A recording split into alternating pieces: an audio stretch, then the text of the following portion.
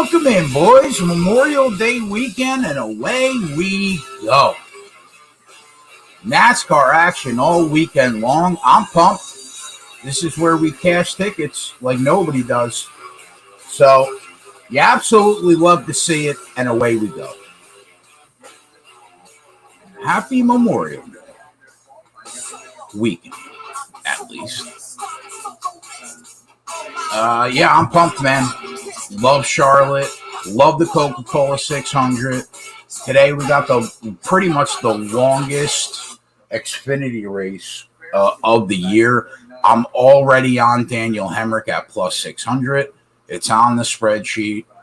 I bet it live about 5 laps into the race. And it's in the live bet chat already in our subscriber Discord. So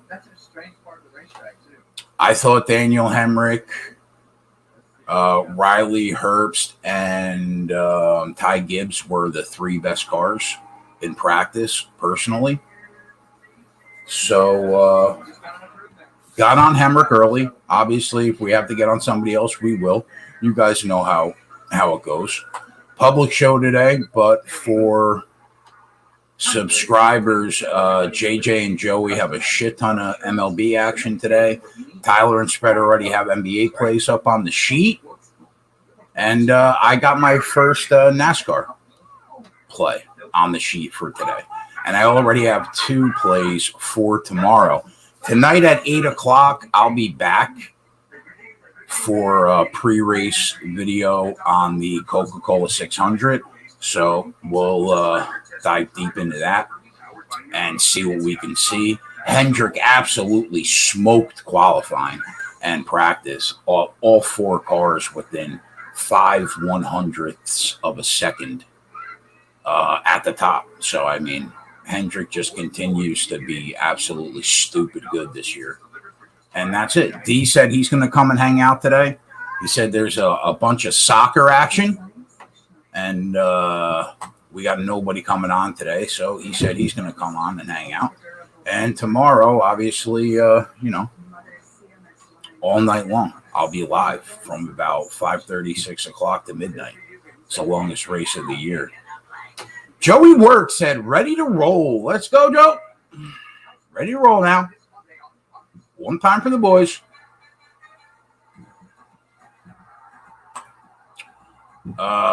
Pete says Larson tomorrow. I mean, listen, he had the fastest single lap in qualifying, but if you dig deep into his 20 lap consecutive average times, he falls off a lot from his 5 lap average to his 20 lap average.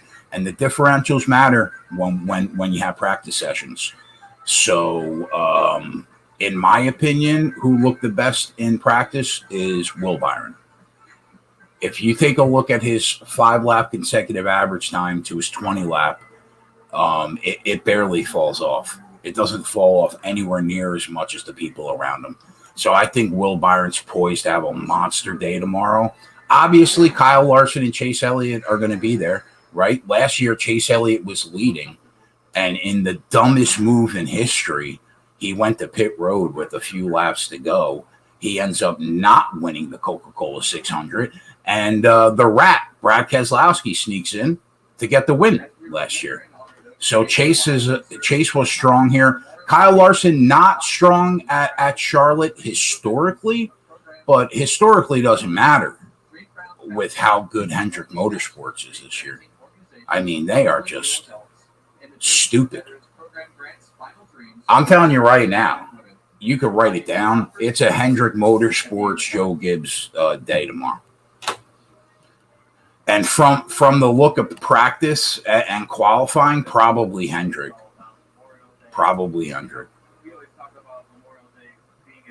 But I think Gibbs will be live. And you can never count out Penske. You know, Blaney's good here. Logano's okay here. Keselowski's good here. But, you know, for my money, give me Hendrick Motorsports plus 180 all the way to the fucking bank and back yourself up with Gibbs.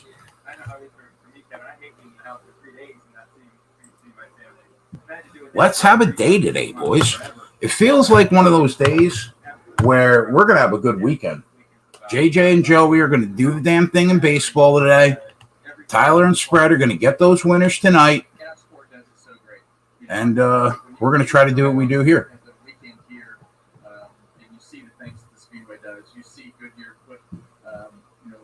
So we had a competition caution at lap 26, and then somebody wrecked, and we had another caution.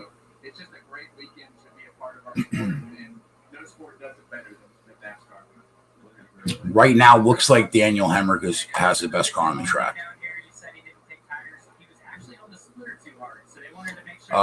No, it's not in delay. It's just a caution at him.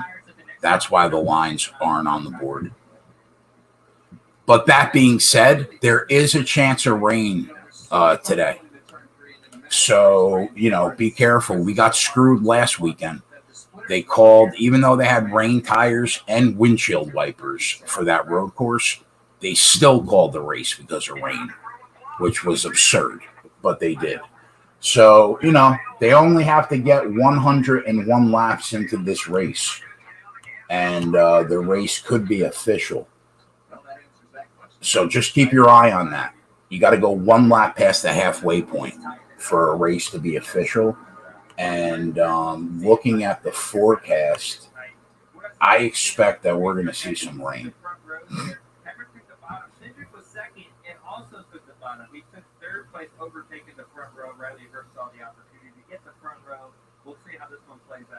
So keep your eye on that. I think Ty Gibbs has a really good car. Obviously, Herbst had the pole. He was the fastest in qualifying. But I think Hemrick looks to have the best car right now. Now, you can never count out Austin Cindric, obviously, because he's a beast. But it feels like Hemrick, Herbst, and Ty Gibbs have the best cars. So we're on Danny Hemrick plus 600, and we'll see what we could see. Pretty long race for an Xfinity race. You don't often see 300 miles.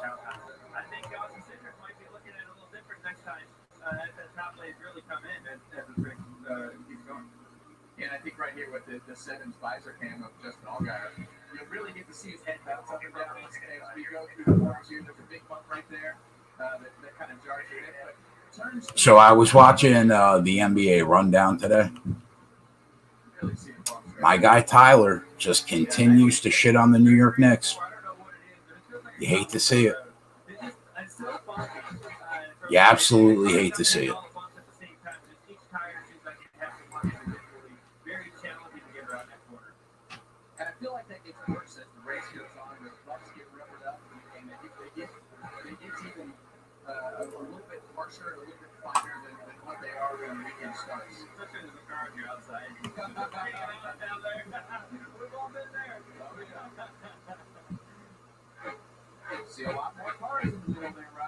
The Dinger trying to make a move.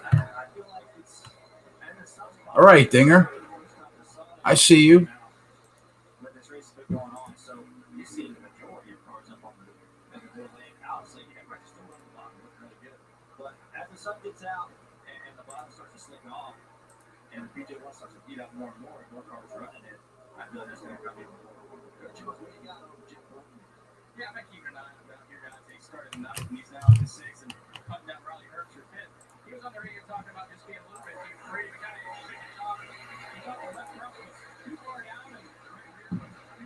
What could we get the Dinger at right now? He's also plus 550. Yeah, you do hate to see it, Joe. Not for nothing. You hate to see it.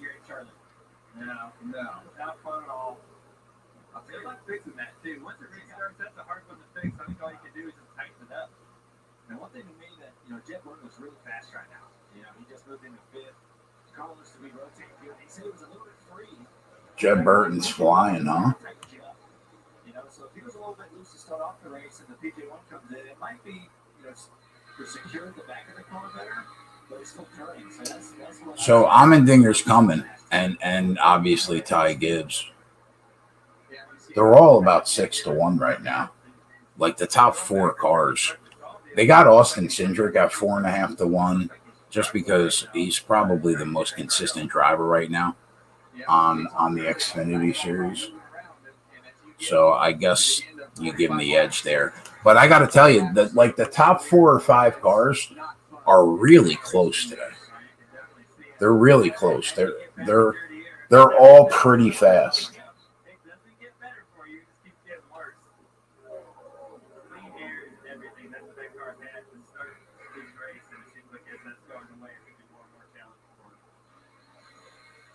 As you listen to these in-car cameras as they go through the corners, it's a lot of out of throttle time. And, I think the same could be said for tomorrow, too. I think that there's going to be 5 or 6 cars tomorrow that are going to be really close. I mean, look how close the 4 Hendrick cars are alone. The direction of the racetrack is starting to change a little bit as they move up the racetrack into this run. I mean, you can see it now as you follow along with this. The top lane is in, guys. We got no UFC this weekend, which kind of sucks, but it happens. What are you going to do? And I think, as we get running and run more and more into PJ1, I'll be curious to see when we start moving up even higher. Trying to get up in the 3rd lane or at the wall. Especially if PJ1's going to start wearing away a tiny bit. So I'll be curious to see now that everyone's running in it, how long until we actually start moving up even more or trying to go find a little bit fresher PJ1. Well, we know who the first guy is. Otter says, love the story, though. Good to see the Knicks in the playoffs. Don't hate me. Because the Knicks, you're back at home, not on the road, too young and inexperienced. Yeah, you know why I can't really get a good feel about the Knicks? Because we haven't seen them play a playoff game yet where Julius Randle has played like Julius Randle. Until that happens, if he would have scored 30 a game and they were down 2-1, I'd be like, okay, all right. And the leader just ran a 31.98. That is fun. And it's drivers, that's what you want, right? So I can't count the Knicks out yet. Now, is the limelight too bright for Julius Randle? It's possible because he's looked terrible. Maybe he's got the yips because of the pressure of this team being in the playoffs for the first time in a decade. That's possible. You never know. One thing I know for sure, Elf Payton should never touch the fucking floor. We know that, at least. Derrick Rose has to be out there literally as often as he can. Sounds like it's a fence. Yeah, it's something. Anytime you're talking about, sometimes if you hit the wall, you hit another car, it can knock your toe out. And maybe sometimes you can tell by the clocking of your steering wheel. We all have an orange and yellow stripe on your steering wheel. If it's a little bit off, we know that for sure.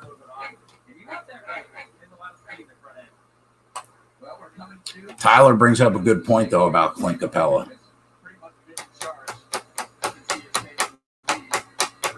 Capella's been a problem. And the Knicks are not shooting well from the outside, like, at all. And Atlanta's always going to be tough because they could be down 10 and 3 trips down the floor, they're down 1 because, Trae Young goes down, pops a couple threes, they get a stop, transition dunk, boom, it's a 1-point game. It's tough to build a lead on Atlanta.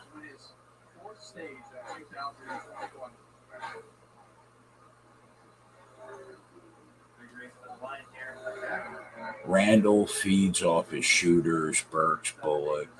Can't depend on them to bank shots on the road. Rose is the key, but he can't do it alone. Yeah, I agree with that. He's the guy that won stage 1.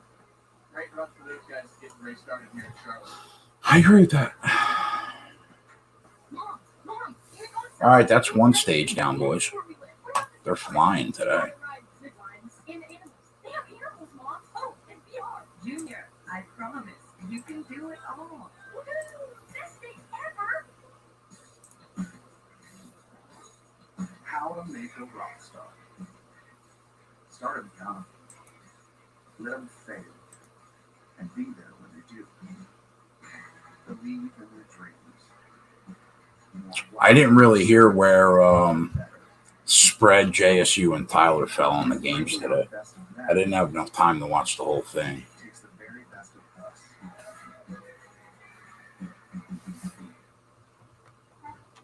People today, they could spend half their lives over 50. That's a lot of living. So it helps to have a wise friend like a fierce defender in your corner. A friend like AARP. So your health lives longer. This is just so high. Probably somebody's, I'm sure, is on the Jazz today. And your happiness lives longer. That's why the younger you are, the more you need AARP. Might have this pounding today.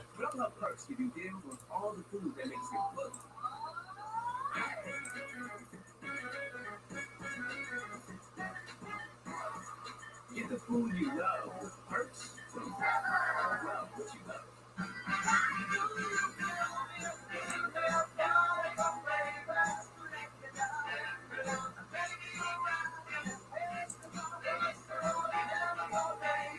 Say, Carl, what have you done? Think anyone will notice? Yes. Yeah. If you ride, you get it. Yeah, they will. Geico Motorcycle. 15 minutes could save you 50% or more. A little bigger than you thought, huh?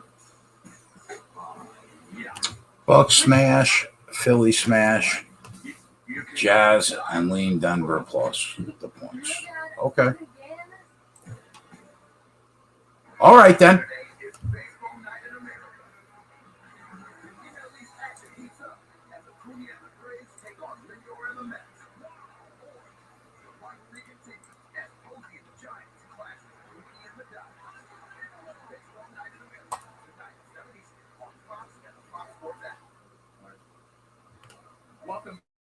You guys think Milwaukee gets the sweep? They certainly look like they're not playing around, man. Well, the drivers are finally going to be happy because they are going to get to come to pit road and put some new tires on Joey. What do we got in baseball right now? Tampa up 2-0 against the Phillies, top of the third. First game in the doubleheader for the Nats. Milwaukee's underway now. Bunch of doubleheaders today, huh?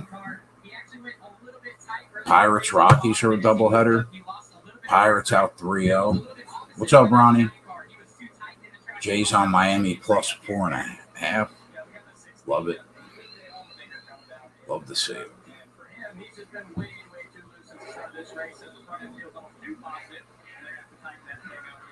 How many teams are playing doubleheaders today?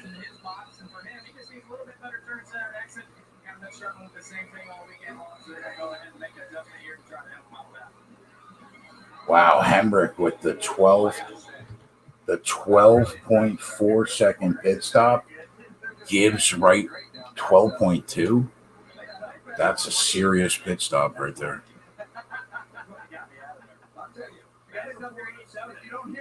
Hemrick and Gibbs come out in the front row.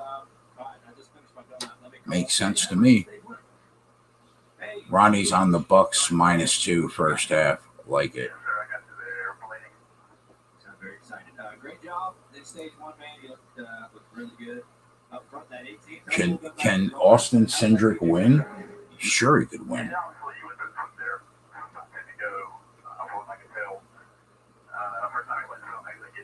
Cindric could definitely win. I mean, he's got the car, and he's talented enough. Do I think he wins today? No, I don't.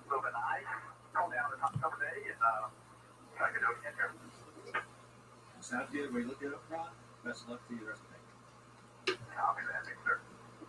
And those guys have just been solid, right?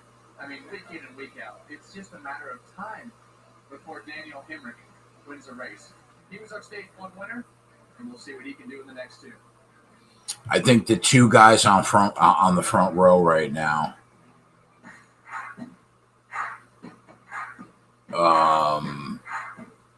should be the favorites to win the race. Now, I think Austin Cindric is actually still the odds-on favorite live. Let me check that.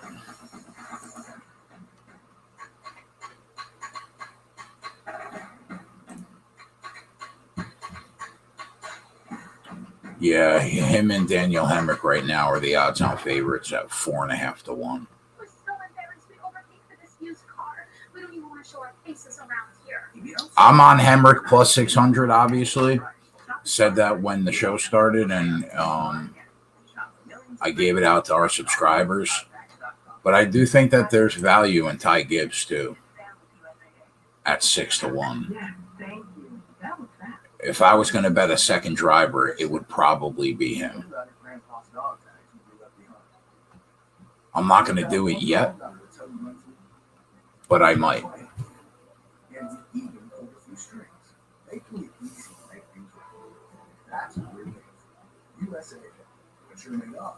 Allmendinger looked pretty good too.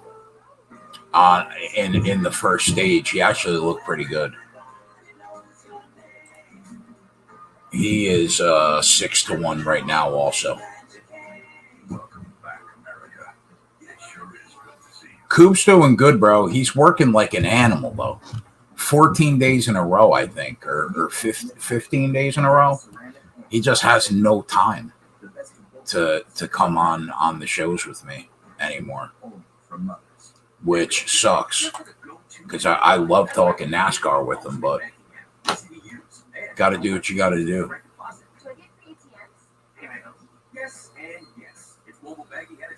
I think we'll have him back though at some point. I think we will. As soon as he goes back to his old schedule, I think we'll be okay. I'll be on tonight though by myself at 8 o'clock to break down the race.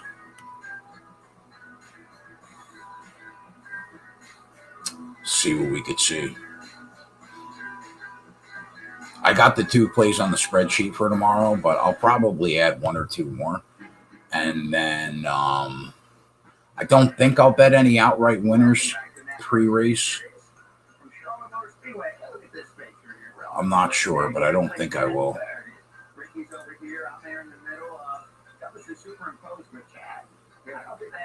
were really there, weren't you? I'm strategizing for the coin toss. Trying to figure out how to get that stuff in. It's like it was a napkin like in the phone came off. Now, those guys had donuts. We got ice cream. I think we got better deals. I guarantee you that. Pretty good talking show. Yeah, I got a little chocolate chip. I think he's a general manager at a distribution center, something like that. I disagree, but we are not going to run out of donuts. The only one who has eaten a donut is Blaine. I feel bad because they do smell really good. It's hard to pass up. I mean, I guess I understand people hopping on Larson at 5 to 1. It's low, but I mean, he's been so good. Second. He's good on mile and a halves. Historically, not good at Charlotte, but I don't think it matters because right now that Hendrick cars are that much better than everybody else. So I don't even think it matters that he's not good here historically. I think Will Byron at 12 to 1 probably has the most value pre-race. I think he's got to win the stage, right? I mean, he won the stage, he's got to win the race.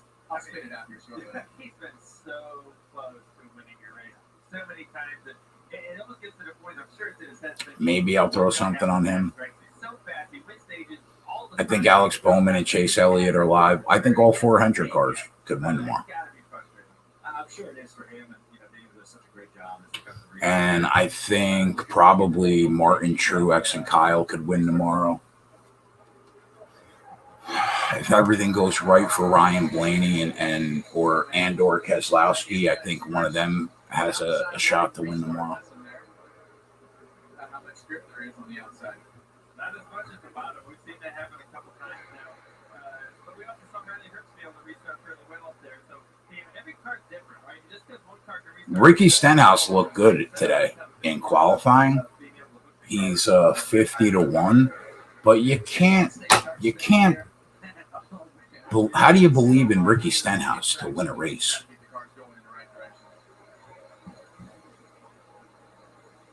I don't know. We'll see.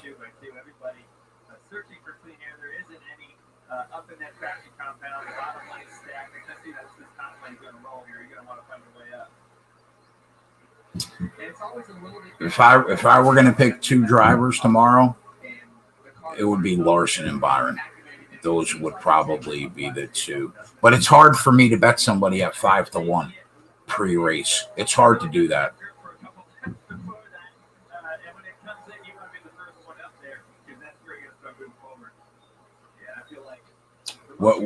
Think about what was it 6 weeks ago when we had Larson at 10-1 pre-race. I mean, now he's 5-1, 4-1 in some spots. It's crazy. Our Kyle Larson top 3 future though at plus 230 is looking lovely right now. He's as low as plus 120 right now to finish top 3 in the Cup standings.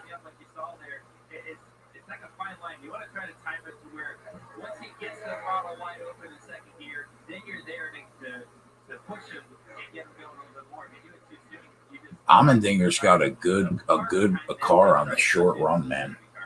And you know you're responsible for how far you make it forward. You know, to be the second guy in line on the outside, you know you need that push. And the guy in front knows he needs to get going, and sometimes it's just impossible to get the rear tires to grip. But they worked it all out somehow. All good. Go forth to go. Long race to go.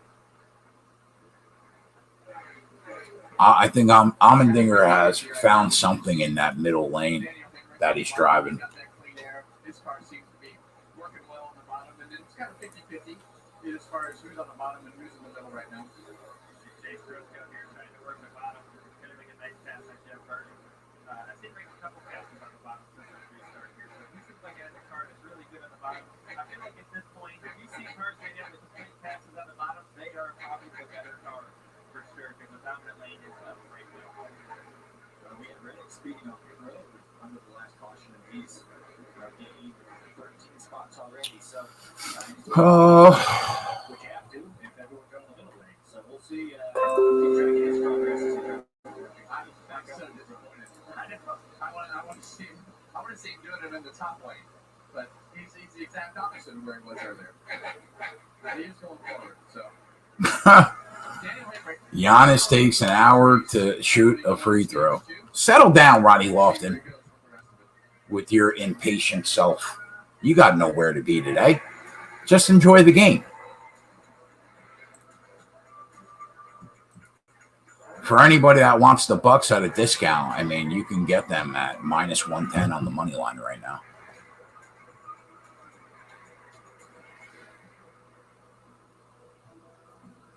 I'd assume they were the favorites today, right? On the road.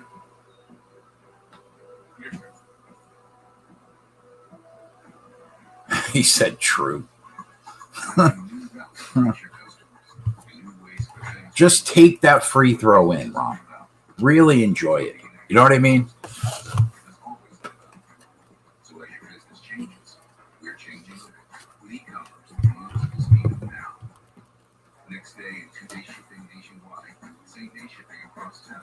Danny Hemrick is the favorite now.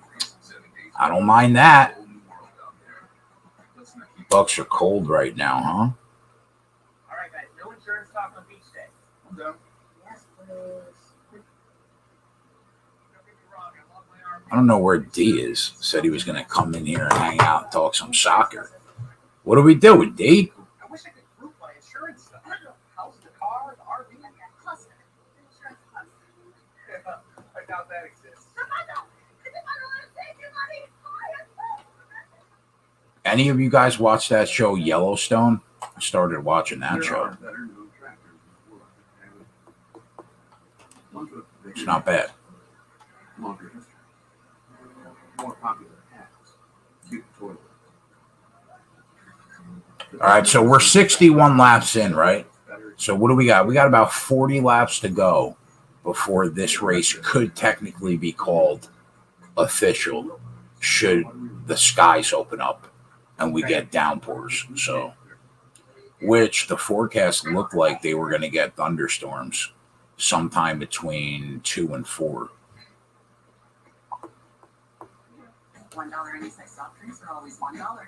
Only on McDonald's $1 to $3. Dexter's back. Peanut butter in a Reese's could talk to the chocolate.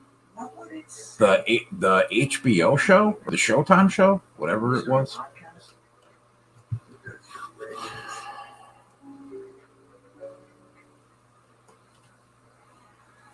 Welcome back to NASCAR Xfinity Series Racing from Charlotte on FS1, presented by Credible.com.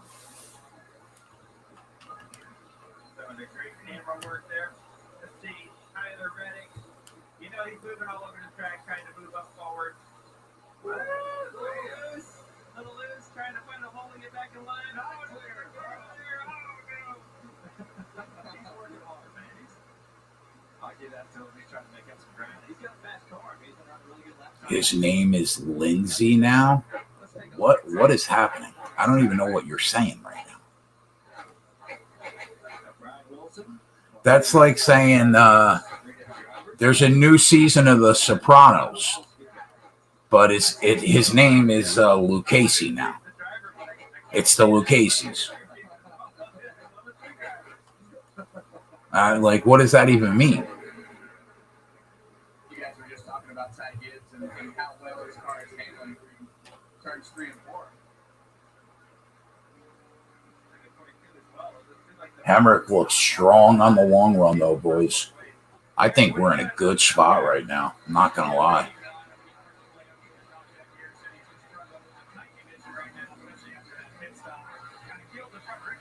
This will be one. Listen, how many times have we been in a great spot this year in an Xfinity race and we shit the bed at the end of the race? This could be one of those races where he leads like 155 out of 200 laps and we shit the bed because we have no luck when it comes to this series. We can't lose a cup race, but we have no luck when it comes to this series.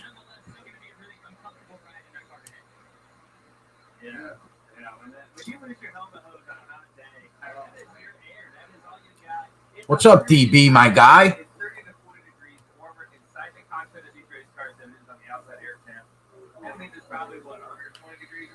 I'm getting DMs from people that are like, bro, you're doing a show all Sunday and it's a racing show and it's not centered around the Indy 500.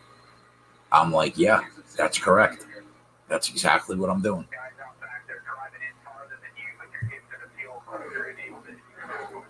That's what I'm doing because the only race that matters tomorrow is the Coca-Cola 600.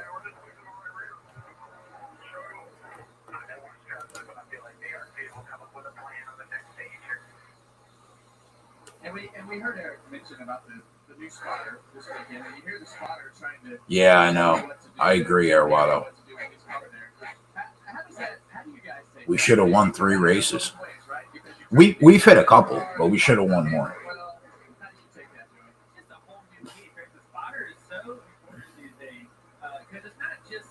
So Ty Gibbs doesn't look as good as I thought he would. Allmendinger and Graxon look better than I thought they would. And Hemrick, I said in the Discord, I felt like he was the car to beat.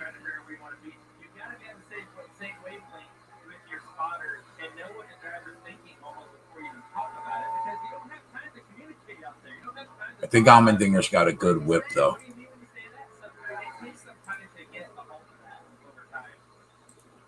We're gonna have to keep our eye on him.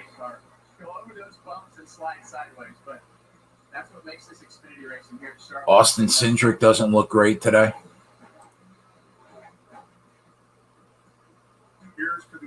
Hemrick down to 300. Love to see it. Let's go. Let's have a weekend, boys.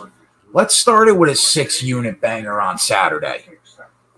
Why not us? So here's to the makers and the masters of craft, the backbone of industry. Why not us? Free men and women. Hats off to you, hardworking Americans.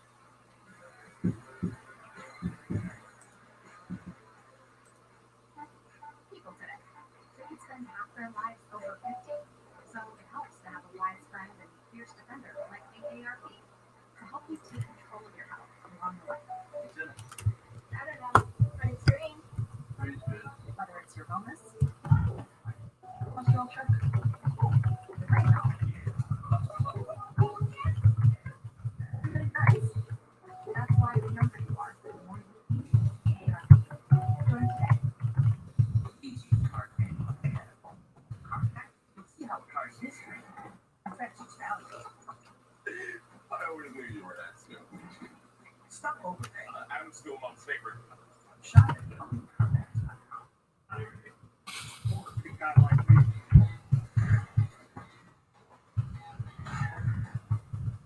Luckily, I found one of the easiest support I need. Let's get the Northman footwear, diapers, certified orthopedics.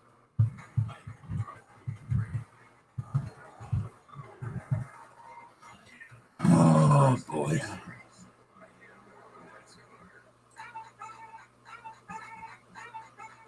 Who's got nice cans today?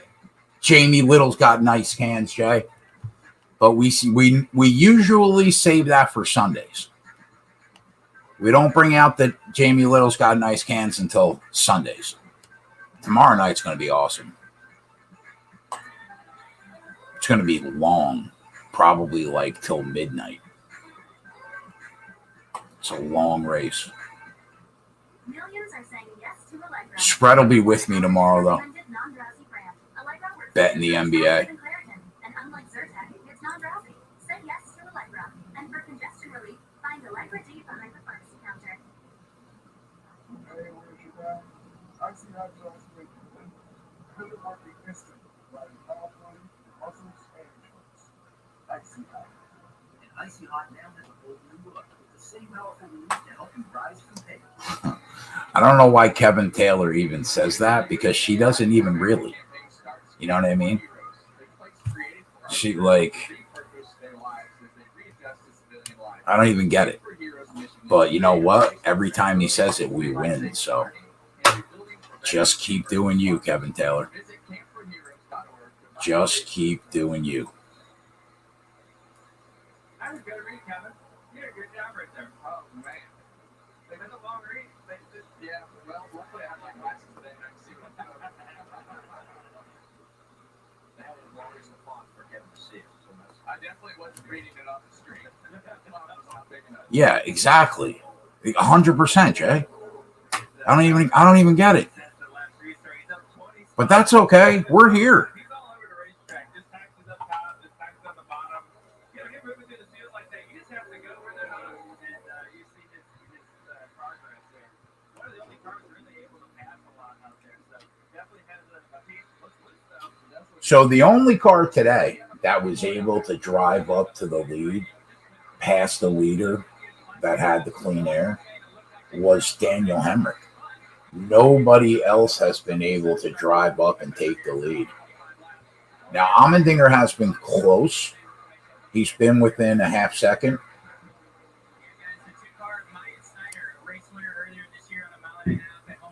Not great on the long run, though. But I think that the top 3 cars are, top 4 cars really, are within striking range if they make some adjustments.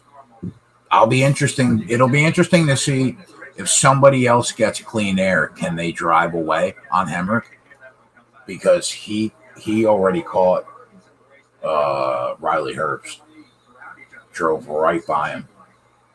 Now, I was watching qualifying, and did I hear this correctly that Jeff Burton was going to wrestle with a python or something along that line? I think Allmendinger is strong, though. What are the odds on Allmendinger right now? You could still get him at 6-1. That's pretty good. All things considered, that's a solid price.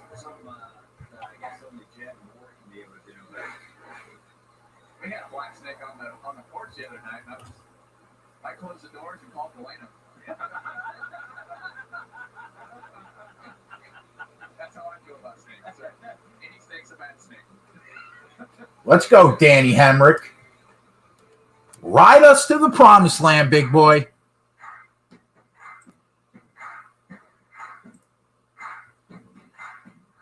Cue the fucking heartbreaking loss.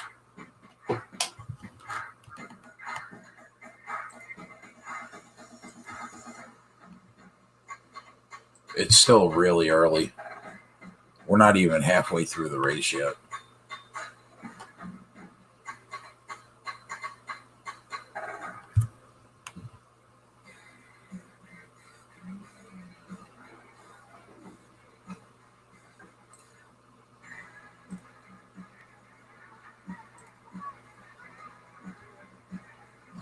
You don't always set out to be a rock star, but when the spotlight finds you, you become one. Now, in the Xfinity Series practice sessions, they only really went 5 laps in terms of consecutive lap average times, and Daniel Hemrick was about 3/4 tenths of a second faster than Allmendinger. Oh, D's up. Oh, what's going on, D? What's up, D? What's going on, Keg? Can you hear me? I could hear you, buddy. What's good? Right on.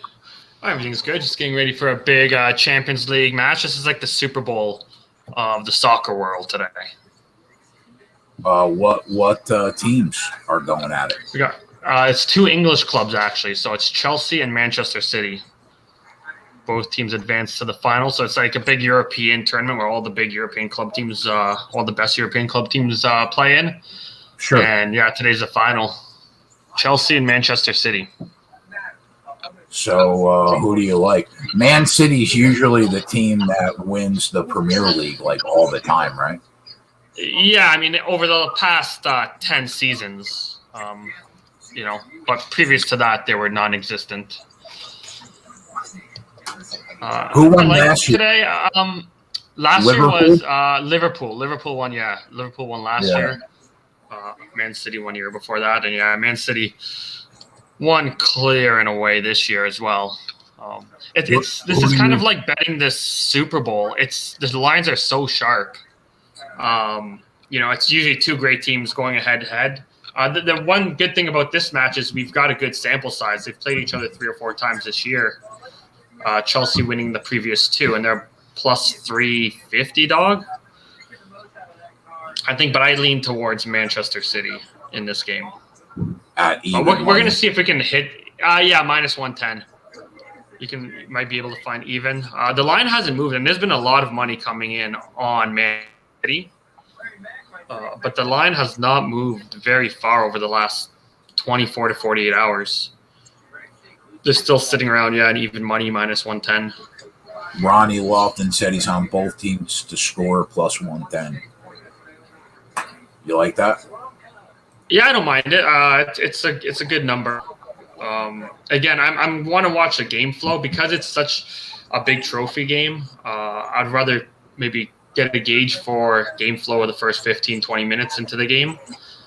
Both teams are solid defensively. Chelsea usually don't like moving forward too often, and they're not going to be able to. So they're going to sit back, I think, a lot in this game, especially considering the lineup that they put out there. They're going to be playing a lot of guys, in their half of the end, while Man City carries most of the possession. Both teams know each other very well. So that I lean towards under. And both teams play to the under, especially Chelsea, quite a bit.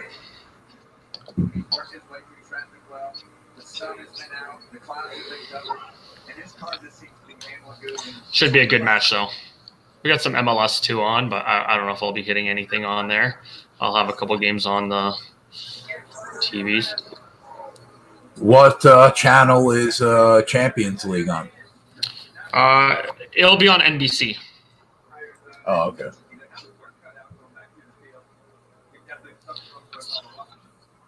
Or is it NBC or CBS? Sorry, CBS. So, all right, boys. Hemrick wins stage 1 and stage 2. Now we I just tailed you on that. Did you? I did. We got to get him to the finish line, bro. Looks like he's got the best car. Let's see if I throw this. So, how do the stages work in NASCAR? It's basically like they segment it out where it's kind of like almost like a caution, because they without stages like this, right? If you have they would have caution-free races where if the leader is that much better than the field, then by the end of the race, they could have, a 20 to 25 second lead. So to make it better and more competitive, they usually it's like 50 laps in, it'll be the end of stage 1. They kind of treat it like a caution. And then the person who wins stage 1 gets 1 extra point than the guy in second. The guy in second gets 1 extra point. You know what I mean? And then they'll have a restart after stage 1 is over at the beginning of stage 2, and then they'll run another 50 laps, and then that'll be the end of stage 2. They'll do the same exact thing. They'll restart at the beginning of the final stage, and it's to try to make it more competitive, really. Right. That's basically the only reason. Sense.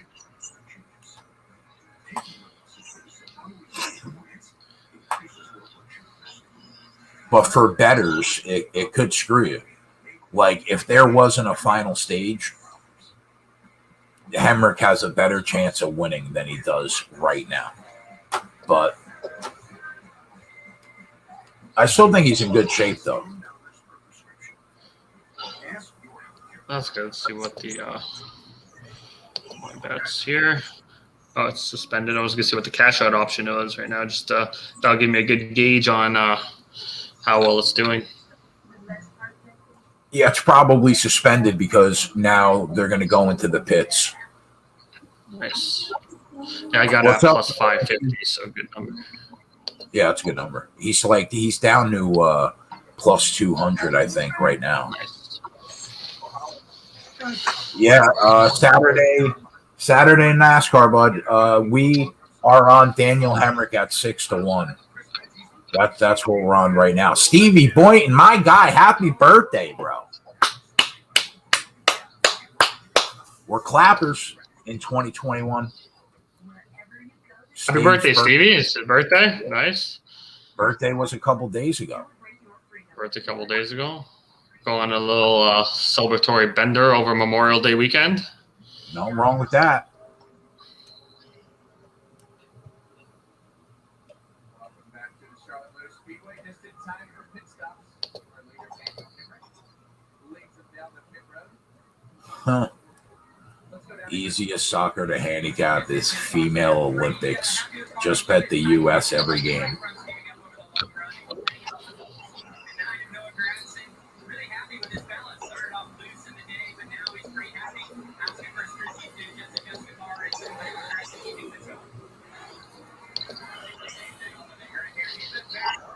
Then who starts now?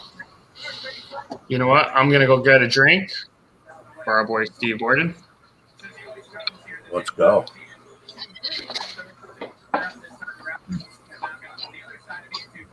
Bender starts now, huh? Did Daniel Hemrick lose 9 spots?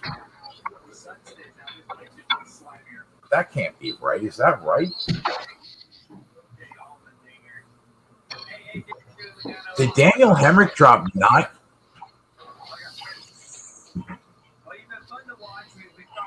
Did anybody see that graphic that Hemrick dropped 9 spots on pit road?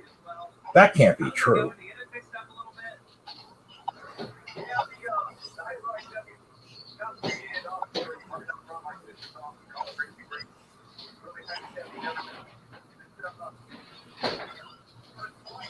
Okay, that's wrong. All right, cool. All right, good stuff.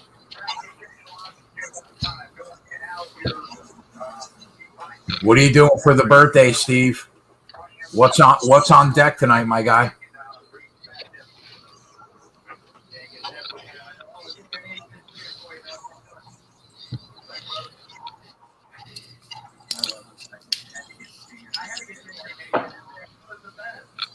Happy birthday, Stevie.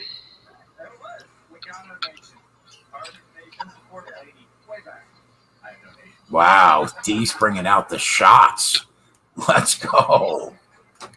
Go ahead, take one. Take one for our guy Steve. All right, vodka day now. I'll tell you what, bro. I love the enthusiasm. I'm not gonna lie.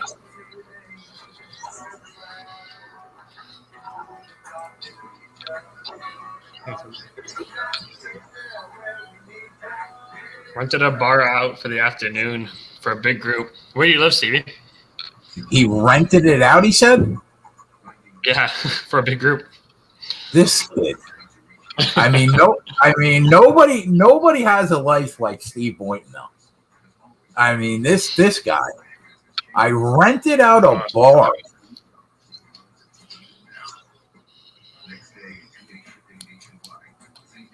I mean, God bless you, bro.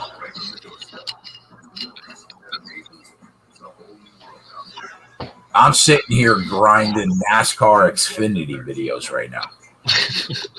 and Steve rented a bar. God bless him. Just get mashed up tonight, Steve. Did you throw a play on the spreadsheet for this match? I didn't know. I was going to wait to see live. Yeah. Yes and no. It's the big games. I don't like usually betting on championship games until I get to watch the first little bit of it. Just like the Super Bowl, the Lions, again, so sharp, man. So we'll watch it for the first 10, 15 minutes, see if we can find an angle. Maybe a team goes up early.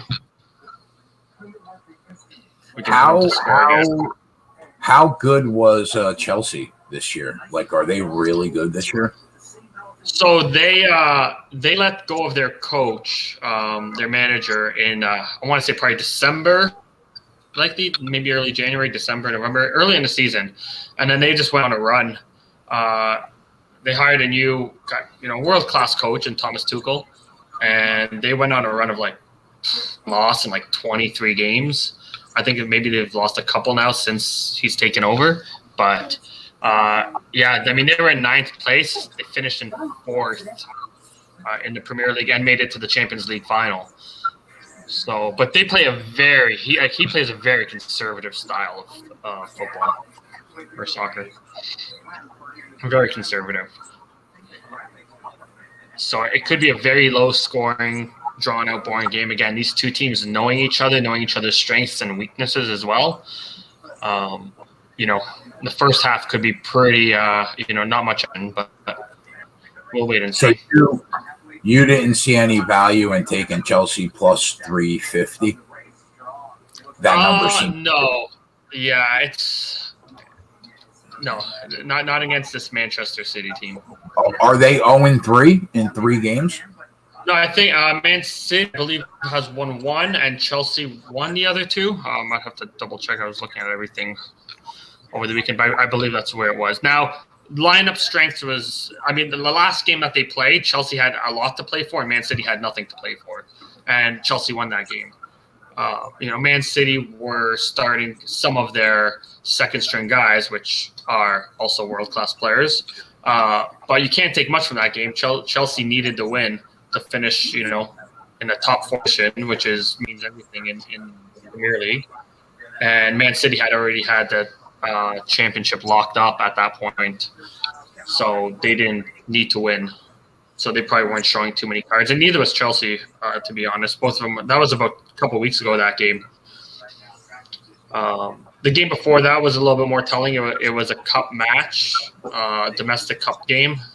Chelsea pulled that one away, won that one, but very competitive. And Man City had so many chances to pull ahead, but. Again, Chelsea's strong defensively as a unit. they don't have the strongest defensive players, other than probably Thiago Silva and Reece James is coming into his own. But as a unit, they're very strong and very well organized by Thomas Tuchel. So we'll see how that turns out today. Green flag. Here we go. Hammer plus 150 now. Damn. Drive away. Wow. He has been like magnificent on the restarts today. I mean, there hasn't been anybody close to him on a restart. Now here we go. Austin Cindric. Austin Cindric, who was the odds-on favorite going into today's race. Up to second place now. Interested to see what he can do right now. There's a crash. Or something happened. Oh, yeah. There's going to be a caution. Yeah. Why? What happened? Number 5 car. Oh, yeah, you're right. God damn it, D. You're ahead of me. Jesus. I'll put myself on a 30-second delay. I will be watching the race anyways very soon. I don't care. I don't care at all. But I mean, I'm not streaming this. I'm watching this directly from my television. One of my bucket list sporting events to go to is definitely like a big NASCAR race. I don't follow the sport. Casual observer. Anytime it's on, Daytona, some of the big races. Followed it a little bit more now that I'm at Run Pure with the Your Plays, but very casual. And I'd like to go see a person. Do you watch Indy or Formula One at all? I don't. Me either. I can't get into it. I tried. Yeah, I'm the same. I've tried. I tried. I can't do it though. Yeah, I've tried to get into NASCAR more heavily, but it's tough. When you follow so many sports as well, you have to make some time in the day for the people around you. True. So you can't watch sports 24/7. Believe me, I get it. This is like, other than my daughter, this is basically all I do. It's just grind. You have any kids? I do not know. I'm actually engaged. There you go. So yeah, I should have been married by now, but our wedding was planned during the COVID lockdowns near the beginning of it, so we pushed everything back. Smart. So October now is the new date. What day? October 10. Oh, my birthday is the 26th.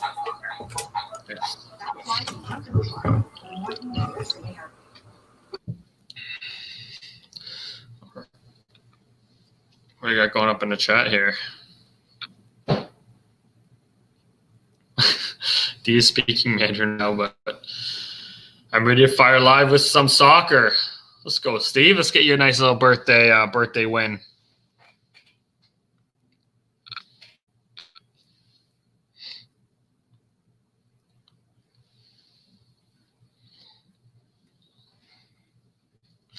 A lot of people think Formula One racing is the next big thing. I think it is a big thing in other parts of the world. I mean, especially in Europe.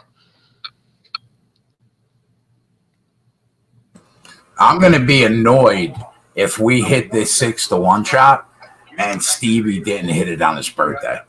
When it's on the sheet, it's in the Discord, it's the birthday weekend, and he says I can get it at plus 150. I mean, what are we talking about, Steve?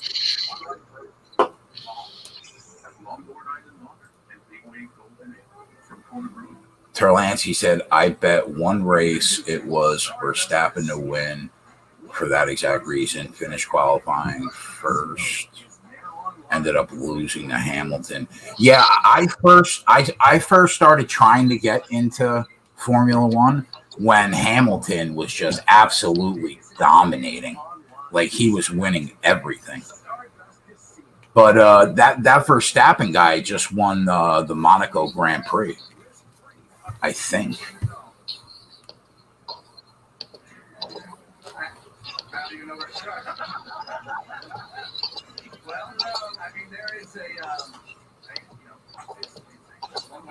And I mean, like the Indy 500, just stop it.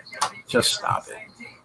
Like, if you're watching the Indy 500 tomorrow and you're not watching the Coca-Cola 600, I don't think I even want to know you. You know what? I don't think I even want to know you.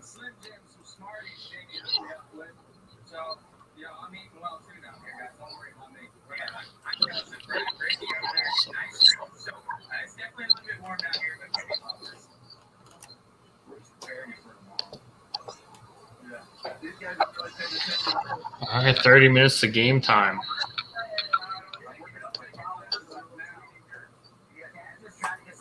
Is this the only thing you do?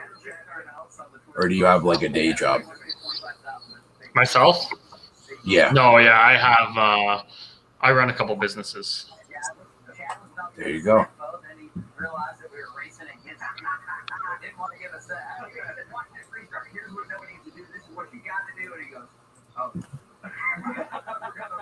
Verstappen is the only competition to Hamilton.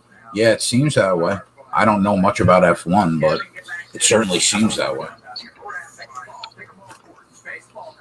Tonight on Fox, it's an NL East showdown, baseball night in America, as the Braves battle the Mets, or the Giants face the Dodgers, or the Brewers. All right, restarting again. On Fox and the Fox Sports app. Yeah, so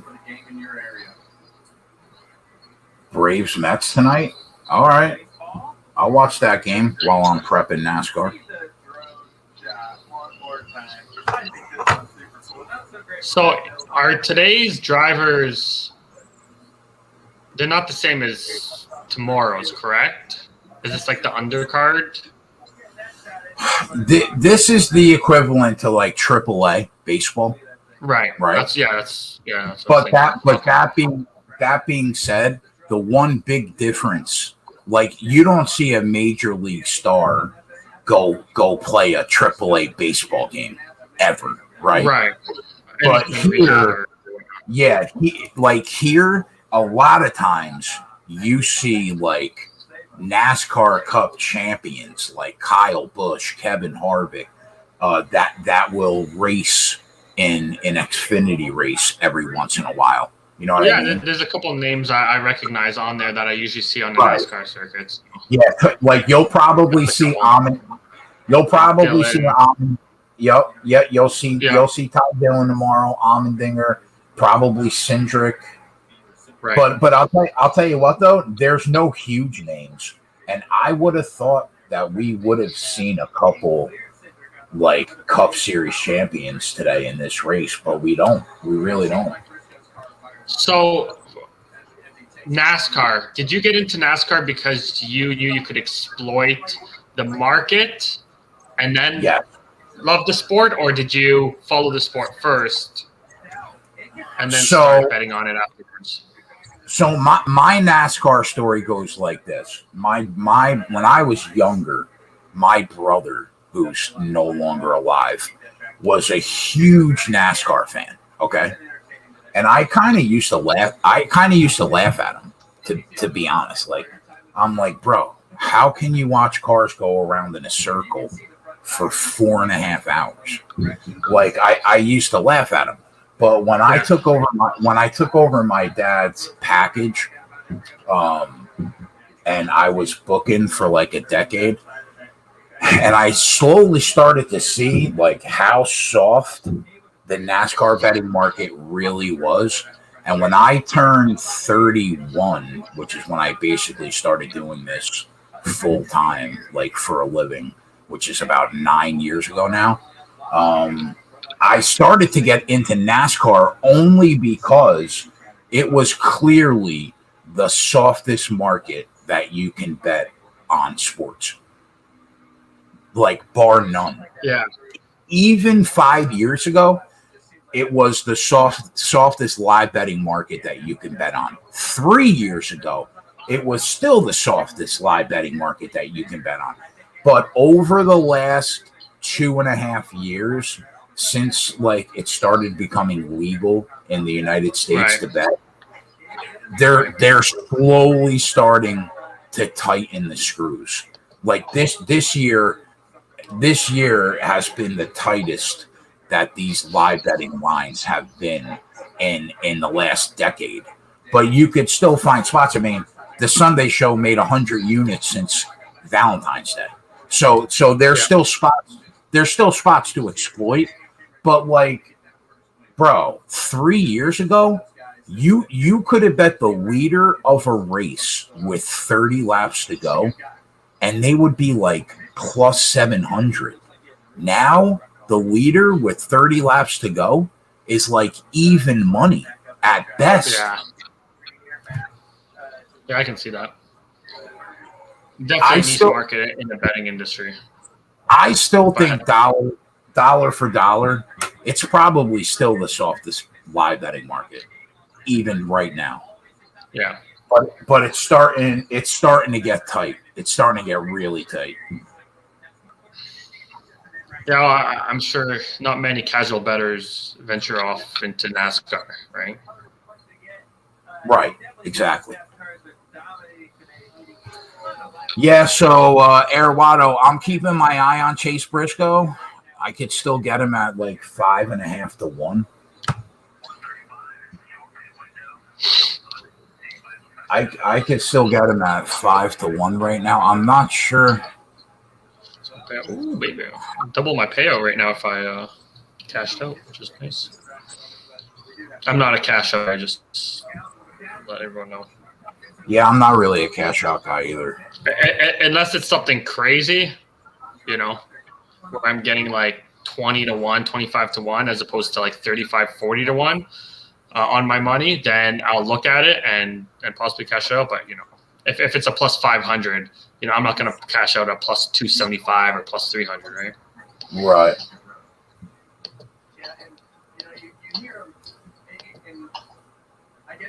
I haven't hit the button on Chase Briscoe yet, but I'm watching him.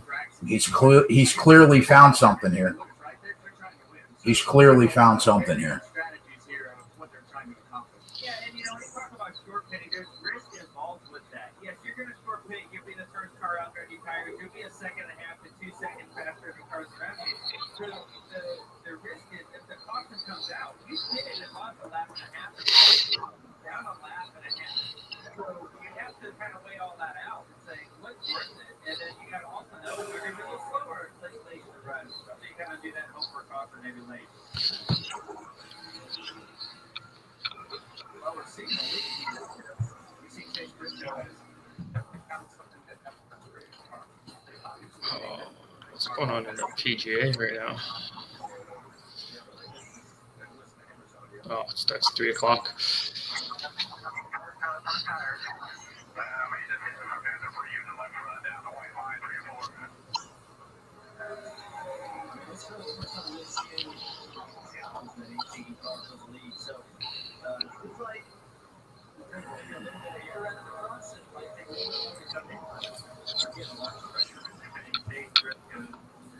Yeah, I'm gonna hop on Briscoe at 2 to 1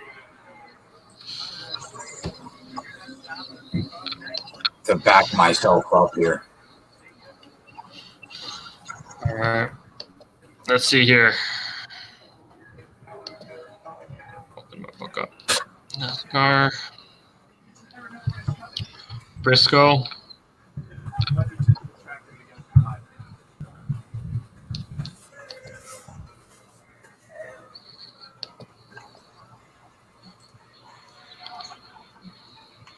So if he wins the race, we'll pick up a unit, I guess, on the race.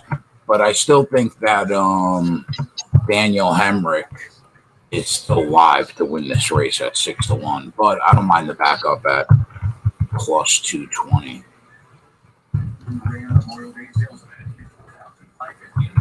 All right, I just hit that.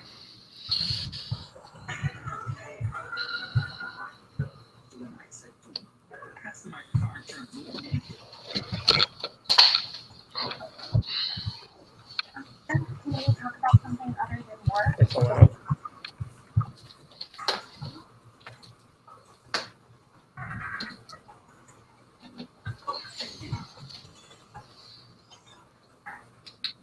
Okay.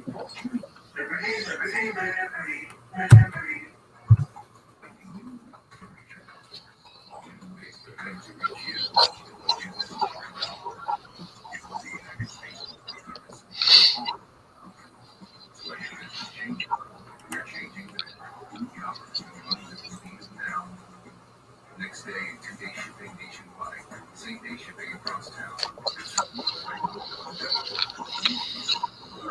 Yeah, I mean, I still see him about plus 200 on Bet365, boys. Whoever has that might have a better number on BetMGM. Check that. There's an NBA game. Yeah, I didn't know there's an NBA game on right now. Yeah. Book sheet.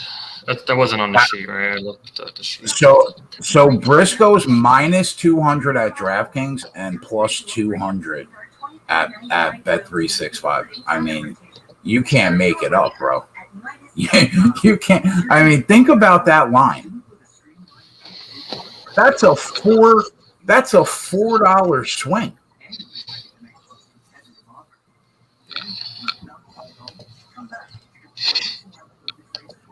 And who said that? Air Watto? Yeah, you're right, Air Watto. He was like plus 400 5 minutes ago. But I'm telling you, Daniel Hemrick, he's still not done. I still think we can cash this ticket at 6-1.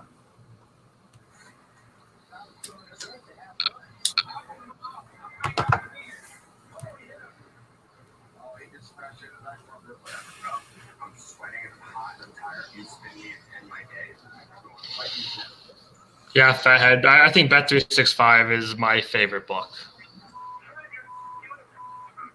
I use it more than any other book. I would say that and DraftKings are the two that I lean most heavily on.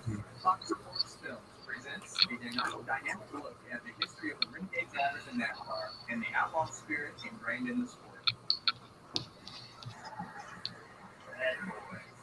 We've had some action while we were in Florida. So we have a caution. End of it. I got a little bit too high. Earlier, PJ won. What's going on? There's right there. Pretty sensitive area. There's a reason why we made it do that more get high. Yeah. And it's just kind of where we're at, right? The track's loosening up, the cars are sliding. Problem with going to a NASCAR race, which is something I'd want to do, is I feel like I would be in the tank well before the race is over. Definitely. Out there in the sun, and I'm sure that there's beers flowing everywhere.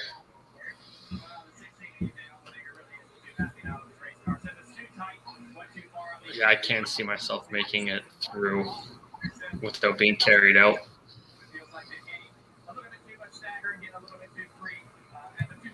Hemrick had a bad stop. He couldn't get his car out.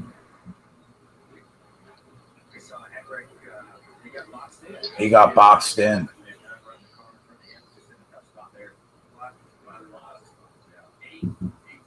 Now that's the thing about NASCAR. You could lead 100 laps and one pit stop where you get boxed in, and now you're sitting 8th. When you bet NASCAR, do you typically go Bet365 or another book? Bet365 and DraftKings are the two I use primarily. The one thing I don't like about the live action on Bet365, and I don't know if many books, because I don't really bet NASCAR that often, so I don't really look at other books for NASCAR, is there's not that many options other than just outright winners. I wish that they gave you more options, top 10s, top 5s. Yeah, you could bet, I think you could bet top 3 and 5 live at DraftKings. Yeah. And, they even have an occasional matchup, one-on-one that they'll have live. But Bet365 only has the outright winner. That's it. Yeah.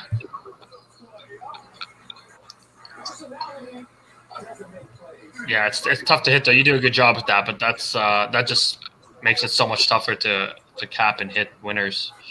Definitely.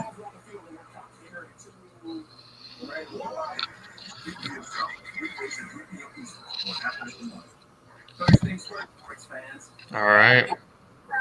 They're on the field.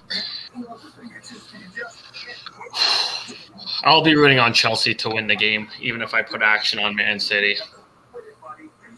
Yeah, if you bet anything, let me know. I'll put it at the bottom. Yeah.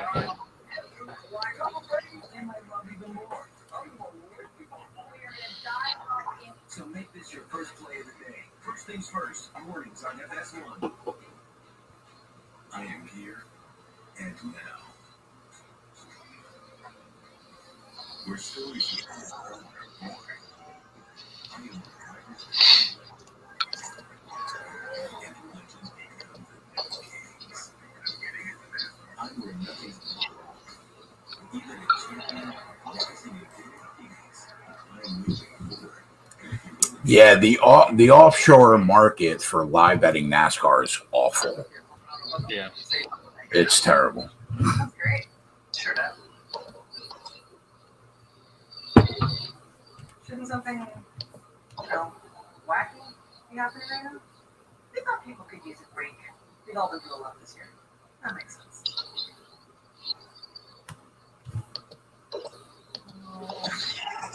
Now's not a good time for you guys to take. Are you sure you have it booked all day? Read the room, guys. It's a holiday. NASCAR backyard playoffs. The NASCAR Xfinity Series. Drivers only locked out. All right, Cubs are on around second base. I'm not sure anybody is going to be able to get to Brad Keselowski. Ryan Blaney doesn't in Charlotte. Victor Lane is so much more fun here in Charlotte. In Charlotte is always such a great place to come and race because of the government shop and all the things that you get to do. But this is pretty cool. Yeah, Dad and Mom there. Dad went up to Grand with the Outlaws up at Charlotte Speedway, track he owns in Ohio, and was able to win. Last lap pass on Shelton Obshield was really exciting. Dad doesn't run much sprint car anymore nowadays, but it was so cool for him. It was great to have fun to battle with that. We'll work with UPMC this year for what they do, and appreciate them being on the car. But Daniel Hemrick got a penalty on pit road. Now he's done. Now That's he not is. good for us. All right. Yeah, he's toast now.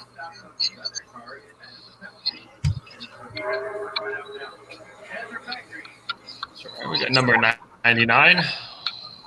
Yeah, he looks good. He looks good too. He found something in that last run. So he's going to be tough. He's going to be tough to catch.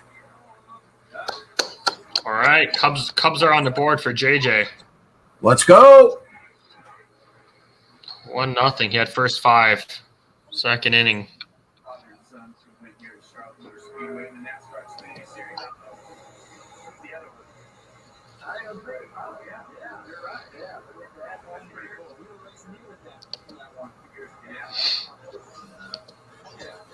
What are the odds on Allmendinger? I still feel he's live, man. 9-1 at DraftKings right now.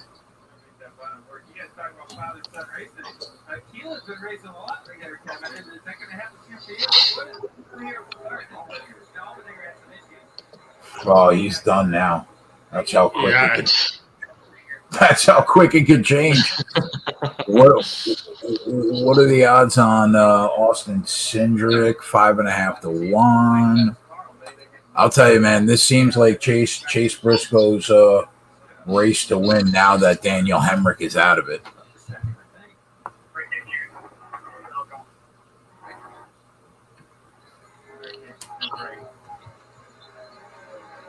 I'm all right with that. Squeak out a little profit. Let's go Briscoe. Yeah, I agree. I'll pick up like 1.2 units. It's good enough. I want an Austin Cindric line though.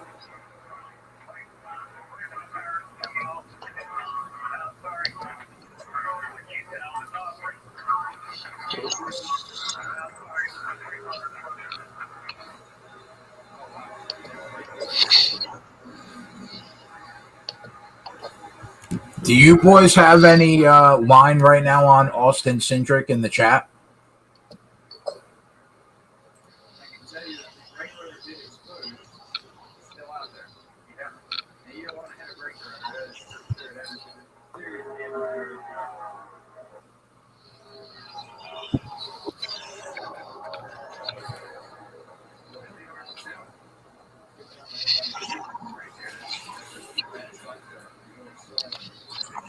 We saw a similar thing yesterday in the truck race.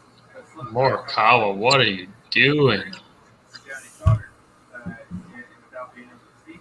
You bet a lot of golf?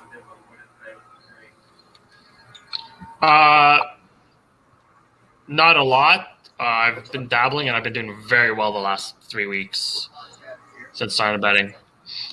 Just following the content that honestly Run Pure. Oh, it's gold, man. Snyder is a machine. He is a machine. Yesterday I hit a 9-1, or no, 19-1 golf. Put $150 on it, 18-1 parlay. Yeah, he's a machine. He's great. He Absolutely. is, yeah.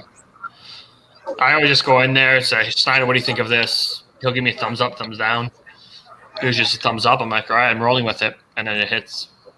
Golf and NASCAR are by far our probably two most profitable sports. Yeah. Third being the NFL. All right, lines up on Cindric, 5.5 to 1 on Cindric right now, but he's already 1.3 seconds back.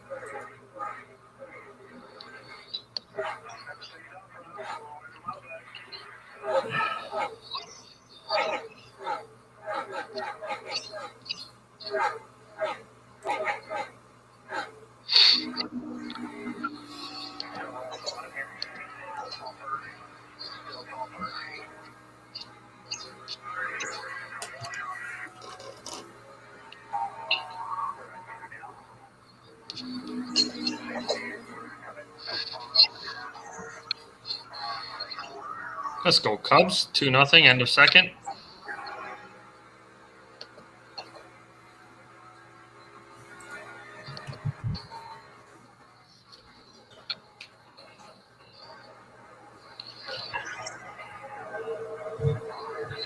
Yeah, Adam, the time to hop on Briscoe was about 25 minutes ago.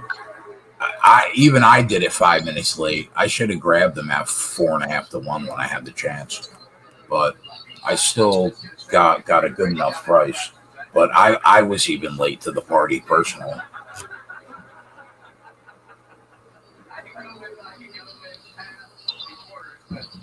Yeah, it's tough with sports like NASCAR. I mean, it's literally seconds sometimes where, a line could jump 300-400 points, right? Yep. Just a few laps ago, when the race started, he has come through the field very, very fast. Now it gets harder to pass cars as you keep going. Of course, the cars get faster and faster, harder to pass. But here you're making a pass on 31, Tyler Reddick. Daniel Hemrick went from 27th to 10th in 10 laps. Let's go, baby. Come on, Danny. We need a couple cautions. Get us right back. I want that monster profit.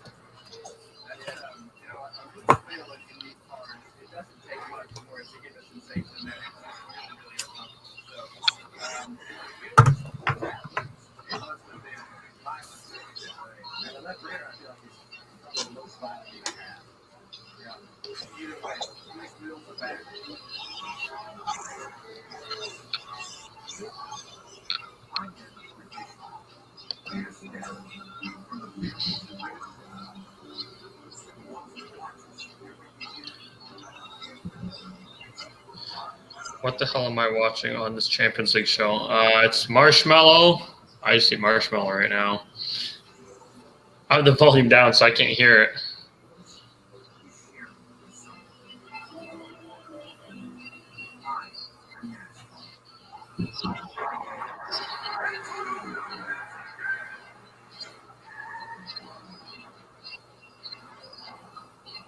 Yeah, I have no idea what's going on.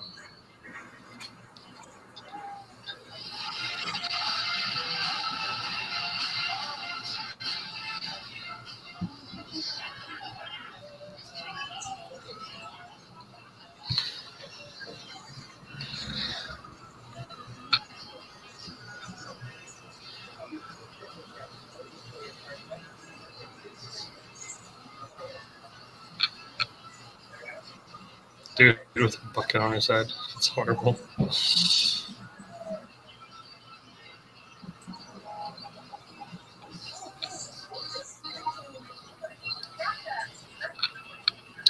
You don't know marshmallow, DB? Oh, now there's like 200 marshmallows.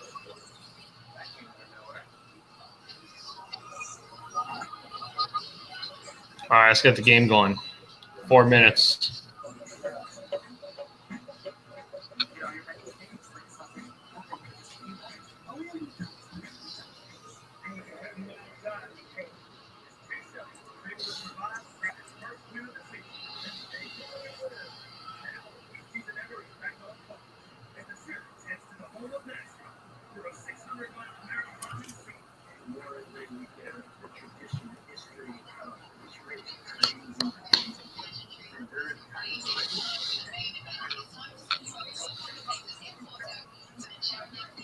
Where'd our boy Steve go? Birthday boy. Probably to the room he rented out. I think he's going to that a little later. Welcome back to NASCAR Finishers. Live from Charlotte Motor Speedway. Chase Briscoe leading. We're here in the studio because the Beautiful trophy. and checking out the house here with me. Chase Briscoe just driving away for now. All right. The first two stages had the pick-up penalty, guys. So all the way back into the 20s and driven its way back up to the top 10. Checked out 58 laps of go. At least one more pit stop left. We think we can pit right now. If you want to be aggressive, you can pit right now. Roscoe wins. I'll win about 0.7 units of profit, so I'm happy with that. Is it to get to pit road here on the night? Because we can push this. Briscoe, whatever his name is. Briscoe. Yeah, Briscoe. I tell you what, for me, I'll always, being in the Xfinity series back when I raced. A couple cautions, and Daniel Hemrick's going to be in the mix.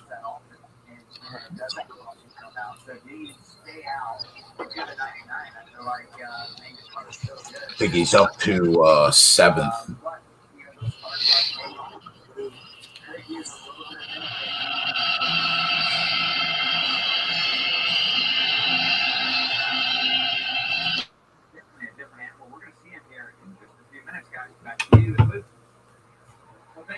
Come on, Danny, make a run.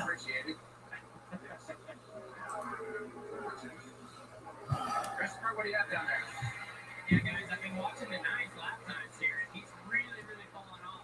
He got on the radio a couple laps ago and said he might be having a tire issue, so told his guys to be ready. I had to mute myself to hear that Champions League anthem. Gives you goosebumps. He said, gives you goosebumps. I love it. I love it. All right, there's one caution, boys. Here we go now. Let's go. Somebody else. Let's do one more, maybe. Or is that good for us? Just one caution is okay for us. I would like two. You gotta send someone down to these raceways and throw something on the track. Give them a call. Bro, you know what? That's actually a phenomenal idea. To just have somebody down at Charlotte to throw I don't know, a fucking tire on the track.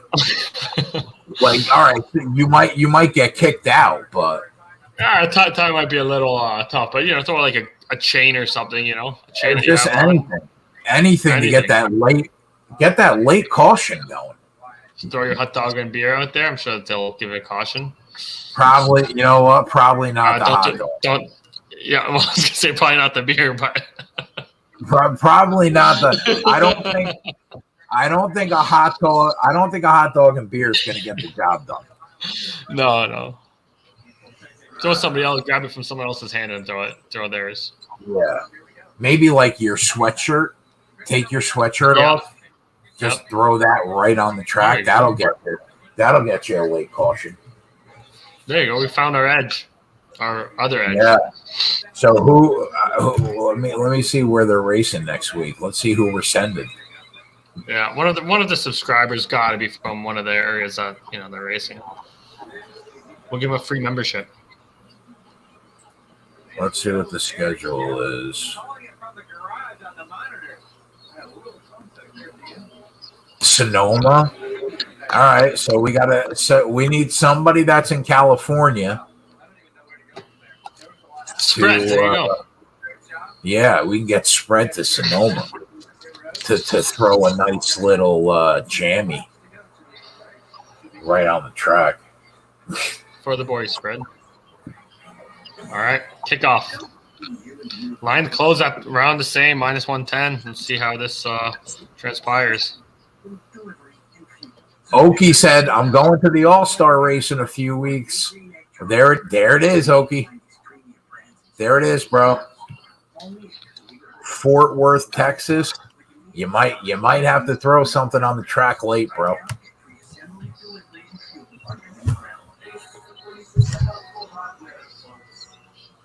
We love meat. Red meat, cooked meat, buffalo meat. Meat with cheese on it. More meat with cheese on it. All right, so we got one caution. He's going to start in row 4. I think we'll get him into the top 5, maybe the top 4, and then we're going to need another caution. Yeah, take a plastic bag. See, Ronnie Lofton's old school sports guy. Ronnie knows all about the plastic bags and what they can do. So let's get some plastic bags out there.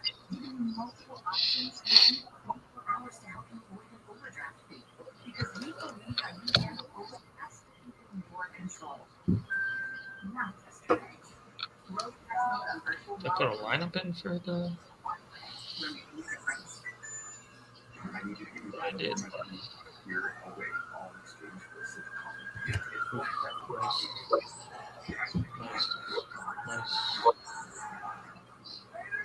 Beautiful.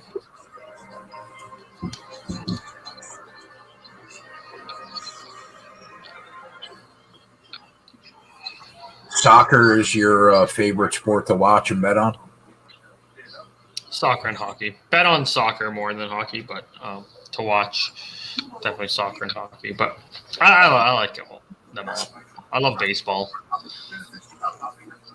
I love basketball. Basketball's my least favorite to bet. I saw you had a nice little winner on Vegas in hockey. Yeah, last night, plus 155. Cash with ease. Got a boy. Yeah, if the Leafs win today against the Habs, then I cap series -1.5 series price. So I got that at -165. I think I'm at 220 today to win the game. So how's it feel to be the new hockey handicapper at Run Pure Bets? Yeah, you threw some encouragement my way. So I'm like, all right, I got to step up. And that's it, bro. The more sports you cover, the harder it is to ever have you leave. So now we're at soccer. We're at soccer and hockey. Let's go. Yeah, I mean, I watch it religiously. I know a lot about the game sport. I know a lot about handicapping it too. I just have to, assert my time to doing so. Wow, Chelsea into the box. Oh, what are you doing? Wow. Milwaukee takes the lead, in the third quarter. I mean, that shouldn't surprise anybody. Is that a 2-0 series? Yeah. They want the sweep. Yeah.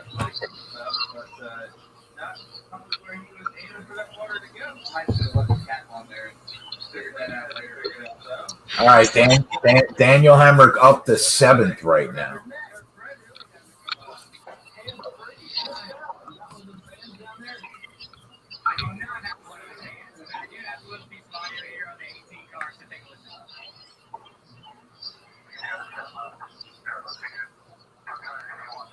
These two teams are so well organized. I don't know if both teams to score or an over is going to hit in this game. Something has to open it up.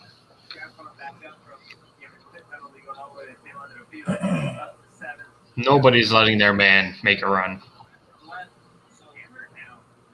Hammer down, Danny Hemrick. Let's go for the boys. We're back. We're up to row 3.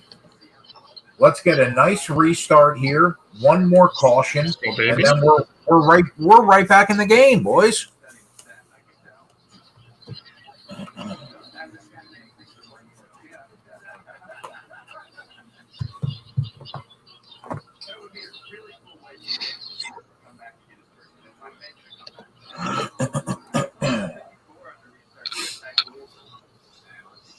Ty Gibbs back in the mix.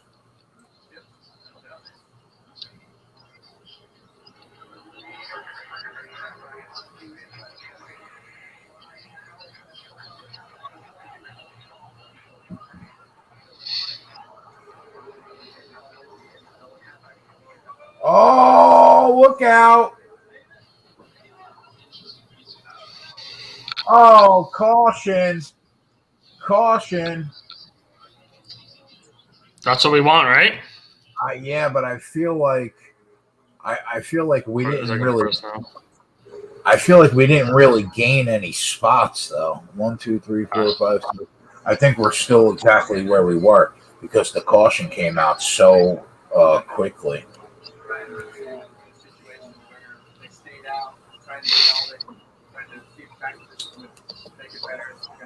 All right, we're up to 6th. So, couple more cautions here. Look out for Ty Gibbs. Going to be in row 1 now at 10-1. I think somebody mentioned Ty Gibbs earlier too. Yeah, both me and Matty Ice in the Discord. Nice. Let's go, Matty Ice. Yeah, Matty Ice is a beast. Is he a NASCAR guy? He is a NASCAR guy, but like specifically like Xfinity, not like Cup. Right. He's a beast. He's a beast on this series.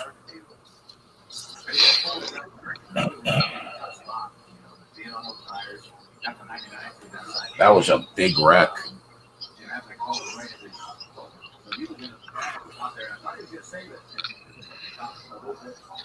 Yeah, he's always up there, Airwado. He's always up there. I did not see Johnny Sauter's wreck last night. Man City. Oh, wow.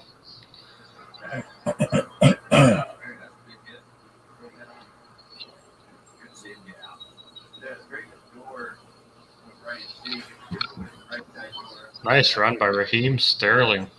What a run. Nice touch, but nice recovery by Reece James. 2 England internationals.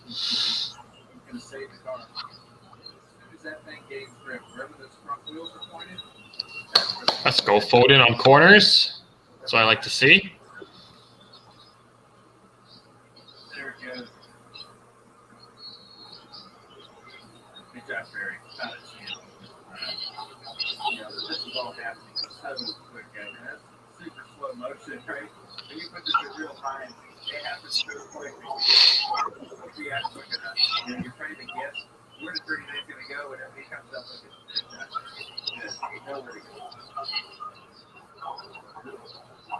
Sieg had no business being in that front row.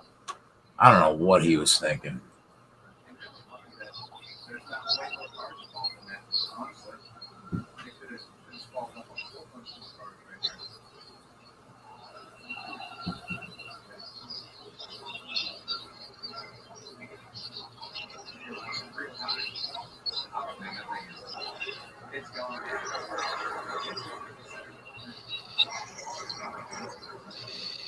Both these defenses, Man City and Chelsea, man, they will take the legs out from under you before they give you a shot at goal. Oh. Chelsea. Wow. Could have scored.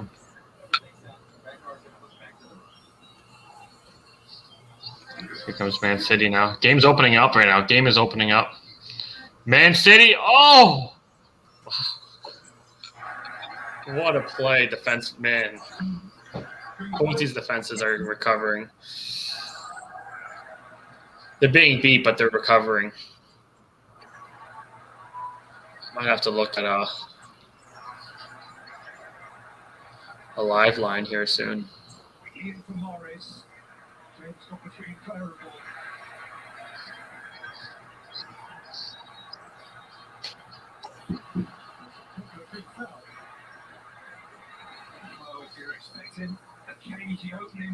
I'll tell you, man, the cardio that these soccer players have is just ridiculous.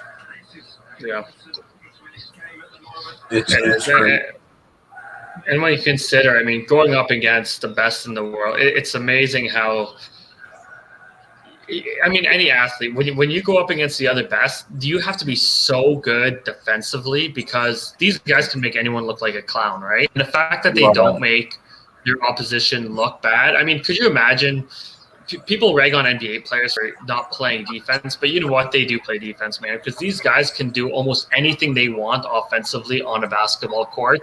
And the fact that they've got, other guys keeping them in check consistently, I think people don't understand, like, positionally and cardio-wise, how good they really are. Even the ones that we think are terrible. Yeah.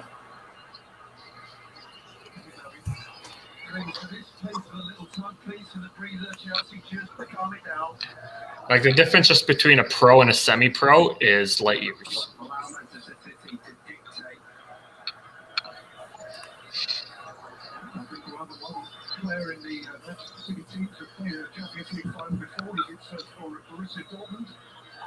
It's just amazing how on point they are. Oh, look out. Yeah. It like to kick the ball. Taking control. And kick it and 40 guys are, yards on the run to somebody and hit them perfect. Yeah. And guys are close. Like, it doesn't look like it here, but when you go to a live game, there's not as much room as you think that there is. Guys are closing you down, man, in seconds. Yeah.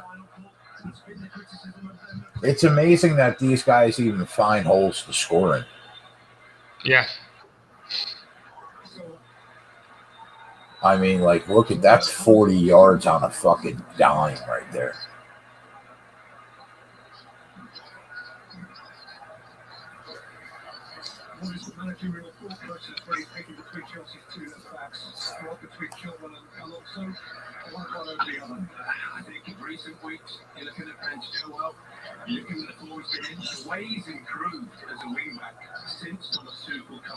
Is that Man City coach the best coach? Yeah, he's probably the best coach in the world. Yeah. I mean, he's always had the best teams, I would say, as well. So it's almost like Phil Jackson. Is he the best coach of all time? Yeah, but he's also had, two of probably the top 6-7 players, along with tremendous roster construction around him. Right.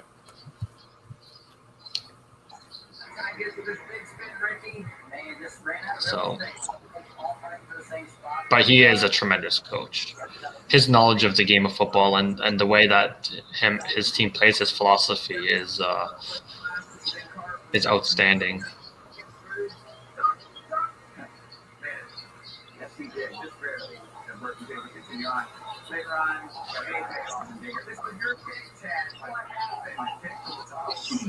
Wow, Chelsea should be up 1-0. Oh, Werner, Timo Werner, just how many chances does this guy have to miss? Oh man.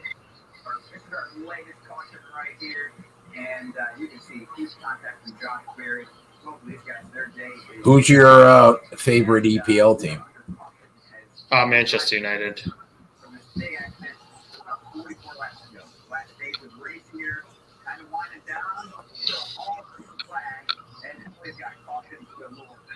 I dislike both of these teams. Man City a little more. So I would like Chelsea to win. Otter said, look at that Bucks third quarter. Never in doubt. Go ahead, Otter. Do you, buddy. Let's go, Otter.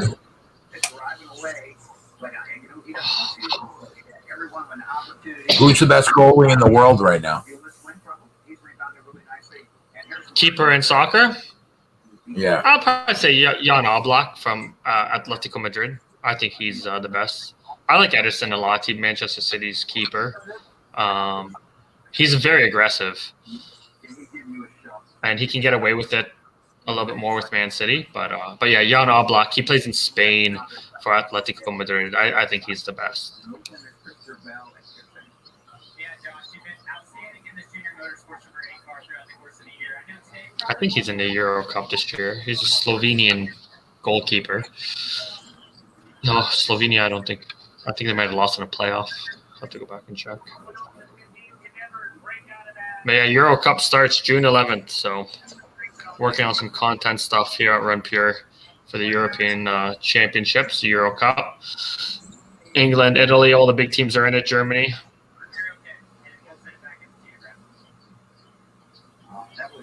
I usually do pretty well with international tournaments. We're glad to see that for sure. I'm sure that shook him up a little bit. Those big hits, I mean, you just can't appreciate, Ricky, how hard they are until you see them and really even you live them. For any Chelsea backer, they had their chances early. They've had a couple chances to go ahead. So.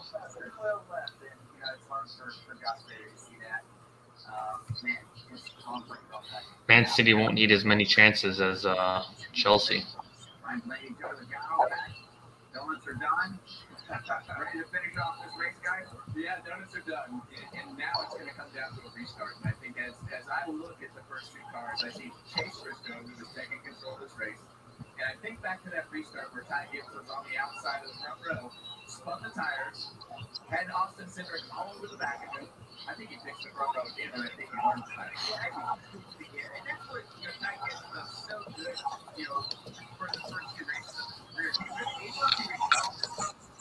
Things happen, right? You're a rookie, things are going to happen. He just was moving through the grass. He's back on the front row now. That's incredible to see that. I think you have 2 of the fastest cars on the front row right now.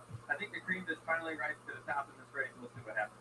Yeah, you talk about the recovery from Ty Gibbs, and he has a shot to do so, but he did just take time. So hopefully he learned something like Ty Gibbs is going to be live here, boys. with Briscoe with him, and maybe clear some of that. I think caution's great caution. And I think as you look at this restart, it could come down to another restart and another restart. And I think as you look at that, I think it's going to be interesting to see how this inside lane takes off and how the outside lane can keep up. But let's take a look at the Xfinity fastest lap, and once again you see Ty Gibbs at the top of the chart there. Yeah, for sure. Definitely has a fast race car. Your Remy Herbst started up front early in the race, probably didn't have a good lap there early. You got a couple of there. Briscoe Cindric with the fast lap. All that matters for qualifying. Man City money line looking like a bet. Some good early chances. I don't know, Aaron Watto. I would agree pregame. I'm not so sure right now. I mean, Chelsea is looking like they just want to continue absorbing possession from Man City and then hitting on the counter, and they've looked very well doing it.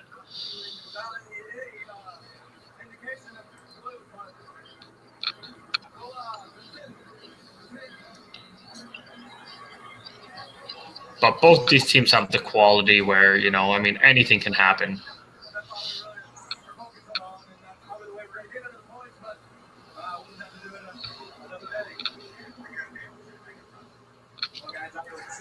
Oh, Ty Gibbs is fast. Ty Gibbs is fast. Briscoe. How are we looking right now? Briscoe's going to clear him. All right, he cleared him. So it's just going to be a matter of can Gibbs catch him, or is Briscoe just out?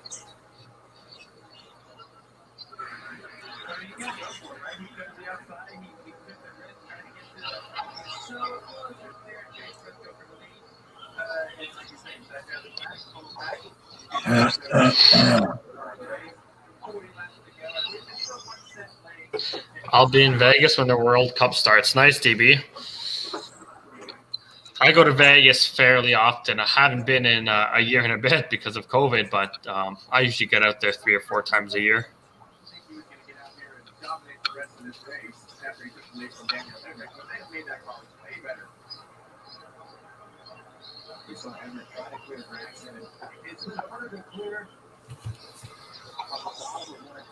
Gibbs was the one of the 2 cars I did not bet going into the race that I thought could win. And he's right there. Right now he is 5-1. You can get him at. I just want to see. I want to see if Briscoe pulls away here.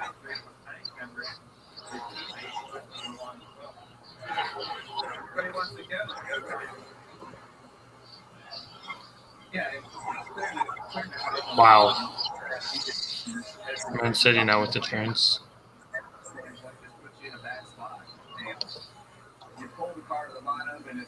Briscoe minus 150. Live.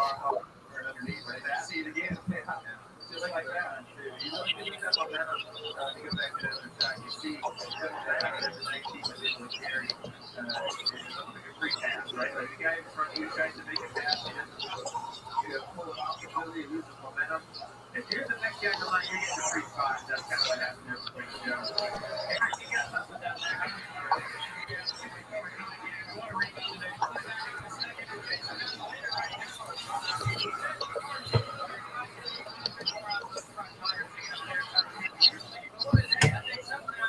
when you get yourself mad at your own mistakes, something it turns out better. Oh yeah, nothing like a top racer. That makes you get on. And I think some was high and everything that he went into. There's not a situation that you can put him into to see how it's going to go. And whether it's winning his first race at Daytona with a crazy pass in the grass and just being competitive in every situation that he's in, he just continues to answer the bell and be competitive in the race. Side by side. There is a lot of pressure in these young drivers. You jump in and get a car, a 200-mile car,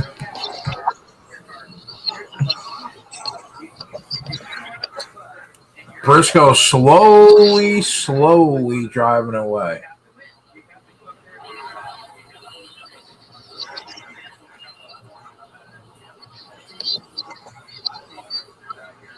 That's what I like to hear.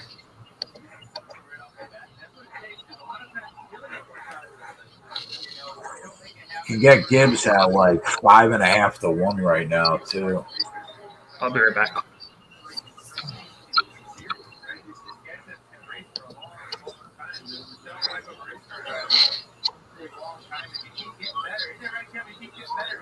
Like a fine wine. I mean, that's how I would explain it. At this point. But you also, that youth and enthusiasm is also something that makes it exciting for everybody to watch him work. And, I think when you get to witness that and see this success, it makes it fun. Let's hear what Austin Cedric has to say. I'm not sure if Gibbs is running without a sponsor, actually.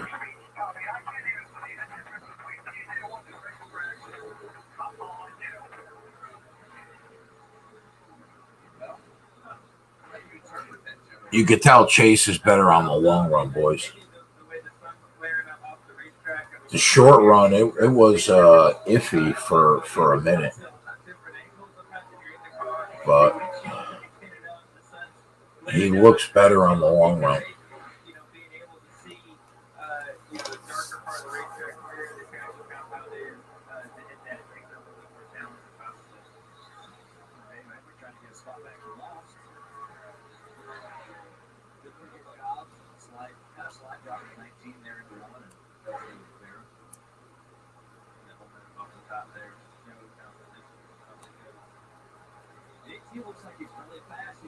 stuff. You know, it's just stuff. He needs another restart copy and Man, I'm annoyed. I'm annoyed that I didn't hop on Briscoe at 5-1. Cost myself a couple units there. So I've been walking down pit road back and forth, and these guys keep showing me the sign. Eric, did you pay them?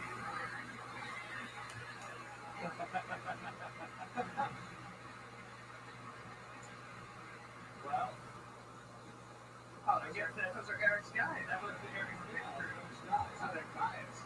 And they want. But what can you do? Hey, Christopher, just tell them they want Eric. Not much we could do. I'll take if we can get the win. I'll take the 1.2 units.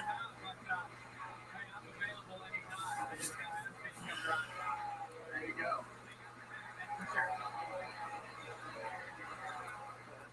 Those guys are doing a good job down there today. That's not easy. No, is it, Blaney? No, it's not easy. Ty Gibbs is like right there. Briscoe can't pull away from him. Now look at me. I hate commercials, bro. But at least we got the live raw feed. That's all that matters. I am the driver with a dream. And part of that dream is making all the doubters believe that my name is He's maintaining that half-second lead on Gibbs.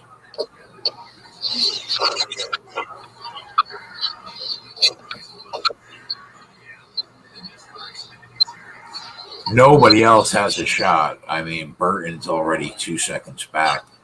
It really looks like it's going to come down to Briscoe or Gibbs. Right now, he's got a 4/10 of a second lead over Ty Gibbs, which is not much.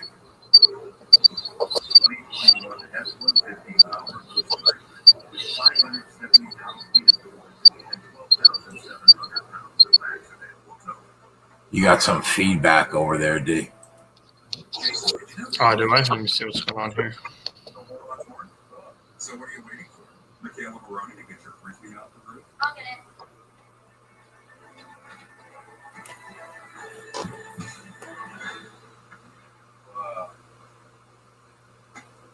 Here you go.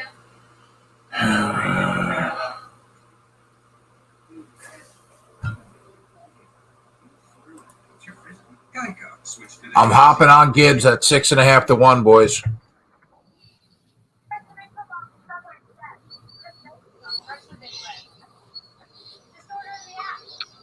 We good now? Is feedback still, or we good? No, yeah, you're good now. I'm hopping on Gibbs at 6.5-1. 6.5-1 on Gibbs. Let's see if we can find that.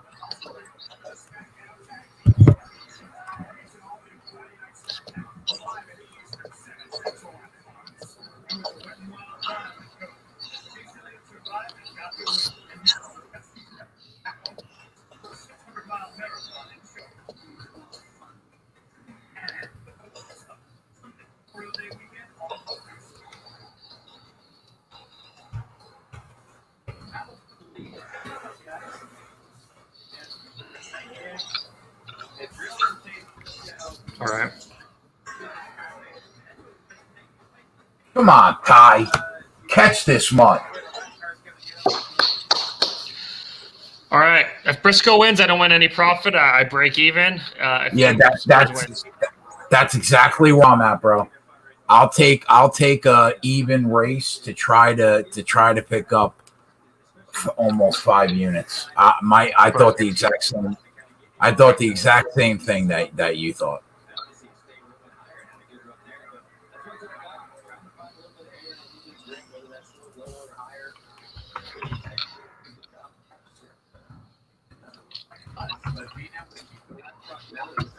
Let's go Gibbs. Cheering on a different racer every lap.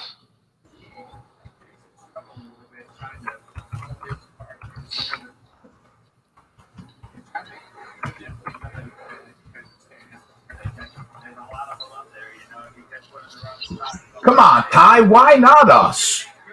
Go get that lead, big boy.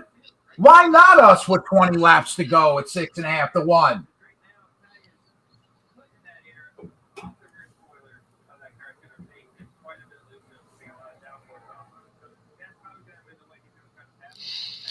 Vegas will be your first trip in almost 2 years. Yeah, I mean, I feel you. That's probably one of my first trips when I'm able to get back at it.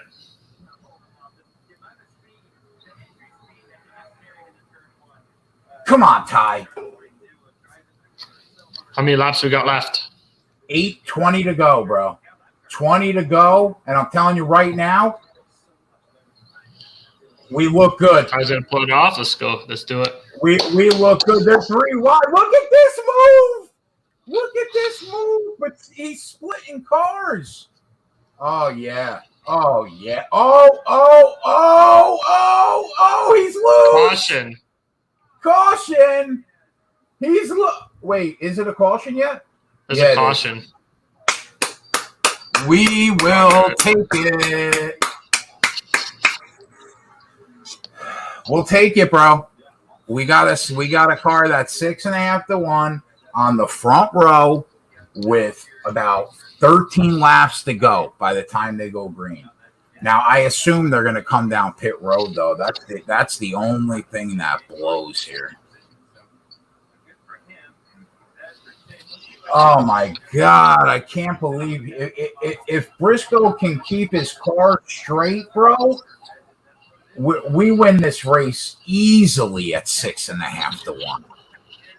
Easily at 6.5 to 1. Oh my God, he couldn't keep the fucking car straight. God. I'm telling you right now, if this caution, if we don't come out number 1 out of the pit stall, I am gonna throw up. Because we had this race dead to rights, bro. Dead to rights. Oh, I want to throw up right now. Oh.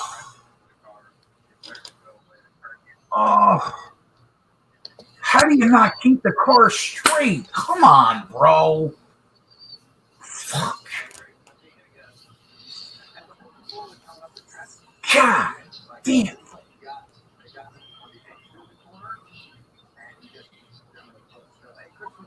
Oh my God, bro. We had it.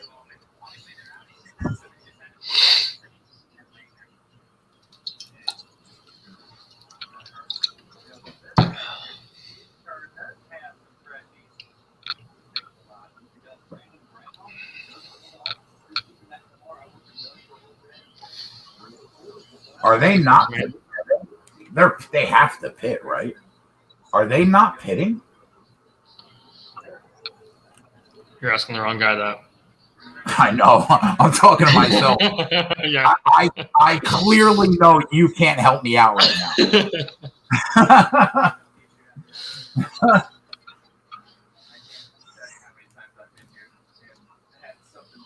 I know that they don't have to pit, but like I'm okay with them not pitting as long as the 12 cars behind him don't pit. But I mean, if everybody goes down pit road and he stays out, we are fucked.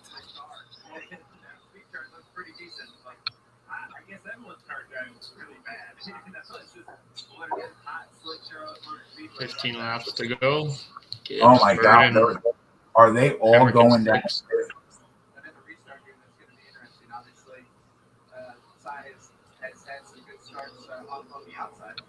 How many cars went down pit road? I didn't see how many cars went down. I just saw the cars on the track.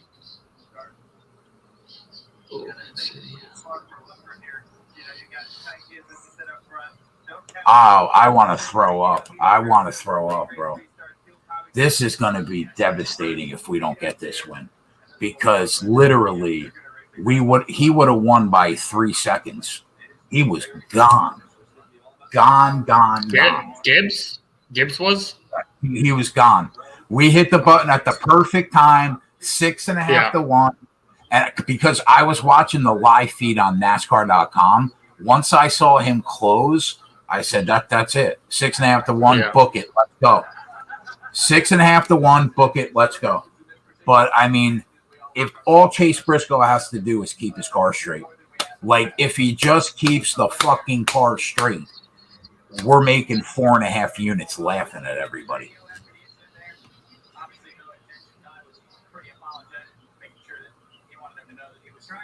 Wait a minute. Ty was pretty apologetic. He didn't touch the car. He didn't touch the car. Briscoe got loose because Ty was right up on that rear quarter panel, but he never touched the car, ever. So I don't know what he's apologizing for. That's aerodynamics. If you drive right up to the quarter panel of the car when they're going around the turn, sometimes the car goes sideways. He didn't touch that car, though. He's got nothing to apologize for.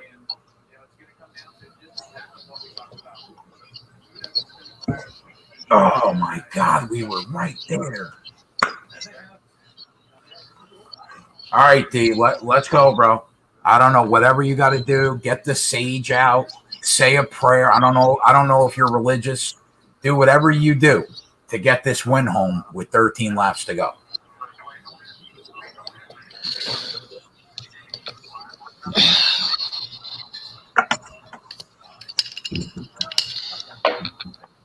For the win, right here. Let's do it.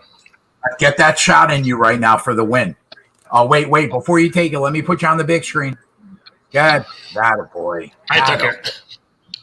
Get that shot going, bro. If Harrison Burton sticks it right in our ass on this restart, it's not going to be a good way to start the weekend. I'll tell you that right now. I'll tell you that right now. One time for the boys, DB. One clean start. Don't spin the tires. One clean start for the boys. Chelsea Come on on. the break. Come on, one clean start for the boys. Don't spin the tires. Did he get the lead? He did get the lead. That number 1 car is damaged. He got the lead, bro, but about 15 cars just got taken out. Yeah, I was just going to say, I just looked, and there's a bunch of cars, a lot of damage on them. For fuck's sake. Jeez. Right. We'll get it.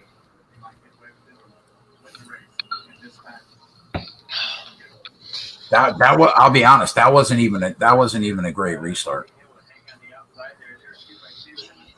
Ronnie Lofton says Cindric is going to win this. I mean, Ronnie, don't bring that fucking bad juju in here.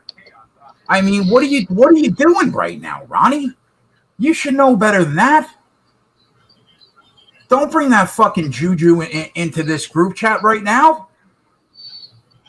That's bad juju, Ronnie. Cedric, oh yeah. Come on, Ronnie. I'm taking shots over here for our boys. We got D getting drunk to get this game home. I mean, come on, Ron.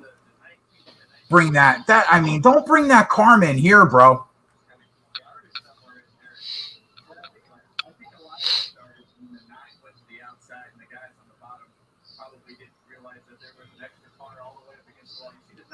I'll tell you what. Look at Austin Cindric right on the 22's dick. We need a better restart from Ty Gibbs right here. I'll tell you that. 300-second timeout. Yeah, that should be a 5-minute timeout for Ronnie Lofton. 100%. Bringing that. I mean, that's just bad juju. Chelsea's best defender has just left the game. I don't know what the injury is, but he just left the game. By far the best defender too. What's the line right now?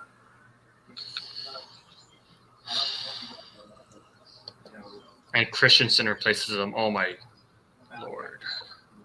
That is Austin Cindric is the last guy that we want to see on the front row. Yeah, I know, Watto. I know. All right. This race should already be over. We should be laughing about that 6.5 to 1 shot. Fucking Xfinity, man. You just can't catch a break in this series. Let's see what Chelsea has here. So it's like you go through the trial mode, everybody comes up, and then you have to come up one more time. And I think that's really what happened there. Is the 9 car was there, and they had to work up an extra lane, and you go to anticipate until you get to the corner, and it all comes down. Jesus. Very, very, very near, double dot night, quad, whatever they call it now.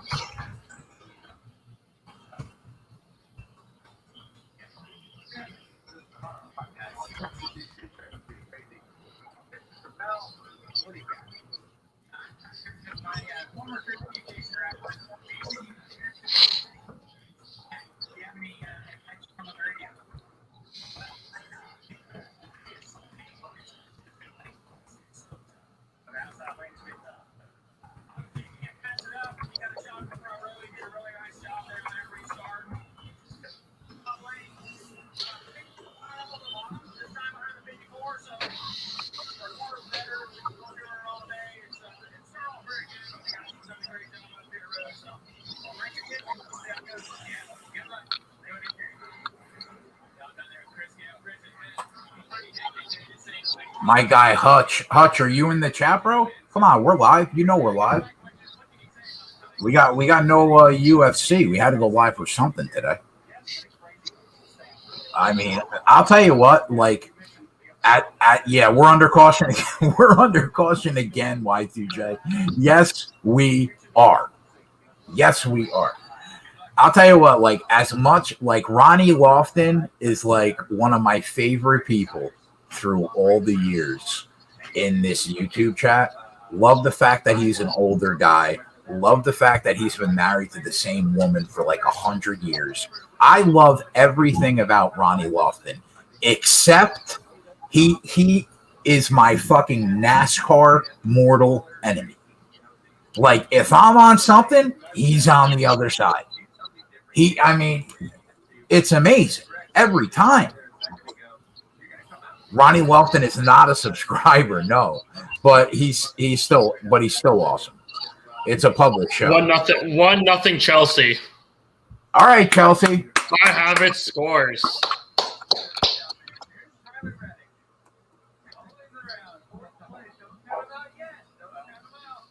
I have it. Ronnie said, sorry, but I got Cindric live. And you know what? Like, if there's one person in the chat that has seen what I've done in NASCAR for 3 years, it's fucking Ronnie. And yet he still goes the other way. I almost respect it. Maybe. Oh, Sumner's here. Let's go, Hutch. I'm getting a plethora of text messages right now in this game.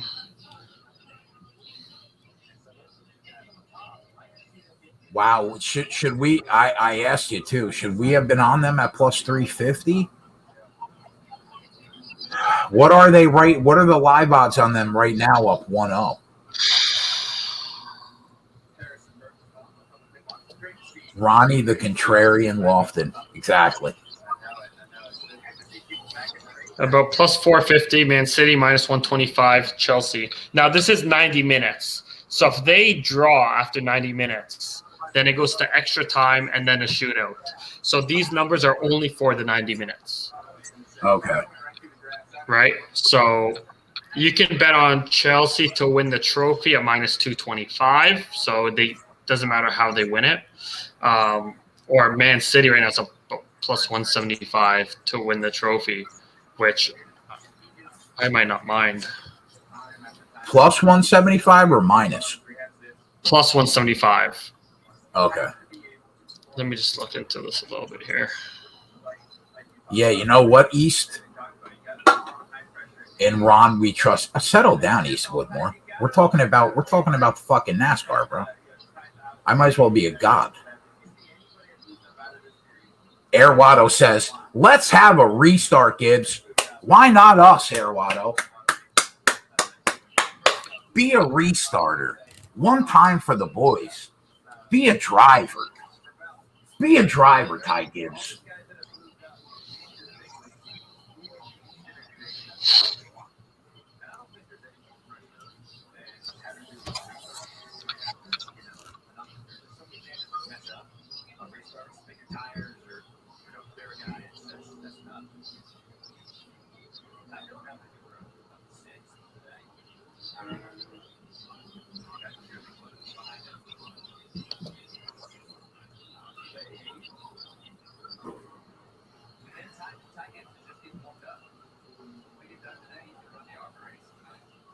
In Ron we trust, he said.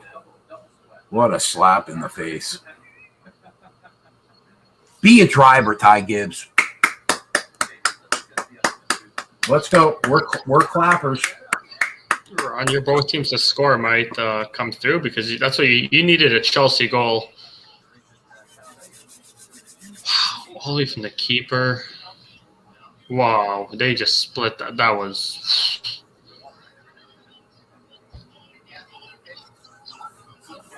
from the keeper to keeper and keeper to back of the net in like 5 seconds. What a play, Chelsea. What did you expect this final score to be? Like 2-1 Man City? I mean, I expect it to be 2-1 or 3-1 Man City, yeah. Okay. Yeah. All right, we're going to have like a 7-lap race to the finish. Last thing you want to see is Cindric on the front row. I mean,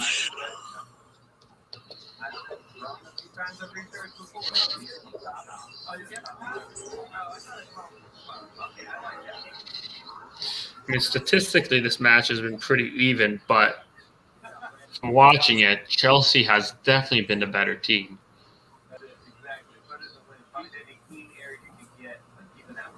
Could we finally cash a nice ticket in the Xfinity series, please? We will. Just one time for the boys. 2 minutes to Come halftime. on. I'm gonna put this race on as soon as this half's over. Come on, Ty. Have a restart, Ty. Have a restart. Have a restart. Let's go. Now run away. 6 laps to go, big boy. We are fucking clappers in 2021. That's what we are. Have a restart. Let Cindric and Burton beat themselves up. You just run away from the field. Let's go. Is Cindric going to catch him in 6 laps? I hope not. It's possible, but I hope not. Austin Cindric is like, he's like cancer.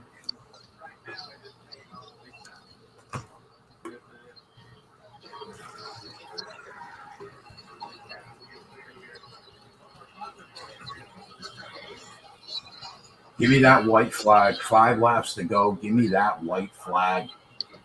Give me that white flag one time for the boys.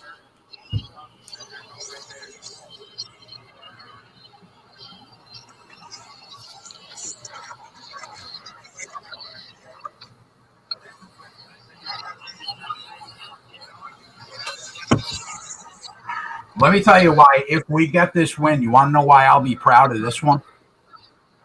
Because I made the move watching the live board, the raw feed from NASCAR.com. I wasn't even watching. I couldn't even see what was happening. I saw that raw feed. I said, we're pulling the trigger, boys. 3 to go. Let's go, baby. Come on. Let's go, Gibbs.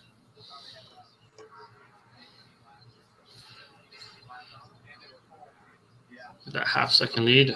He's closing it. He's close. Right. Settle down. Settle down, D. You settle down right now. I don't want to hear nothing.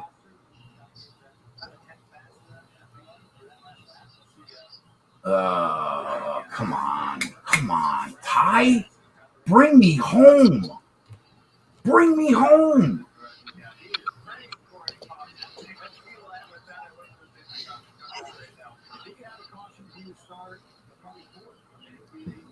Oh, this is gonna be close, bro. Don't I know you're ahead of me, so don't say anything. But I won't say anything. I won't say anything. This is going to be close. He's taking fractions. Give me that white flag. Give me that white flag one time. We can't get a caution if there's a white flag. Is the white flag out yet? No. This lap feels like it's 7 minutes long. Give me the white. There it is. All right, let's go. One lap.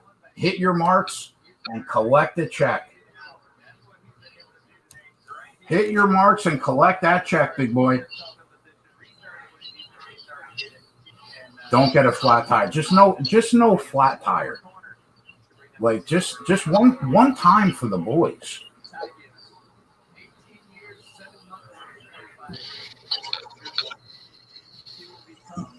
$18 years old. Cash that ticket.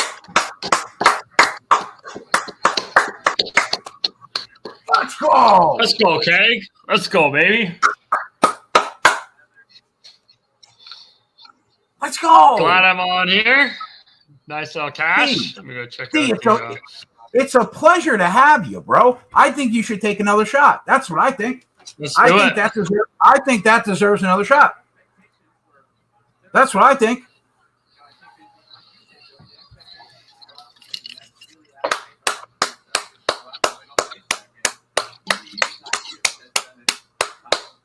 Oh, yeah, look at that burnout.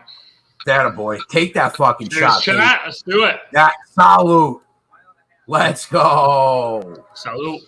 Let's go. Put it on the board. Put it on the board, baby. Where's I love it. Face? I love it. I can't remember what I hit it at, like 5 or 6 to 1. Let's go. I think I won about 4 units then today off this. Exactly. Yeah. 3.5 or 4 units. I made 4.5. We'll take it though. We're not greedy. We're not greedy.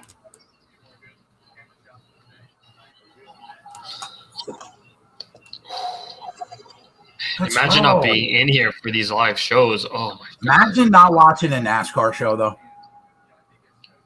I mean, you don't have to love the sport.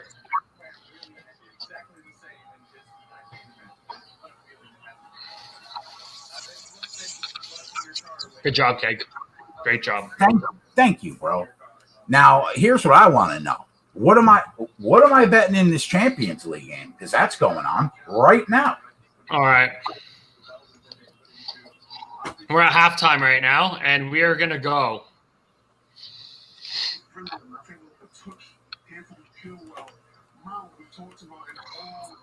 There's 2 bets I want to go with. Ronnie said, "I'll do a bong rip to celebrate your Gibbs win." Like that's how cool. Like Ronnie's like retired. Like I mean, just like sitting back enjoying life, ripping bong hits. I mean, Ronnie loved him. Aside from me and my NASCAR nemesis, he might be my hero. Ronnie loved it. Now that I think about it.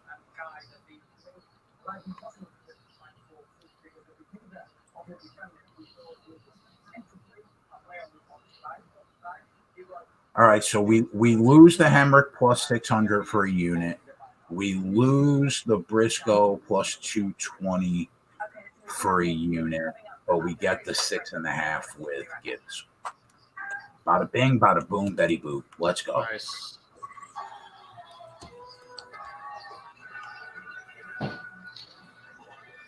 All right. I got 2 plays out here for this Champions League game. All right, what are you thinking? Let me just find the numbers here.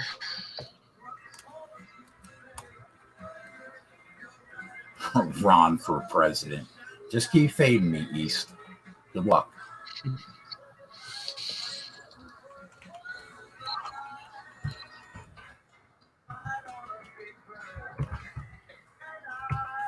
That's a 10-unit month of May going into tomorrow.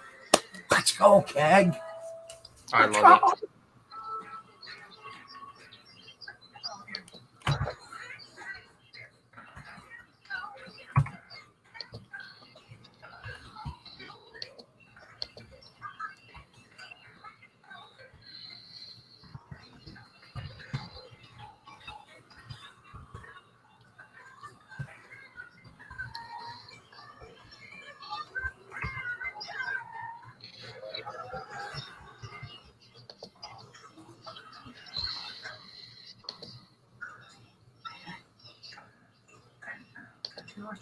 D's got to put one on the board. Yeah, I agree, Otter.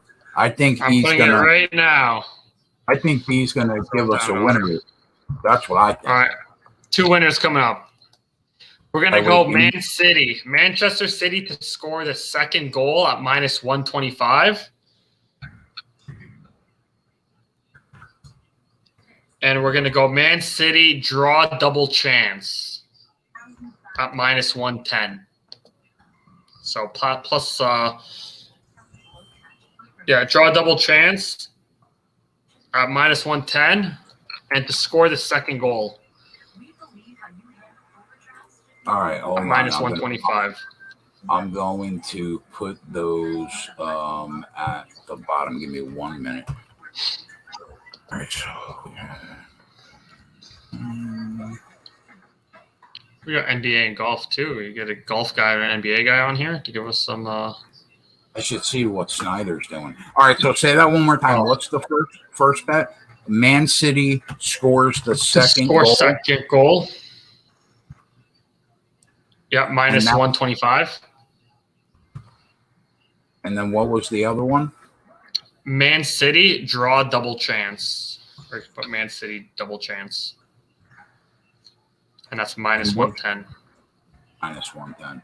Now, what does that mean? Like double chance? So as long as they tie, going after the 90 minutes, as long as they tie or win, we win. So you have 2 chances of winning. They win outright or they draw. So as long as they don't lose the game. But how do you draw in a championship match? Doesn't there have to be a winner? Yeah. So it'll go to extra time, and then it's as long as they draw after the 90 minutes. Got it. Correct. Got it. Yeah. So it's similar to like Stanley Cup playoffs. You know, if they're tied after regulation, you win the bet.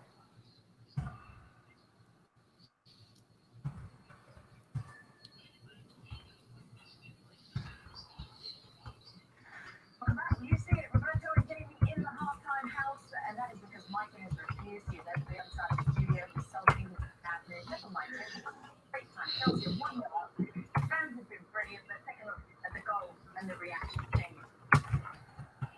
On that ball from Mason, the step up you see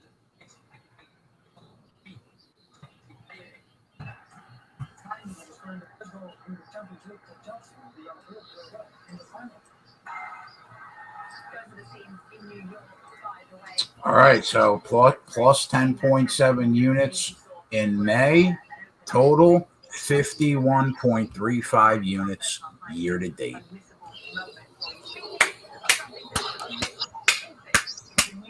I love that I'm a part of it, brother.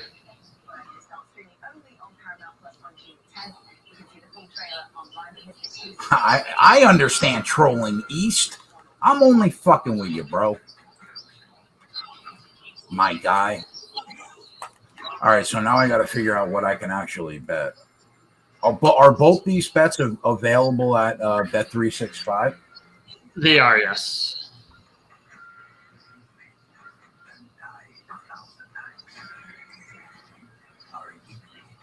So who did Snyder like to win this tournament? Pre-tournament.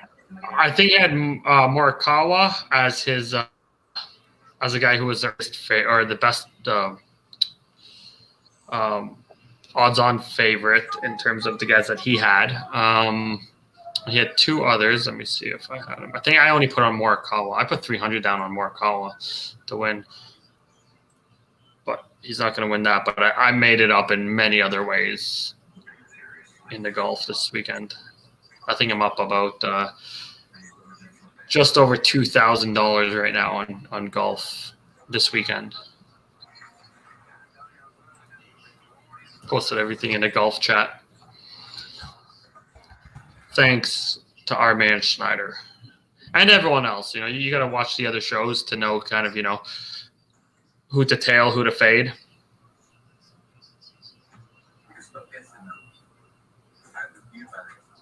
We're gonna do this different.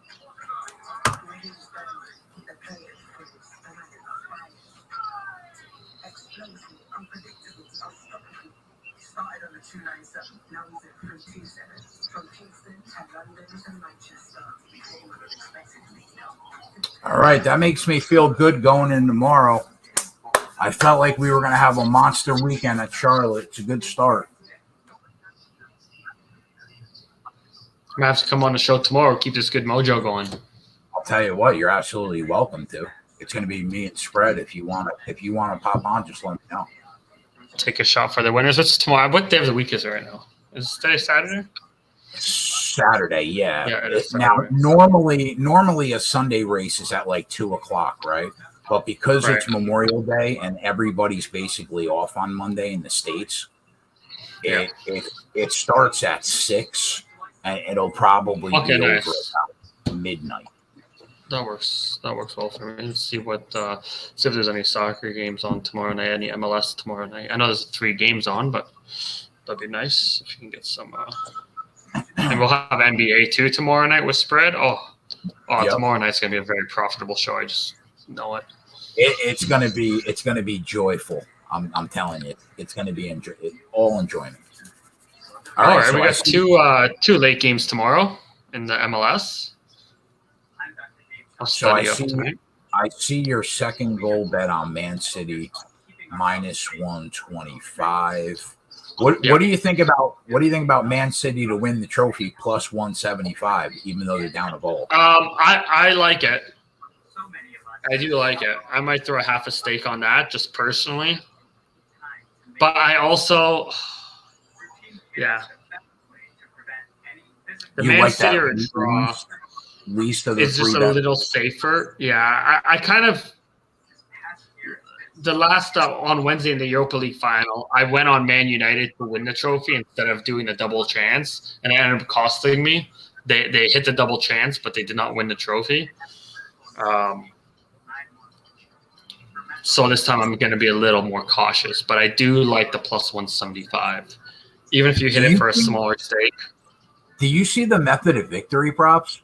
Man City win in 90 minutes, +450. Win in extra time, +850. Yes. Win. I looked at it. I did look at it. My only concern is being down 1-0 right now. Chelsea can score at any time. I mean, they do have the quality to score, so. Then I would need 3 goals out of Man City. I'm comfortable Man City can score forward 2 goals in this half. I don't know if I want to bank on them scoring 3 if Chelsea does nick 1 for the full-time result. Right. So that's the only concern I have.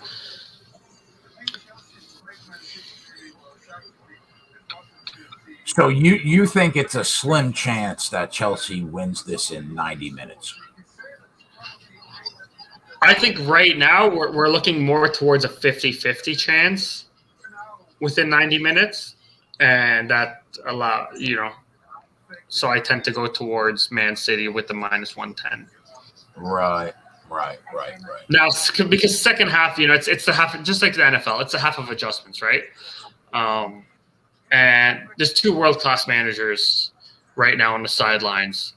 And Pep, I think, is able to make more adjustments with the personnel he has, especially considering that Thiago Silva is now out of the game for Chelsea.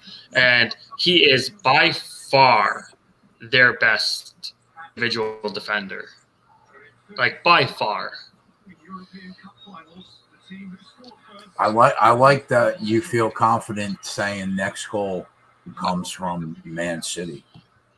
Yeah, Chelsea will probably sit back a little, wait for a counterattack. So we're definitely gonna have the chances. Again, in soccer, it's about the execution. So we can have 3-4 chances and not hit. Now let me ask you, when you broke down the season series in which they played 3 times and Chelsea took 2 out of 3. Why did you feel so strongly that the 4th time would be much different? So the last game, again, the one that Chelsea won last game was, again, Chelsea had almost everything to play for, and Man City had literally nothing to play for. So you look at it as they're really like 1 game apiece. Exactly, correct. Okay. Let me see exactly what they were. I have it up somewhere. I did a breakdown of the game. Chelsea, they're there. Yeah, Chelsea there. They both have very similar records too against top teams in the league. I mean, one thing that I put down in the chat was goals from open play, so like not set pieces, not penalty kicks. Man City, I wrote it down in the Discord. Let me see where it was. Yeah, Man City. Where did I put it? Yeah, Man City was plus 45 goal differential, goals from open play. Chelsea was plus 9 on the season.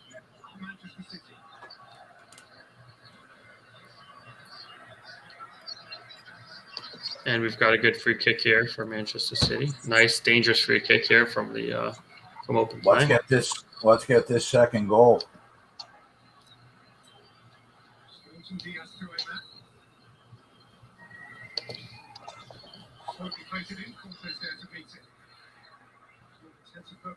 Where does Chelsea's defense rank as a whole in EPL? Since the appointment of the new mayor, right there with Manchester City, they're 1 in 1A, Okay. and that's more in terms of team defense, right? Individual, I think that there's definitely more talent on the Man City side, and now with Thiago Silva out of the lineup because he had to leave the game, and he was pretty distraught when he had to leave. I don't know if it was a hamstring or it didn't look like anything was physically done to him, so he must have pulled something.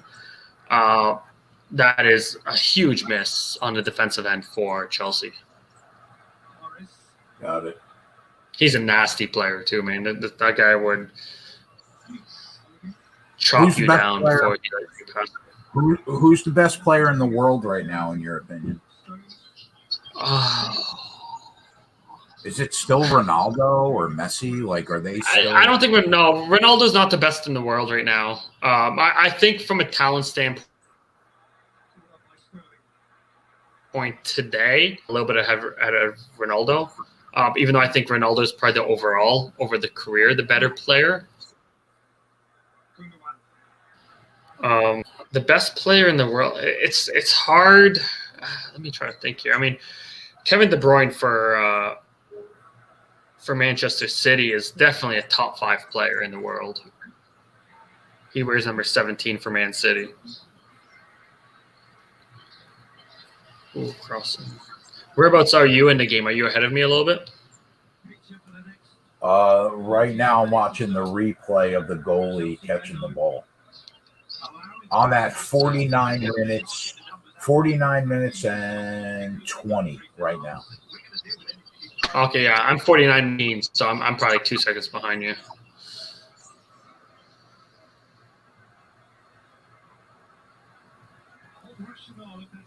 It's scary to let teams believe, though, right? Like, I'm sure soccer's the same way. Chelsea shouldn't win this game. They're up 1-0 right now. Like, once a team starts to believe, it's really hard to beat them. So, okay, one thing that I'm a big proponent of, and it kind of goes against what the casual bettor would do. And I do this a lot personally, and I did it for years personally, is I try to find a dog team that goes up early, because a lot of people think, oh, I'm going to bet on the favorite team because they're going to come back because they're going to crush them. And you're going to get a better number than exactly. However, that's not always the case, and a lot of times it's not the case. Trying to find a team that's just playing well on any given night, and you know where this actually works very well in women's sports, and in particular women's basketball. I found that you could cash tickets fairly easily because the lines don't catch up to a team that's just playing well on any given day. So, I mean, I would challenge people in the chat, yourself and anyone listening, just, try to find spots where a team is playing, even if you don't really know them. If you see that another team was a big favorite and they're down at halftime, don't just assume that they're going to come back and win. the other team because you're going to get a line that's not reflective of the game that's being played. You know, a team might be a team might be plus 15 going into the game, and then they're leading by 5. And then you still kind of have that plus 15 number, or plus 12 or plus 10 on that team at halftime. You know what I mean? And they're up 5 points. That happens all the time. Like, you'd be surprised on how often that happens. So, I mean, this game, it kind of contradicts what I'm saying a little bit. But, you know, every spot is different.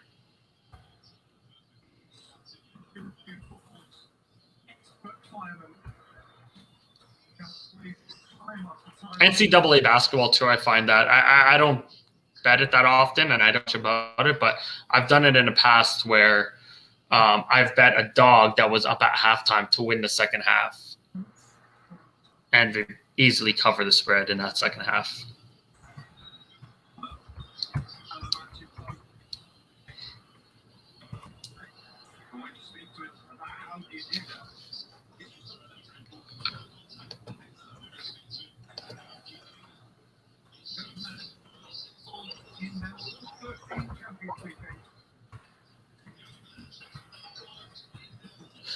Yeah, Otter. I mean, lost pregame value, you got to throw that out the window. You can't think in terms of lost pregame value because you have to just bet in the moment where the game is at. But you know what, though? I have to admit, bro, I struggle to bet on a team where I've lost value and I'm going to bet on them live. Yes. So that's the difficult part about it. But sometimes you just have to blindly do it and not watch game or just put it down, put it in your ticket slips and just wait for it to cash and don't bet and just see it cash later.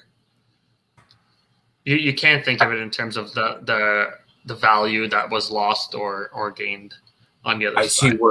I see where he's coming from, though, because I have a hard time pulling the trigger on anything live where I'm losing value, unless, of course, I was just going to say, unless it's NASCAR, because sometimes the winner is incredibly clear, and if you're going to get a worse number, that's okay because of the spot that you're in at that point that you pull the trigger.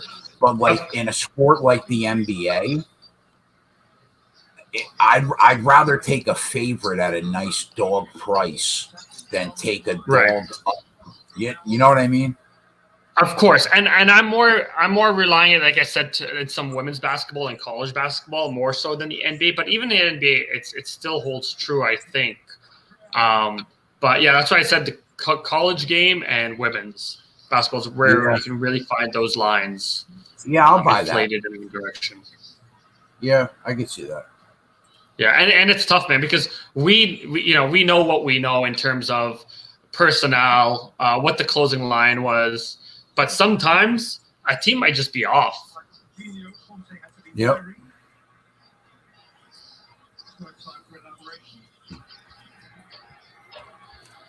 All right.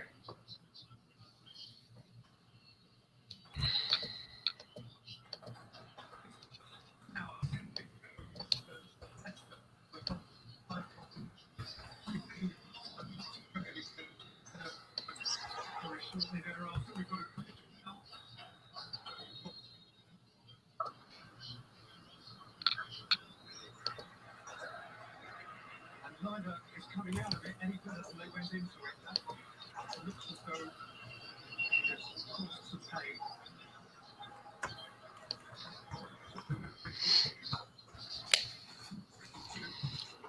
Can we get one of the golf guys or NBA? Is there an NBA game going on right now or no? I know Spread's probably spending the day with his girl. Tyler's working. I know Spread's going to be on with us tomorrow. Probably not going to get an NBA guy on. I could see what Snyder's up to, see if he wants to come and hang out.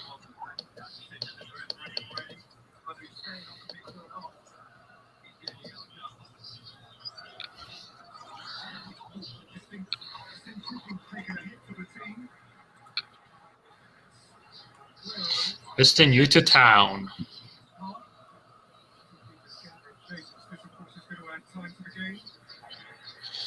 Twat in the chat. How very gallant of the Spanish referee to help him to his feet. Give with one, take away with the other.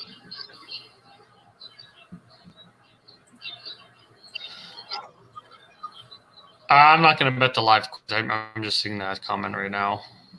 Sumner or Sumner Hutchison. Fucking Twatty.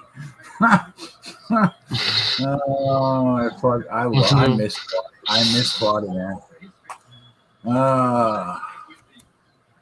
Twatty. I was going to bet NASCAR today, but decided to do anything else. Twatty should still be here, bro. Like, I love you, Twatty. And it's another like 5-unit NASCAR Saturday, Twatty. So come on, bro. Yeah, Twatty.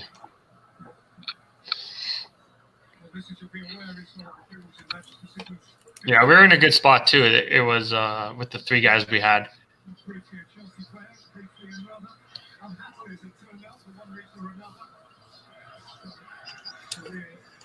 Otter said, if you can't get Snyder on, at least ask him if he thinks Spieth just smokes everybody and wins, because we can still get a decent number. I'm going to try to get him on right now. Yeah, I would think that Spieth's putting so well right now. Ron Lofton, that's the wrong team. Wrong Manchester team. You put Man U, get both teams to score, but it's Manchester City, not Manchester United. You can get beat up in parts of England for that comment.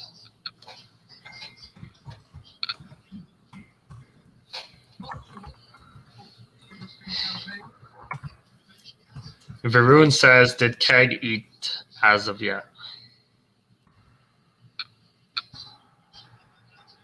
Well, I got an internet restraining order on Varun, but what did he say? Did Keg eat yet? That's why I have an internet restraining order on Varun. Oh, right, yeah. I forgot about that. All he wants to do is see me eat and take my shirt off.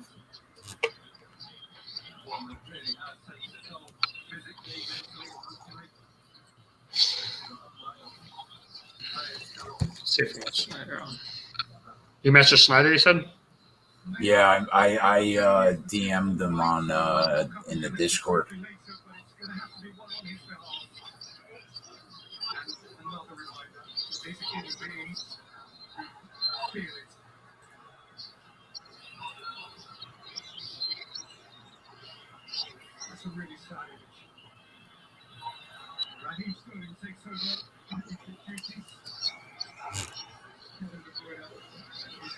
Okay, so Manchester City's best player is now out of the game due to injury, which is Really?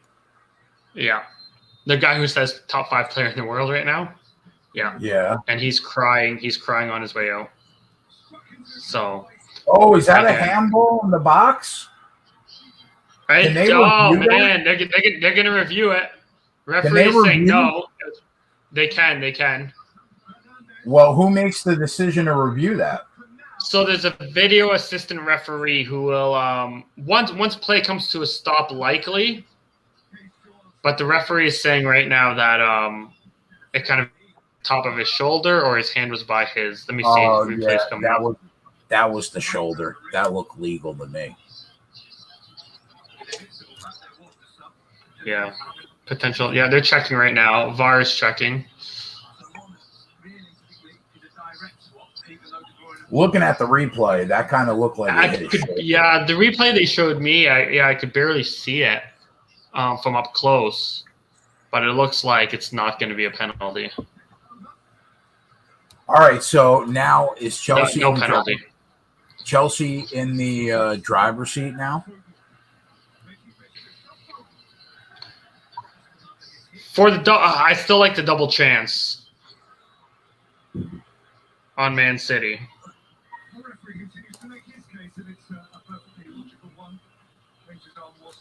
Twatty, are you going to be around tomorrow to come and hop on with me and Spread and hang out all night? There's going to be NBA games going on tomorrow.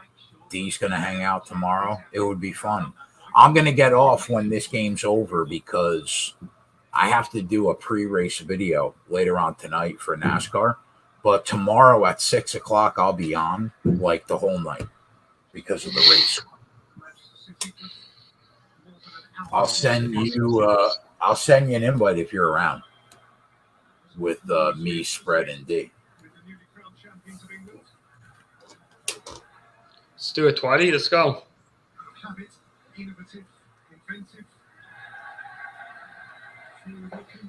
Sure, I can pop on tomorrow.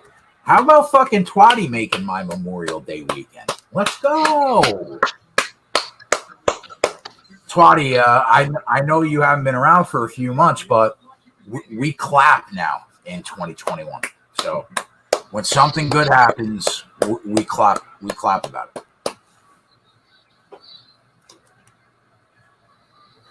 I'm torn now, D. Like, is it time to drop the hammer on Chelsea? What are we doing here?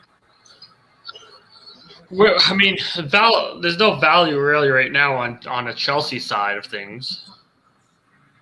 I mean, they're minus 200 full time, minus 300 to lift the trophy. Second goal, but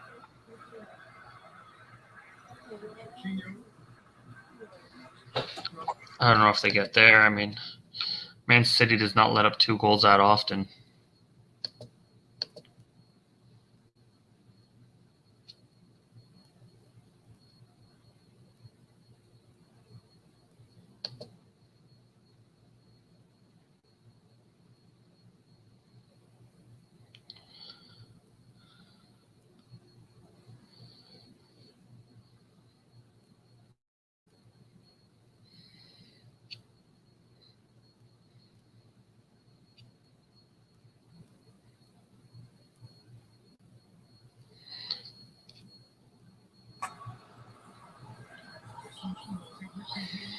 How big will this be, like, in the soccer world? The Chelsea winning Champions League? Like, is this so Chelsea has won Champions League before. This will be Manchester City's first ever Champions League victory. This is much bigger for them. They had aspirations from the start of the season to win the Champions League. That's the only thing that's kind of evaded the team over the last 10 or so years. Is winning the Champions League. You know, they've won a Premier League, they've won FA Cups, they won other domestic trophies in England. They have yet to win the Champions League, and they've been upset quite a few games before reaching the final. They haven't reached the final. This is the first final that they've reached. Can you hear me right now? My audio cut out a little bit. No, you're good, bud. Good. Okay. Yeah, so it's definitely an upset in terms of aspirations for this particular year. I mean, Chelsea didn't really have many aspirations to win the Champions League until probably Tuchel came in, took over, and then they started their hot streak. Like, what were the odds preseason for Chelsea to win Champions League? You think? I can't recall, but they would have been in like the 8 to 10 to 1 ratio to win the Champions League, and Chelsea probably would have been in like the 30 to 40 to 1. Oh wow! So this is pretty big if they get it done, 40 to 1. Yeah, this is Now it's again with a different, completely different coach. If it was, I'm not sure exactly what it was. It could have been 20, it could have been 25, it could have been 18. I can't recall. I remember, I'm sure I looked at it at the time, but I don't do too many future bets that far in advance. Man City was the odds-on favorite. Man City and Bayern Munich, 2 favorites. Okay. One or the other was probably ahead of the other one by a few points, but those are the 2 favorites coming into the season. Yeah, I mean, out of the 32 teams that were in the Champions League, Chelsea would have probably been like 6th, 7th favorite to win it. How many times this year did Man City get shut out in a game? Not many. Oh, the only wow. times would have been maybe this is the young American prodigy that everybody's been talking about for like the last 5 years. Yeah, Christian Pulisic. I'm a big fan. Some others in the Discord are not a big fan, but I am. Is he legit? Like, is he super He's legit? legit. Yes, he's very legit. Yes. Is he the best American player to come out in a long time? Right now, yeah. He's going to have some competition in the next 4 to 5 years. There's a lot of good American prospects that are coming out, but he is right now probably the best American. Wow, you love to see it. You'll love to see it. You'll love to see a young American. And this is I think is this the first time an American international has played in a Champions League final? I think it probably is. I think they just said that literally. Oh, did they? Okay, nice. There you go. Oh, look at the Bruyne, a black eye. They're minus 225 right now. I can't even bet them if I wanted to. No. So how many times did Man City get shut out this year? Let me pull this up. I have everything right up here. Man City got shut out on. Okay, they had 2 games they got egged against Manchester United. One was a 0-0, and the other one was just they lost 2-0. Other than that, so that's 2. I got a third.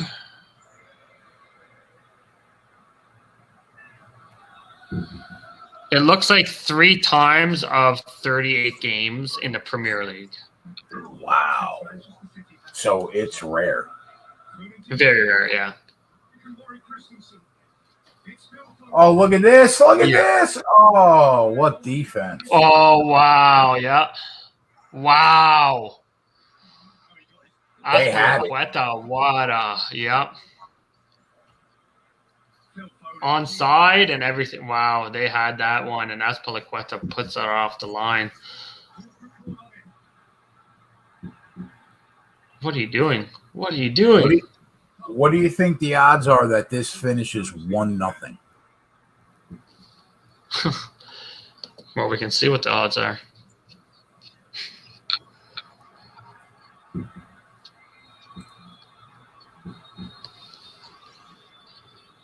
What's going on here?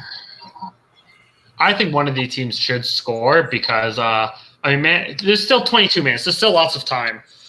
So Man City will continue to press forward, especially as the game lingers on. And with the personnel that's out here for Chelsea, they can definitely hit on a counterattack.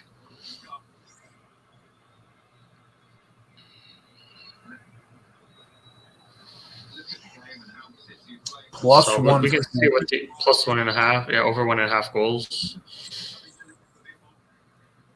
1-0 final score. Yeah, plus 140. Yeah, I don't know if I would go with that.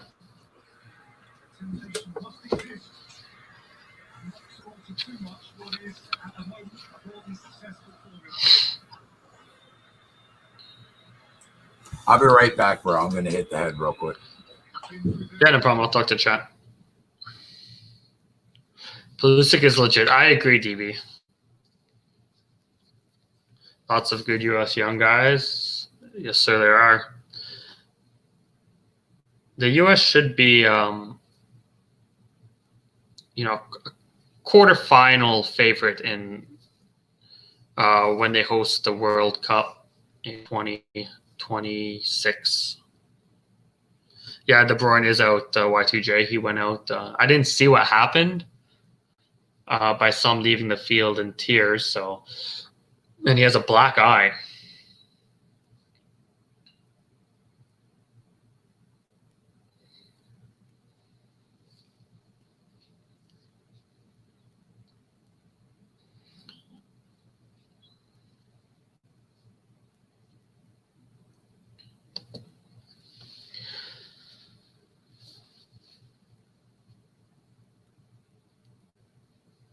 Man City's going to be buzzing around this 18-yard box over the next 10 minutes, 15 minutes.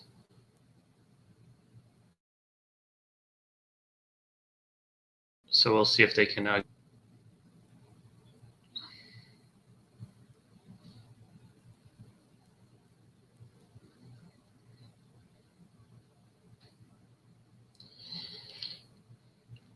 Mars on the corner. No. Chelsea is putting 8 guys into that box.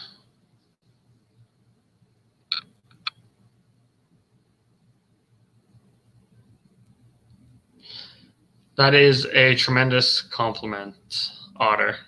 Big Ray Romano fan. No one's ever told me that, though. I wonder if I sound different in person than I do over these YouTube airwaves.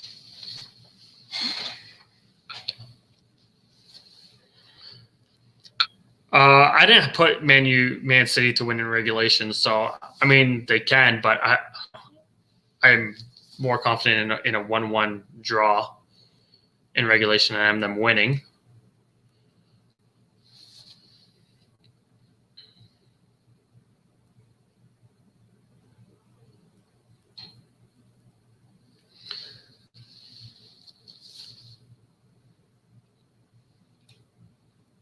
Wow. Oh.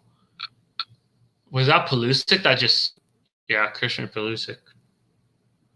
Puli misses a great chance. Oh, just wide. That could have been 2-0 right there. Good job by Anderson making himself big. He comes out. He's very aggressive, and he is a really good keeper. He makes himself big. He's very aggressive.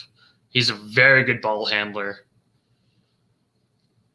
So even with Chelsea creating some chances, he still gives us a chance for them not scoring, and you could see it evident in that.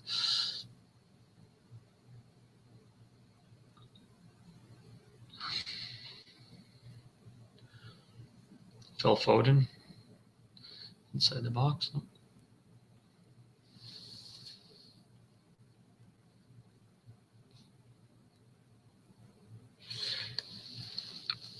I don't know who Alaska Bush people are.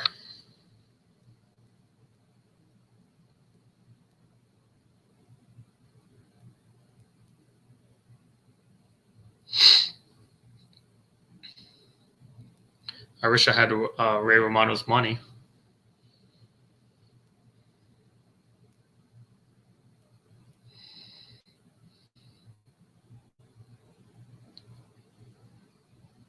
Here comes a chance. Oh, Man City now.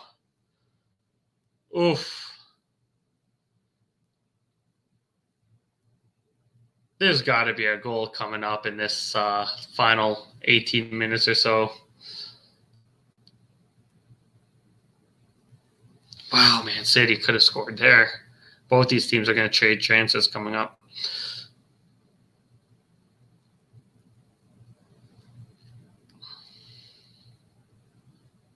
Game's still not that open.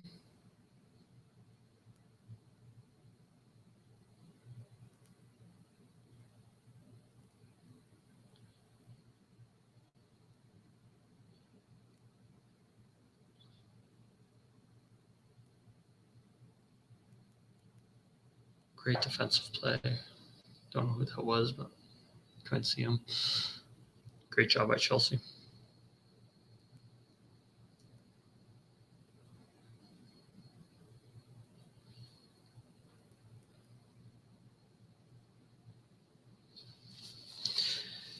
Yeah, BC is beautiful. I've been out there.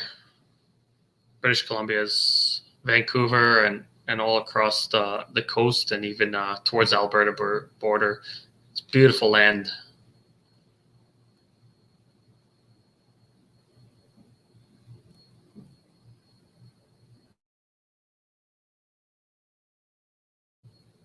I look like Billy Crystal. That's another compliment. I'll take it. Billy Crystal's a great comedian. Again, I wish I had his money.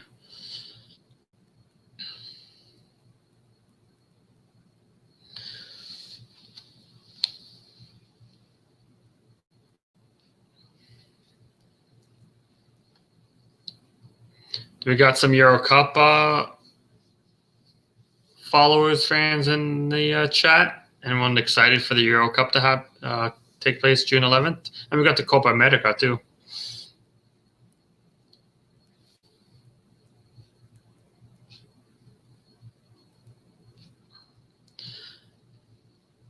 City is fucked. Yes. Oh, here comes Aguero. Honestly, I know we bet Chelsea to score. I mean, Man City to score second and win the game or draw a double chance. But I do hope Chelsea wins the game.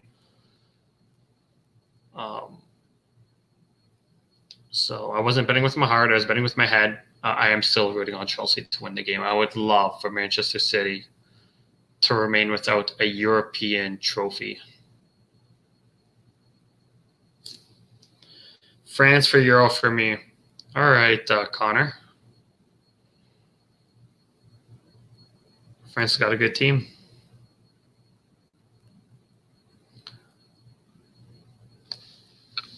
I'm working on a breakdown for pre-tournament bets for the Euro Cup. I'll be posting on Reddit, and then I'll be in the Discord live for every single match and putting some pre-game plays out.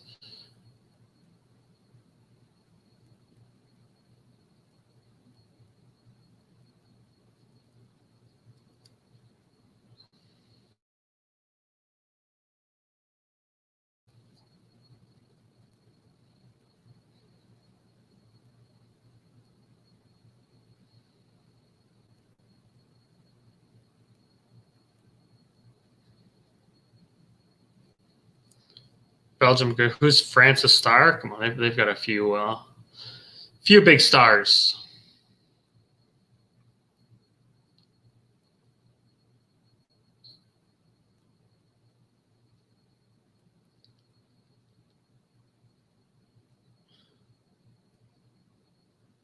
You're looking forward to the Euro Cup? Yeah, so am I. I sweat out the last 10 minutes of this game. Hopefully I don't give a 2 units back that I won from Keg, but we'll see. And we're back.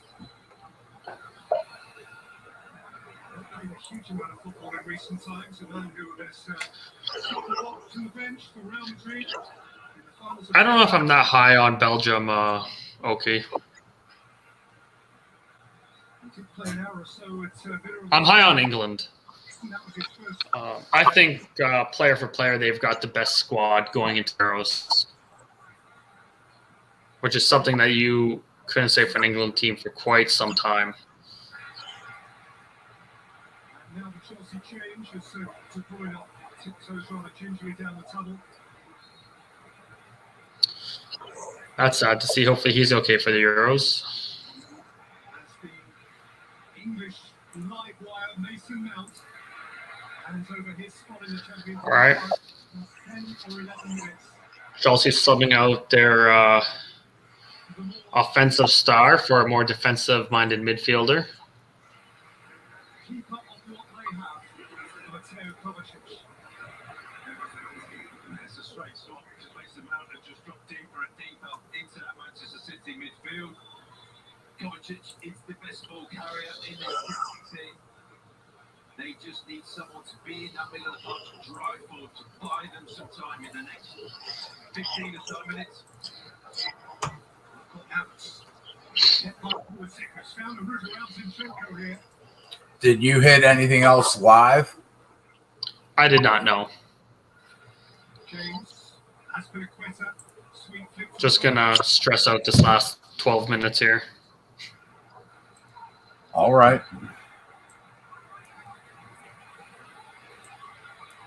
There was an incredible chance both ways. One for Chelsea and then followed up by one by Man City. Christian Pulisic was the one for Chelsea. He should have scored. Been a very touchy affair, but he has let the game run. The referee, Lamos.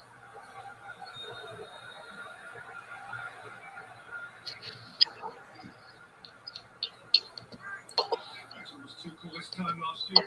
This stage last year, he couldn't squeeze a goal out of Mbappe or Neymar.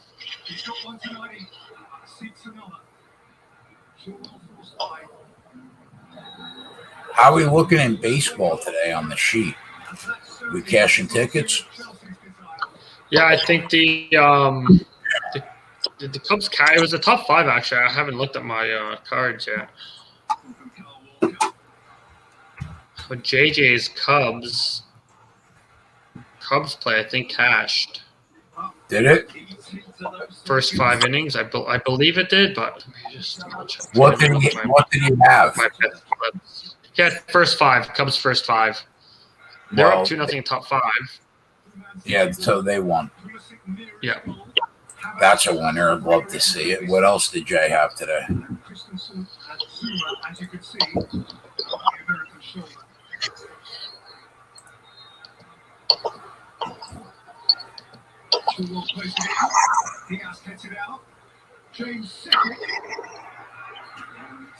He hit the Rays Phillies first 5 over 3.5 that cashed, and the full game over 7 that cashed.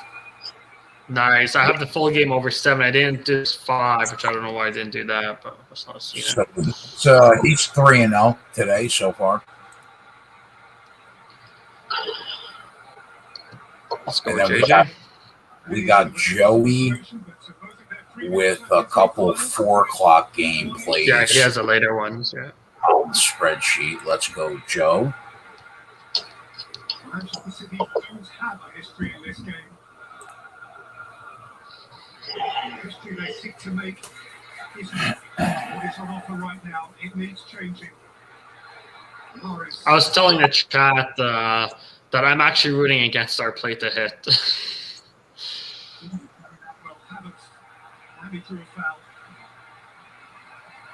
Or at least maybe tie 1-1 and then Chelsea win in extra time. That skill, that ability, that little turn, play through the press. I think after this race today, I'm basically going to lock in profit for the month again. 6 out of the first 8 months. I don't think I'm going to drop 10 units tomorrow. So, I mean, I should be in the black. Yeah, so I talked to Snyder. Snyder said he's going to hop on for a couple minutes.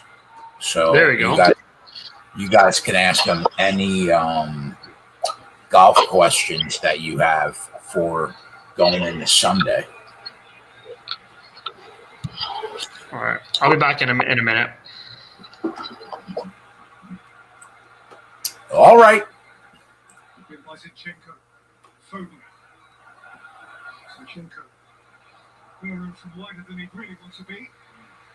All right, Ronnie. I'll see you tomorrow, buddy. Jones attentive again. It's a good game. Walker. James misjudged. Aguero! And Henry picked it off. And that might have been their moment. I have to say, that's the first time Rhys James has got anything wrong all night. But to chip that man. Yeah, Joey's been holding his own in MLB on the spreadsheet this month.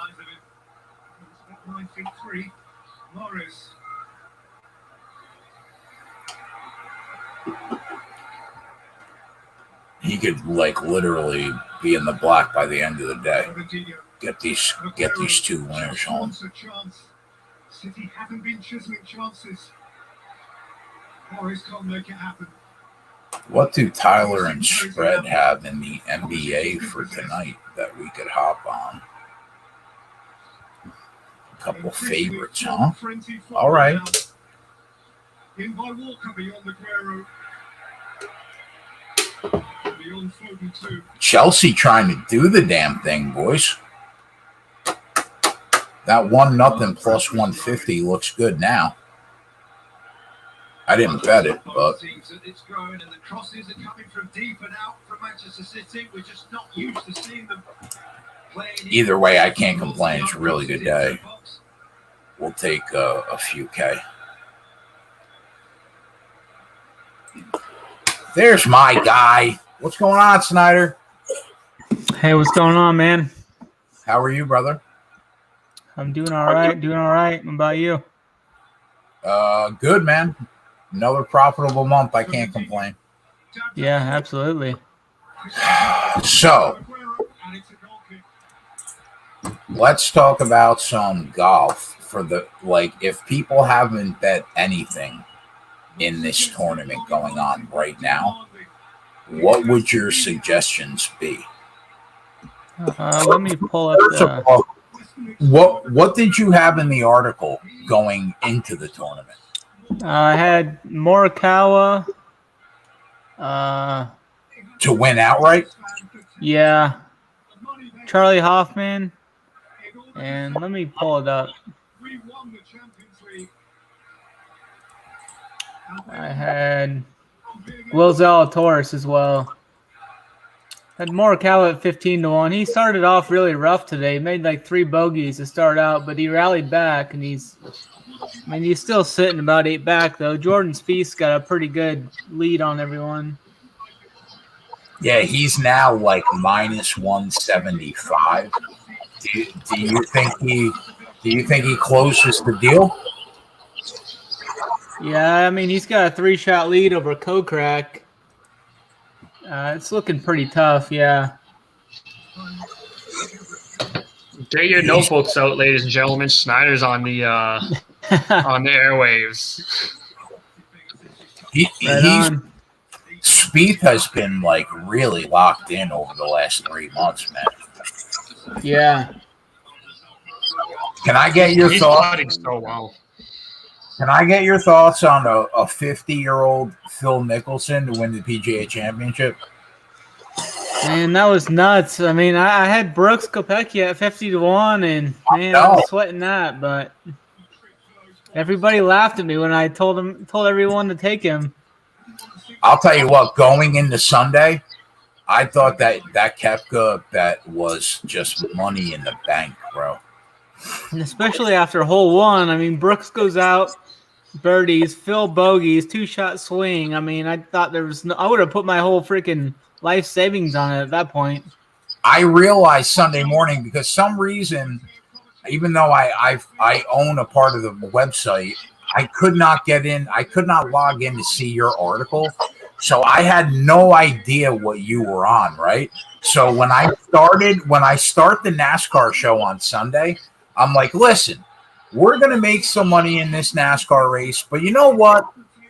I mean, how do you not root for Phil Mickelson, 50 years old, has a shot to win the PGA Championship, and then everybody in the chat's like, Jay, Snyder literally gave all of us Brooks Koepka at 50-1, and he's 1 stroke back. I was like, well, fuck me then. I guess I say, well, now I have no choice. Now I got to root for Koepka. Right.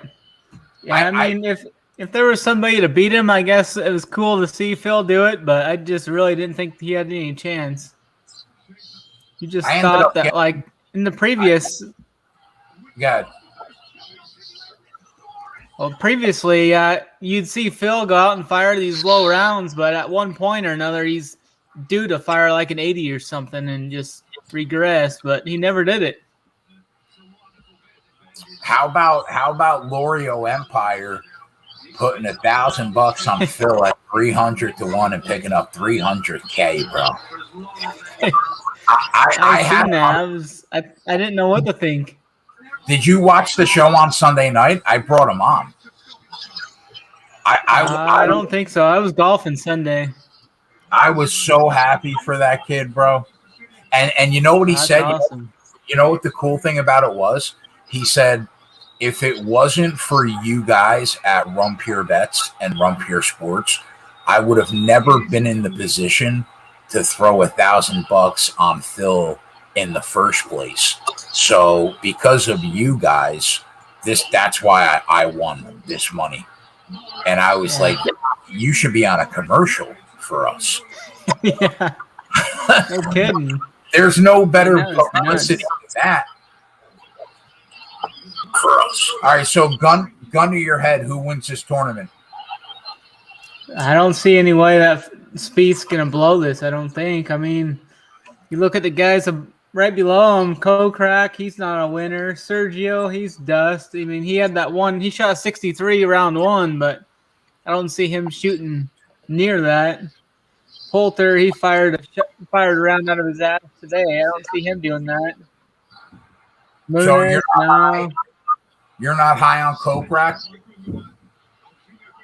I love the kid. I just don't think he can win. I mean, he was right there within one of Spieth, and he goes bogey on 5 and 6. Yeah. Spieth's tough in Texas here. I mean, this last chip shot he had, he was freaking 15 yards to the right of the green and chips it to within like 6 foot. Is it easy to what's the word I'm looking for? Is it easy to, I guess, like forecast for what the matchups will probably be tomorrow based on the scores today? Because like we don't have any matchups right now for tomorrow, right? Because they're still playing the round. Correct. Yeah, it should be. I think it's usually whoever's playing together tomorrow will be matched up. That's why you'll see some crazy lines at times. You'll see some big favorites and such. So whoever's paired together tomorrow. So we probably won't know until everything's finalized. Yeah, it's going to be hard for you to tell that. Right now, Spieth is minus 280 to be the round leader going into tomorrow. I think that's. You think that's safe? That's pretty safe. Yeah, he's got a 2-shot lead now. He's down to minus 250. He actually just missed that 7-footer. Yeah, he just missed that 7-footer for par. He's still got a 2-shot lead. I think that. I mean, you're laying a lot of juice, but it would have to take like a hot Kokrak or something to chase him. Yeah. I don't see Sergio making up that. I don't see Poulter's done. Muniz, no. So you think it could be a pretty boring Sunday? Like a Brian Harmon. For the most part, yeah. Unless Spieth comes back and finishes at like minus 10 today, and then you'll have like Finau. He's at 6 under. If he can get a couple birdies coming in. You need like a Brian Harmon or a Hoffman to get hot coming in to get close to the lead. Morikawa is at 5 under. He'd have to get to. I think he needs to get to at least 8 under to at least put any fire on, put some heat on him.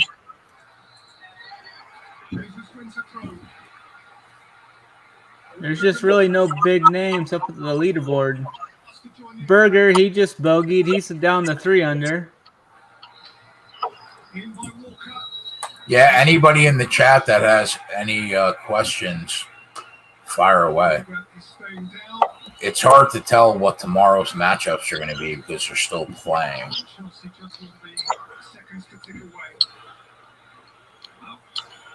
Yeah, I'll probably throw a few 18-hole matchups to you tomorrow, Schneider. I can get your take on a couple of them. I've been doing pretty well with them. Yeah. I was going to take some last night, but with that delayed start or delayed finish, they didn't have any matchups up until late, and then I forgot about it. Yeah. They finished like right at dark last night. You can parlay Chelsea to win the match, and Jordan Spieth will be the round 3 leader at minus 180. So you're basically you gotta get that quick. Yeah, you're basically getting minus 180 right now. If you throw that in, I'm hitting that. I'm hitting the button on that right now.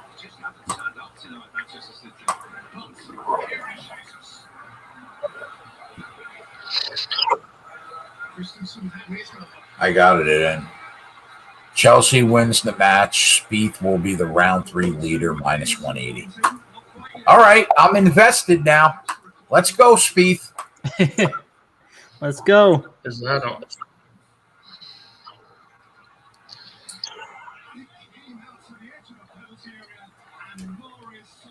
Wow, I thought they just got Oh, a wow. Oh, man, yeah. I thought that was just a goal right in my ass. You know what? I'm happy. I dropped 2.2 units after winning that 4.5 from you, but I'm happy to see Manchester City lose. Yeah, I mean, you still picked up 2.5 units. Yeah. We'll take it. Wow, but I'll tell you what, bro. As soon as I hit the button, I thought I lost the bet. Yeah, that was close. Oh, if he was on target, that was in the net. Yeah. 10 seconds, huh? They'll go a little further into it, I think, just because of a couple delays. But it That's should be good. done. Yeah, it should be done now. Wow. We are clappers. We're clappers in 2021, Snyder. Chelsea wins the Champions League. Good for them. All right, now let's get Spieth home at -180. Pick up another unit. Let's go. All right, congratulations. Back to Spieth.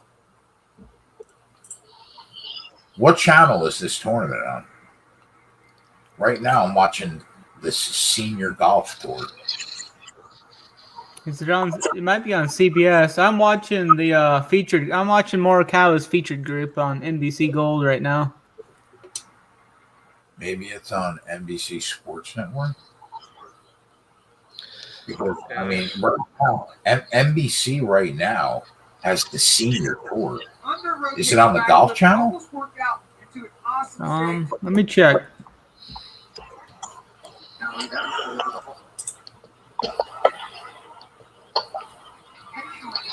I think it's on the Golf Channel. Yeah. All right, we'll take it. Let's go, Charles Schwab. Take me home, Jordan. What are we taking right now? Hold on, I want to get in on this. I bet it already. Chelsea wins. Oh, no, okay. Sorry, I thought you were making something else. Sorry. No. I bet Chelsea wins. Spieth is your third round leader at -180. Oh, come on, baby. You should have that. I would think so, unless he completely implodes. But when my guy Snyder says he probably is not going to implode, that's good enough for me, bro. I wouldn't think so. No, I don't think it's the course or the field to implode in this spot. No. Snyder, would you bet Spieth at even money right now to win the tournament?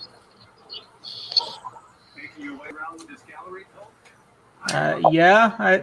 I mean, that's the guy I think is gonna win this. I mean, just looking at this leaderboard, he's about the only winner there. I mean, Kokrak won that event last year, I believe at Shadow Creek, but I think that was his first win, and I don't see him firing a low round tomorrow.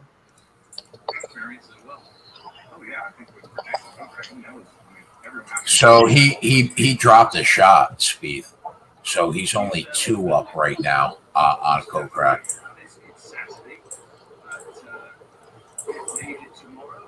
Spieth's actually, he's only hitting 33% of his fairways so far, and he's losing putting, which is kind of rare for him. So how is he 2 strokes up right now? Everybody else is just that bad? Yeah. Well, Kokrak was right there, but he bogeyed 5 and 6. Yeah, Spieth had a really good first 2 days too. Yeah, I mean, there's really no big names up there or anything. I mean, you got a guy named Eric Compton in 6th place. Yeah, I thought it said Eric Clapton. Never even heard of that guy.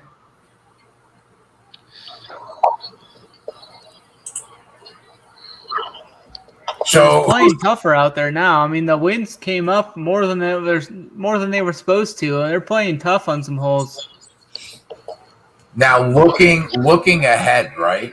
I know you have a lot of homework to do, like, because I know you dive deep into it like me, but at a quick glance, looking ahead, who do you think is the early look to win the U.S. Open if you're going to back somebody? I'd probably look to. I like Alexander Schauffele in the U.S. Open. I think he's finished inside the top 8 like every time he's played in it. So he would be a guy I'd look at, and especially since he missed the cut at the PGA, he might be coming in with a little better odds. What a shot! That's a nice shot by Spieth. He's dialed. So I always like backing Morikawa. I think he's the top guy, the best up and coming guy. Where are they? Where are they going to be? I think it's at Bethpage this year. Oh, Bethpage Black again? I think either that or Torrey Pines. It might be Torrey Pines. Weren't they just at Bethpage? Yeah, I think it might be at Torrey Pines. That's Tiger. Yeah, it's at Torrey Pines. Yeah, they're playing the South Course. Yeah, the South Course is tough too. That'll play really tough. Is there any chance we see Tiger, or is he done? Oh no, he's done. Yeah, he said this is the worst rehab he's ever went through in his life. He's not even thinking about playing golf right now. He said. Wow. But he's up on crutches. He said his next goal is just to be able to walk on his own. Spieth minus 163 outright winner.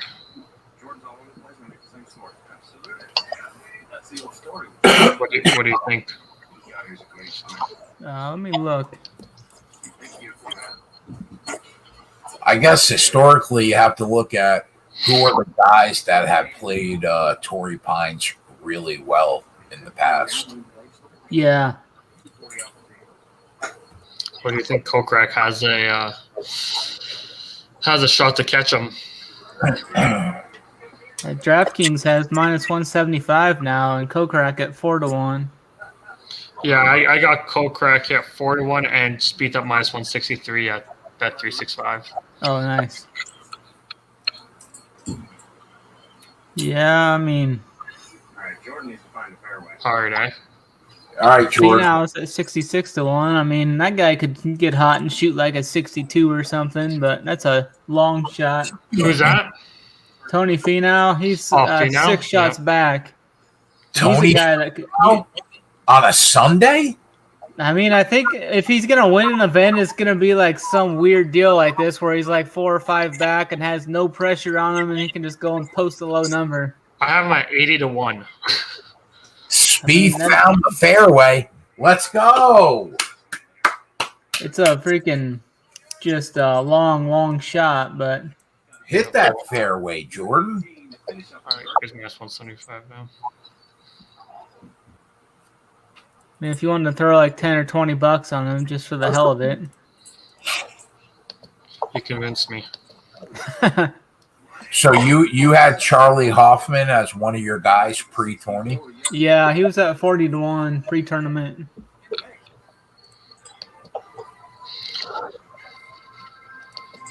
I'll tell you, he's a guy that could get hot too. I mean, right now he's like the 5th best choice in the betting market.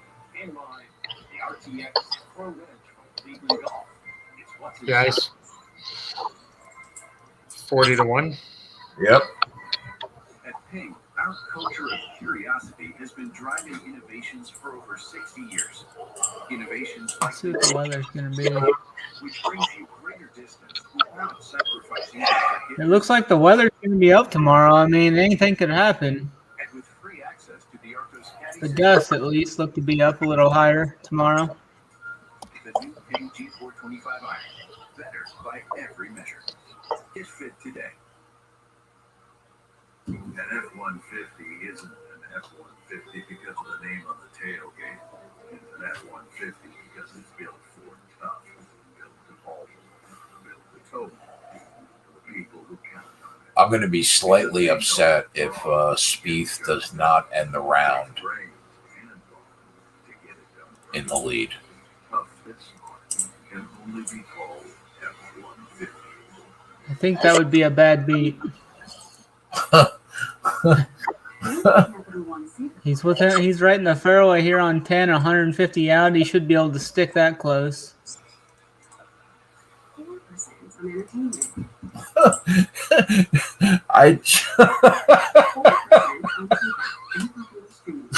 Did anybody see JJ's tweet 4 hours ago? I had to take a massive shit during the entire MLB show, but I still pulled through it. Just a silly amount of willpower. I rank my gutsy performance today right up there with the Jordan flu game. With that in mind, thanks for watching and good luck with all your bets today. I mean, the kid, he's an absolute legend. I'm quoting the tweet right now, and it's going to say, absolute legend.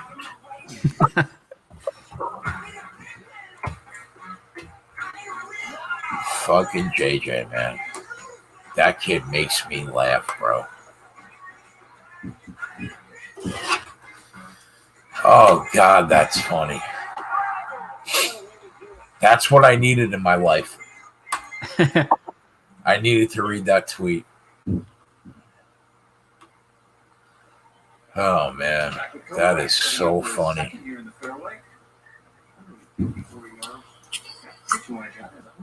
You see any live matchup props, Snyder? Worth taking a look at?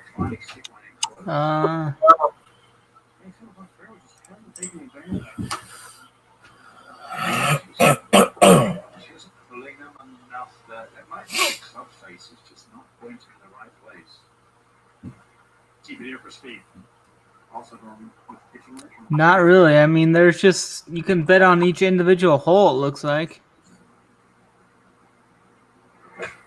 Yeah, I don't really see any actual like live matchups. I see the holes though. Oh, here's some round three. What do you Just got? 3 of them, but no interest. Spieth's minus 230 over Kokrak.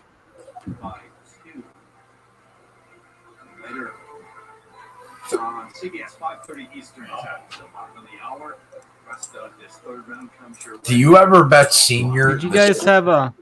What's that? Senior tour? You ever bet senior? No, not really. There for a while last year, during the pandemic or whatever, we were doing some Outlaw Tour golf, which is pretty fun.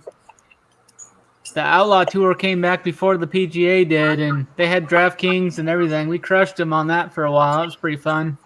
Oh, yeah?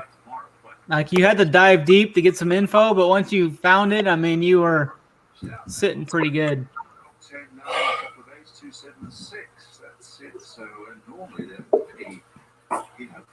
Did you guys pound the Bucks today, or? And they've just been slapping the heat around. I was so deep into the NASCAR race today that I looked at it like we kept track of what was going on, but yeah, no, I didn't bet it. I kind of like the Grizzlies tonight. I don't know if you guys have any conviction on that game or not. The Grizzlies are getting 5. I mean, they've been playing really well lately. I think one of our guys on the spreadsheet actually faded them and took the Jazz. Really? 5, yeah. Who's the better hole number 11 winner? Spieth or Kokrak? I mean, how is Snyder supposed to know that? I mean, That's a par 5. That's a par 5. Because see, he already knows what the par is. It's playing into that hole's playing into the wind. It's playing a lot tougher today. I mean, I would lean Spieth, obviously. I think. I mean, He already knows the way the wind's blowing and everything. Look at that. I just watched Morikawa par it. It's playing pretty tough. So you think that Spieth? I'll tell you what. Right now, Spieth to be under par on that par 5 is plus 275. You think he can birdie that par 5 at plus 275?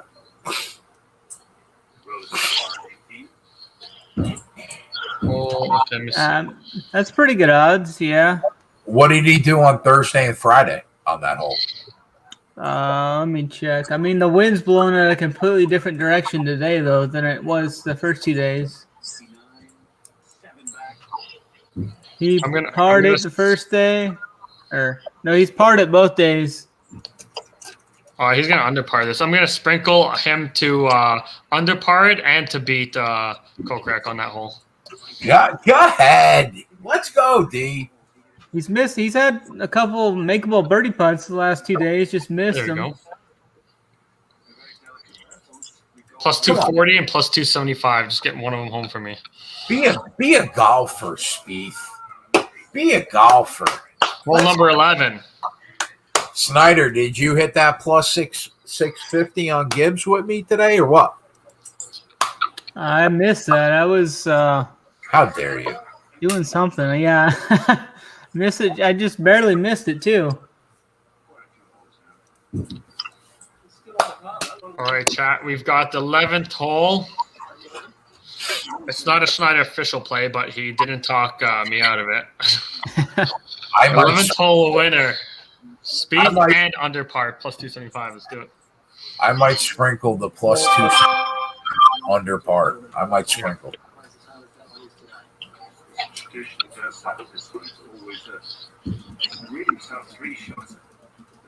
So you run one of the golf courses in your county, right? Yeah, I work at Firethorn Golf Club here in Lincoln, Nebraska. It's pretty nice. It's a Pete Dye track. How far are you from Omaha? About 45 minutes, 50 minutes. Depending on what part of Omaha you're going to. Private Country Club. I'm looking at it right now. Oh, wow. Swimming pool.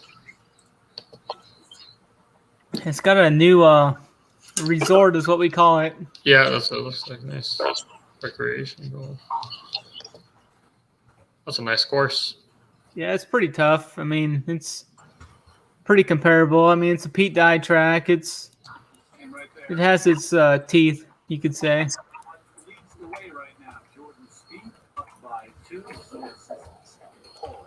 All 4 of the par 4s or par 3s can play over 200, and 2 of the par 5s, if we push them back, can play over 600 yards.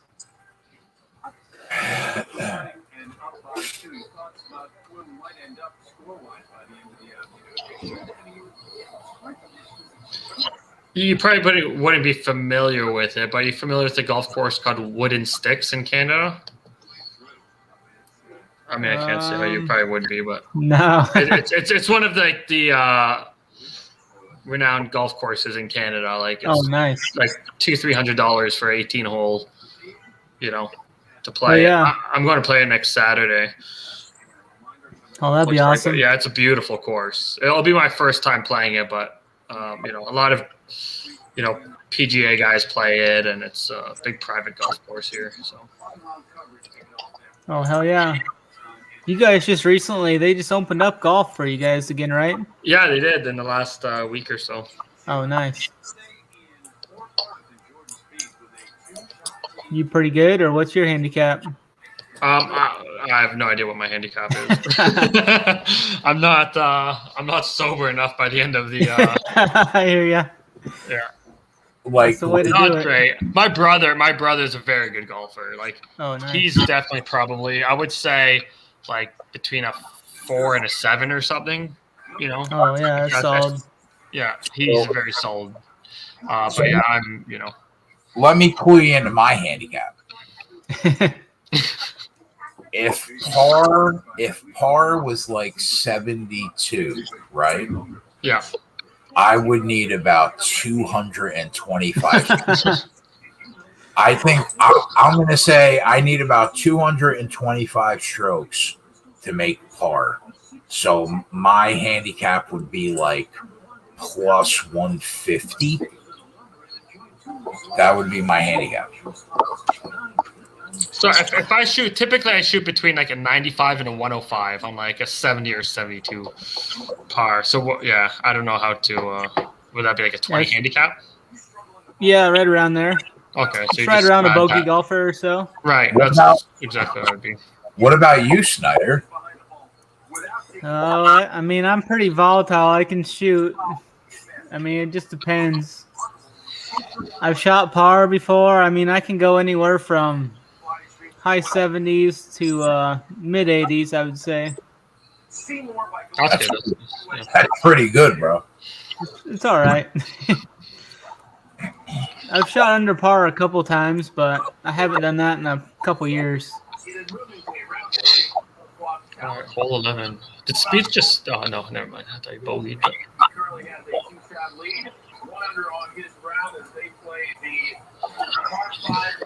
You think Sergio is live, or you think he's a dud? I don't think so.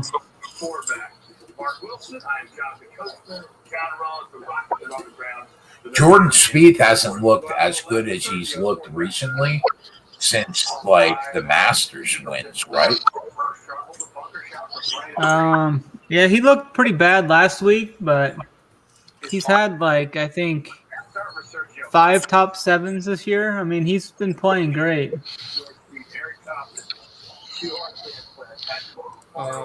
Otter wants to know if you'll have another article up on the bet site, Schneider, for tomorrow's action. Probably not an article, but I can put some matchups in the Discord. There we go. I'm supposed to write a NASCAR article at some point tonight after I do the video, and I have to find some time to sleep also. But yeah, I'll probably have a very short NASCAR article on the website for tomorrow.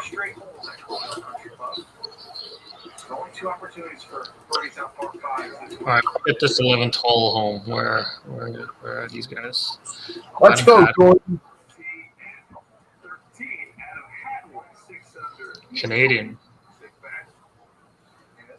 DB Gnarly said, "I'm a double bogey machine."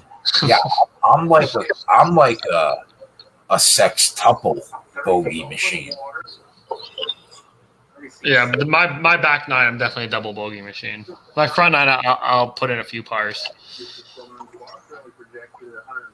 I gotta get to that right. I mean, I can get like 4 or 5 drinks in, and then I hit that good zone where everything's just flowing. If you can just hang right on that edge and not get too high or too low, I mean.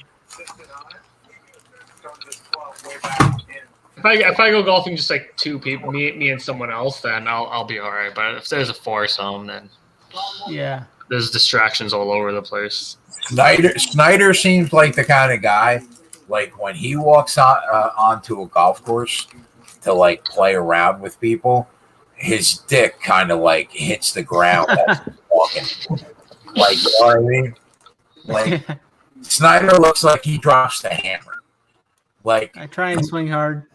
He's playing with guys that like they're like 10, 12 handicaps. Snyder's like shooting a 500 par. You know what I mean?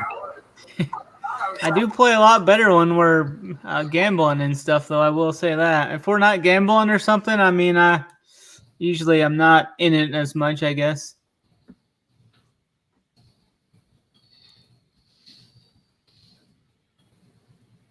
Then the bar cart comes around, you start taking shots and stuff, and I mean, is there any other motivation? I mean, there's no better motivation. Oh, absolutely, yeah. Especially you can hit one close and just put the pressure on the other guy and just see how they respond. Yes, sir.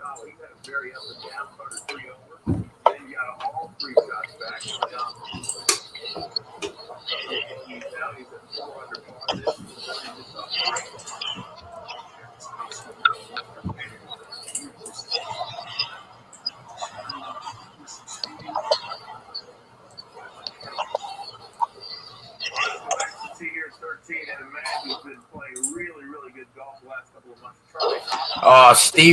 Stevie Boynton got in on Gibbs for the Memorial Day giblets. Let's go, Steve. Those happy birthday giblets. Or giblets, whatever the fuck Tony called it. Giblets. No, I can't keep up. Whatever he says. Cash it.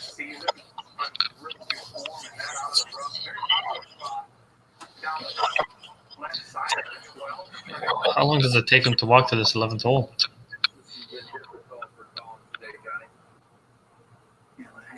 Morikawa's putting has been off there, you know?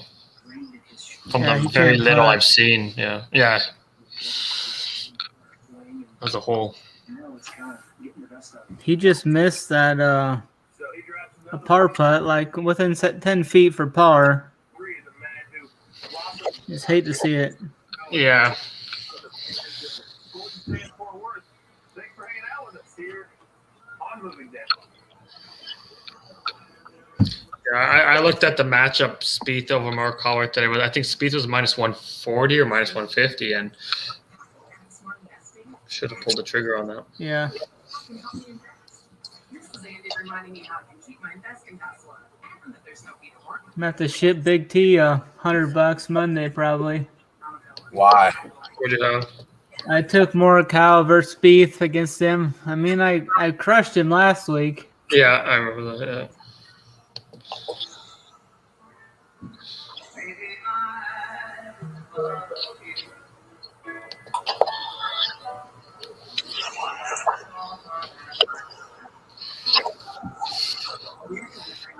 I'm not even going to watch one lap of the Indy 500 tomorrow. Is that bad? Like, I won't either, so. literally not one lap. Yeah. I probably wouldn't even know what was going on if it wasn't for that Barstool stuff. I mean, they were just littering social media with all that. I know. Machine Gun Kelly with the concert, which Yeah. I watched a part of it. My friend was there. It was a pretty good concert. Oh, Definitely. yeah. Those guys crush it. They know how to get the clicks and get everybody there. And They are a juggernaut, bro. People don't even understand how big Barstool is in the media market. yeah.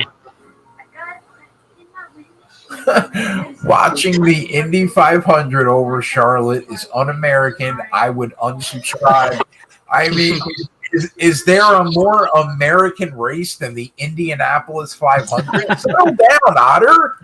Listen, bro, I'm in the same boat with you. I called my shot like Babe Ruth on Thursday night. I said it's going to be a 10-unit NASCAR weekend. Book it. The bat went out to center field. I called it. We're halfway there already. But, I mean, the Indianapolis 500 is very American. It's just not what I do. It's just, you know, there's only one type of racing. It's stock car racing. All right. Kevin's Fieldman. I don't know. So Spieth's 122 yards out. I mean, that should be On good range. on the par 5? Yeah. I haven't even seen him take a shot yet. What's going on here? I'm doing the Oh, there he is. internet. Right. So is this shot 2, Snyder? He laid up with his second shot. There's no way he was gonna get to the green.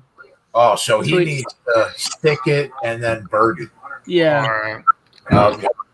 But 122 yards for him should be like he should get that within 10 feet, like All right, 10 boy. times. All right, Jordan, let's stick it, big boy. Not stuck. Not good. Stick it. Oh, my God. I mean, what do you call that? I'd say like 20, 25 feet there from the pin. No, 50? I mean, Snyder, what kind of shot is that?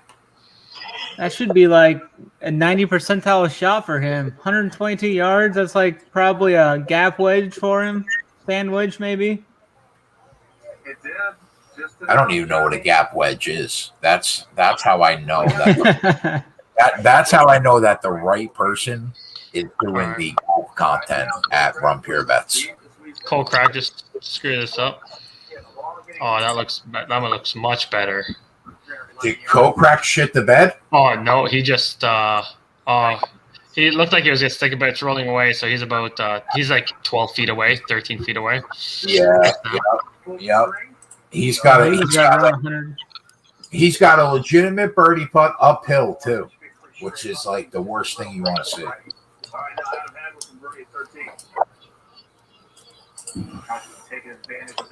I didn't just pick up 4.5K to lose 1,800 of it. I'll tell you that.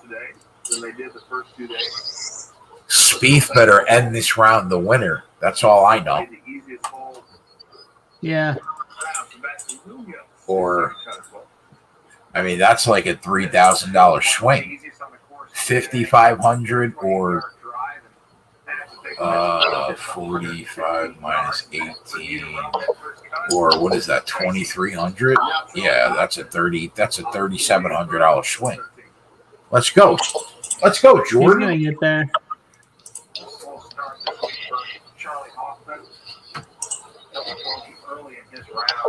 Untouchable Jay says gap wedge is a 50 to 60 degree wedge keg.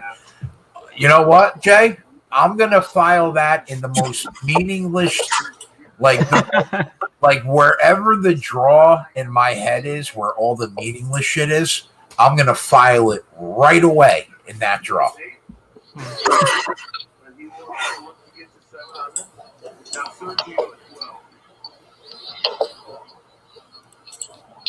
It's so far still for the 40-year-old here, 37-yard drive.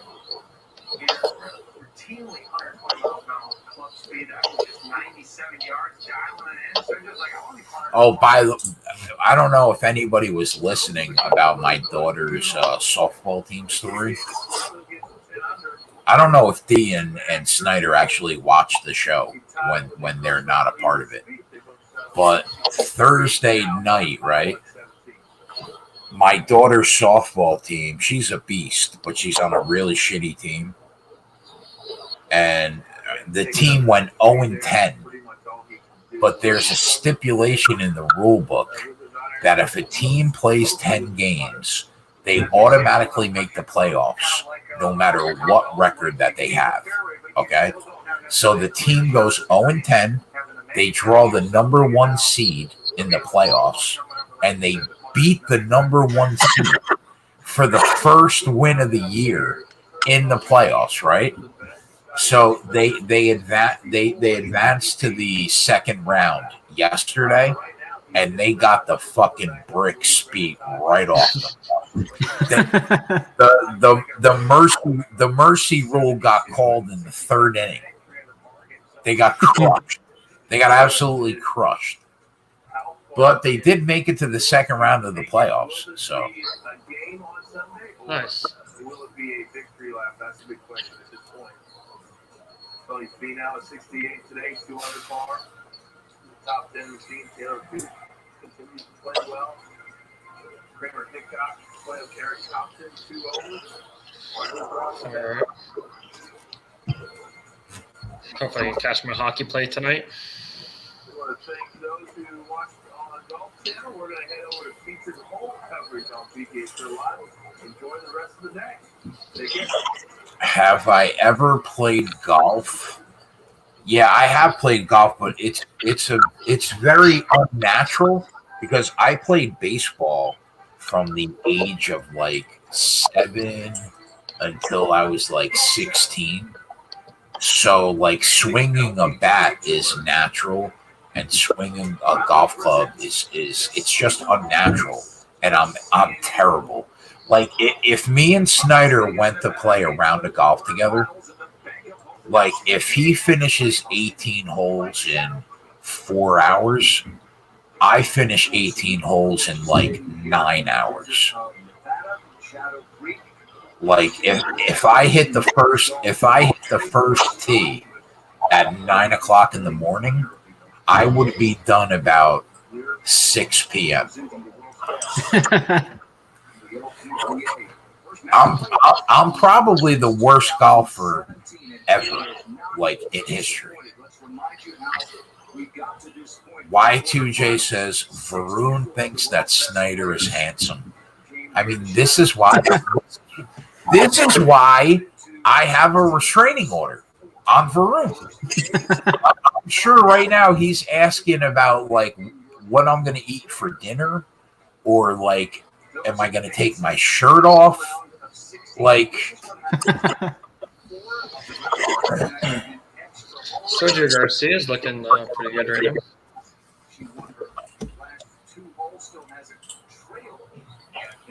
Oh yeah, he just made birdie.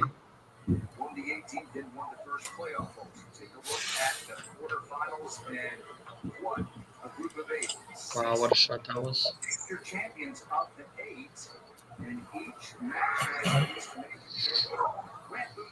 he said, "You're still number one."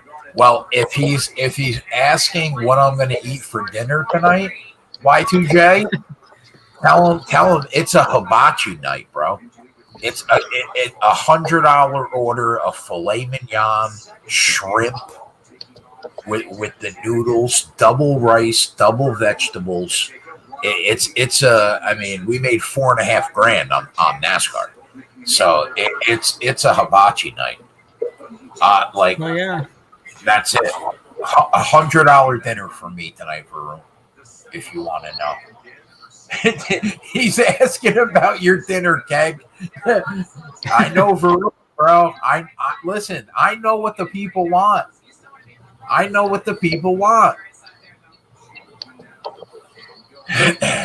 It's a hibachi night. Double filet mignon, double shrimp, double rice, double vegetables with the noodles.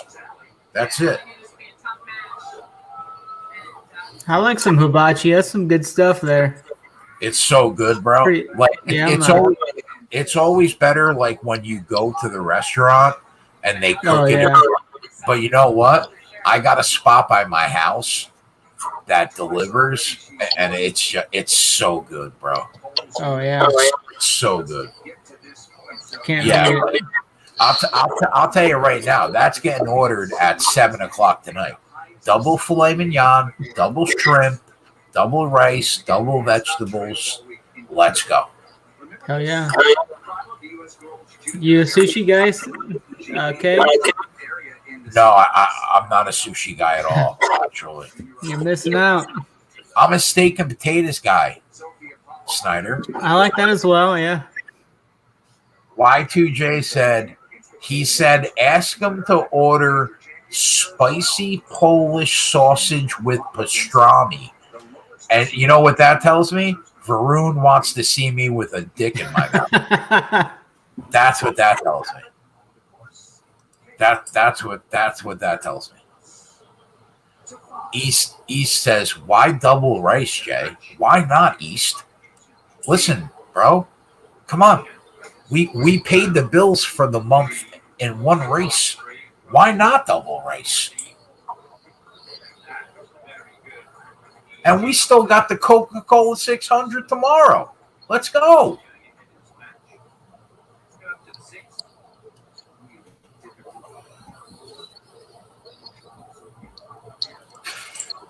Spicy Polish sausage? I mean, who the fuck eats that? Who eats that? Like, who? Let me ask you a question. Who sits down at the DoorDash or Grubhub or Uber Eats menu and says, you know what I'm in the mood for tonight? Spicy Polish sausage. Who says that? That's a new one. Do they make the onion smokestack? No, they don't do it door side, Y2J. You got to go to the place for the onion volcano. No, I'm not going to get an onion volcano.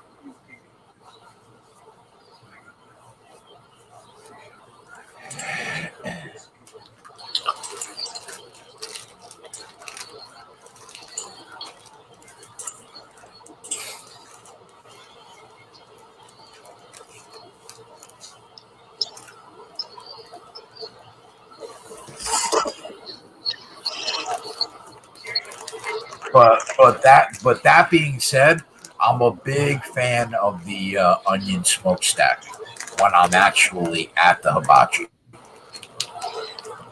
Are you guys big sushi guys? I just can't get into it, man. I can't do it. I like it. Yeah. Yeah, I love sushi. Do you really?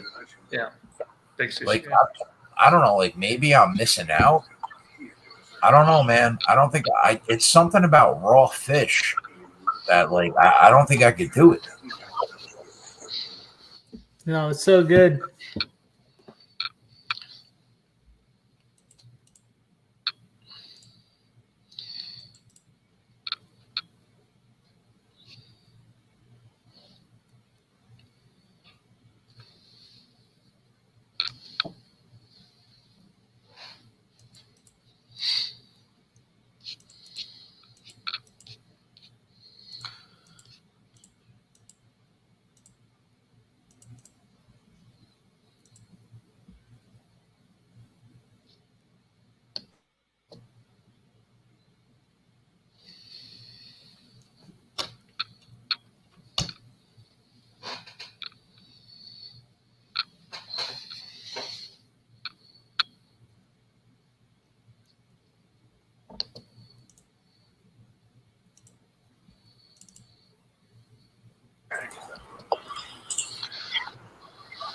All right. Holes 13 to 15. Speed versus Kokrak. What are we looking at here? Oh my god. Kokrak won yesterday, -2 to even par, and he's plus 250. What hole is this? 13 to 15.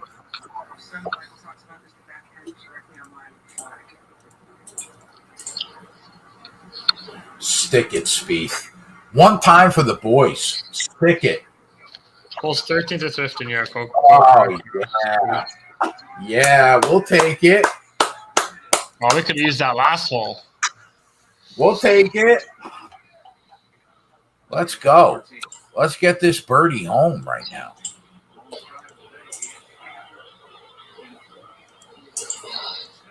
Yeah, it looks pretty close. Spieth Yeah, played them 1 under yesterday and even the first day, and Kokrak played them at 2 under yesterday and 1 over the first day. Yeah.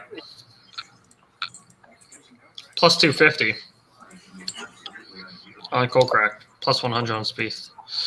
Can I get this without a draw?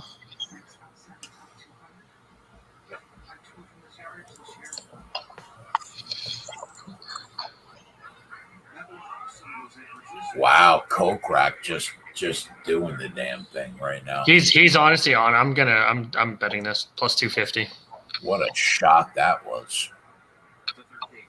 I'm actually gonna put a full unit on it. Am I gonna have to back myself up here? What's Kokrak to be the end of the round leader? He is plus 260. Was your parlay with the Chelsea end of round or end of tournament? Chelsea and the end of round. Okay, nice. DraftKings has Kokrak at plus 335 in the round 3 leader. That's even better. He's 2 back. I mean, yeah, he can make a run. Well, I hope not because I laid 1,800 to pick up a dime. Well, I still like Spieth. I mean, Spieth's minus 295 on DraftKings. Let's go, Jordan. He's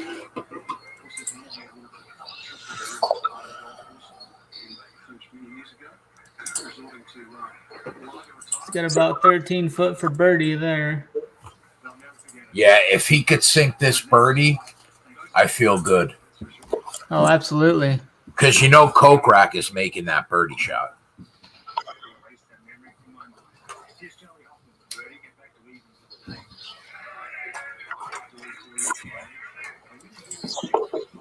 Yeah, Kokrak's been very impressive since I've been watching.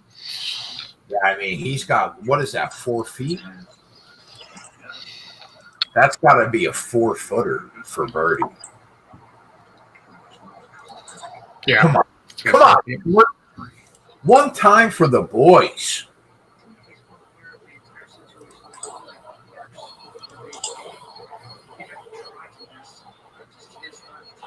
That's a 13-footer, 26% a make rate. All right, that's 1 and 4. I'll take my chances at 1 and 4. Let's go. Let's go. Oh, you missed it, you mutt. What a mutt.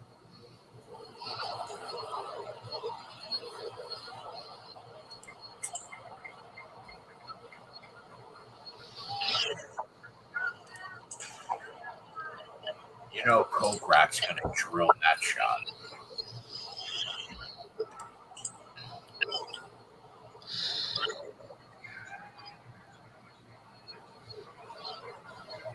Could we get a little Kokrak voodoo right now? Can you miss this shot?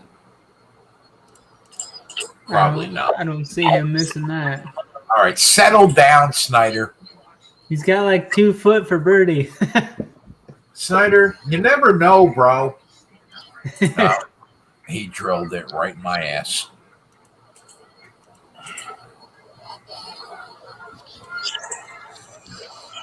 Wow. Yep. Looking good.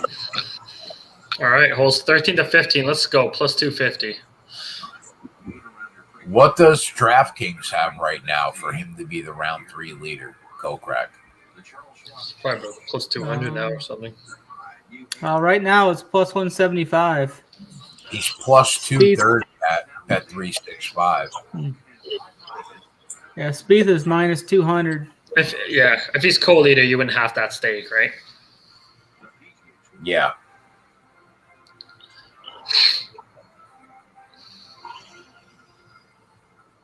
We're back at the 13th. How did Jordan play 13 through 18 the last 2 days? One day he played it even, and one day he played it 1 under. What about Kokrak? Kokrak played it 1 over his first day and 2 under yesterday. So it's a complete fucking shit show toss. That's basically what you're telling me. Pretty much. You're basically saying absolutely anything can happen on these last 5 holes. Yeah, correct.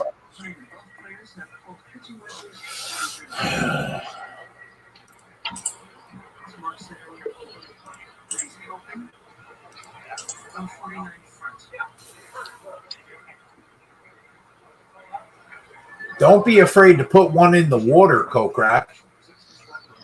Don't be afraid to come up short here and put it in the water.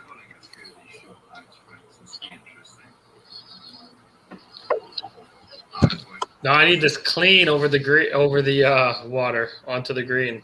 Yeah, you settle down over there, D. That's the what wall on this one. You settle down. He birdied yesterday and bogeyed the day before. Did he hit in the water the day before? Is that why he got a bogey? Don't be afraid to shank this, Kokrak. Isn't it incredible how like these golfers just don't shank the ball? It's actually ridiculous. We're talking about soccer players putting on point like 60 yards. Like, they just don't shank it, man. It's incredible. Just one bad shot. How about the fact that Phil wins the PGA, right? And what will his odds be to win the U.S. Open? 100 to 1?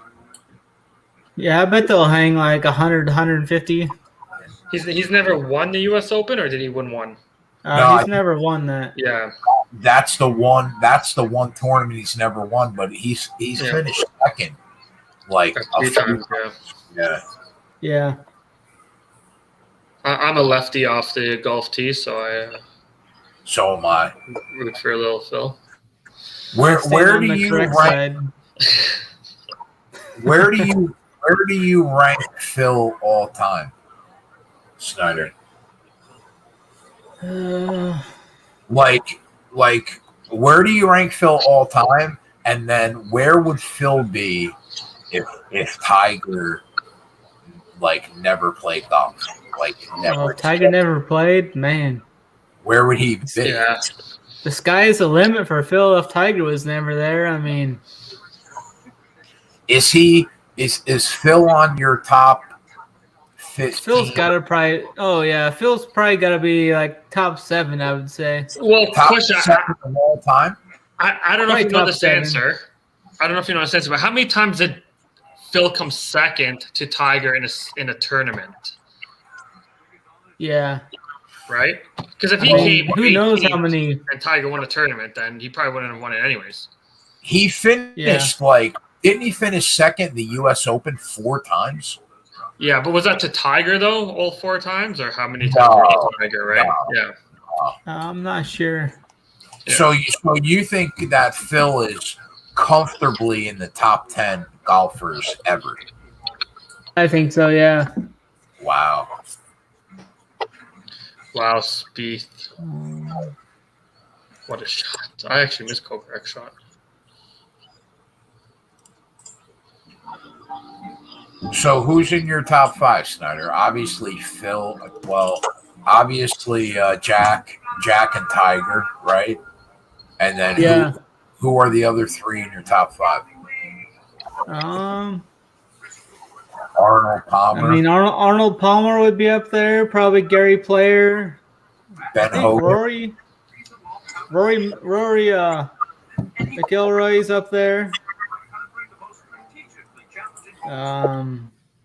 Wait, who? Rory who? Rory McIlroy. McIlroy. Who the fuck? Like, all right. So you know what? It's finally time to have this conversation.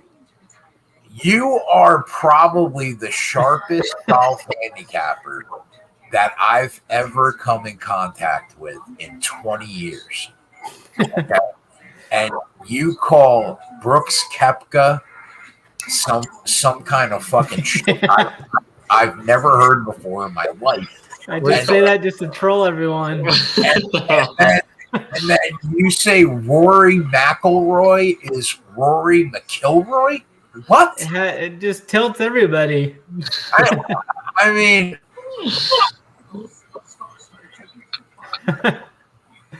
like,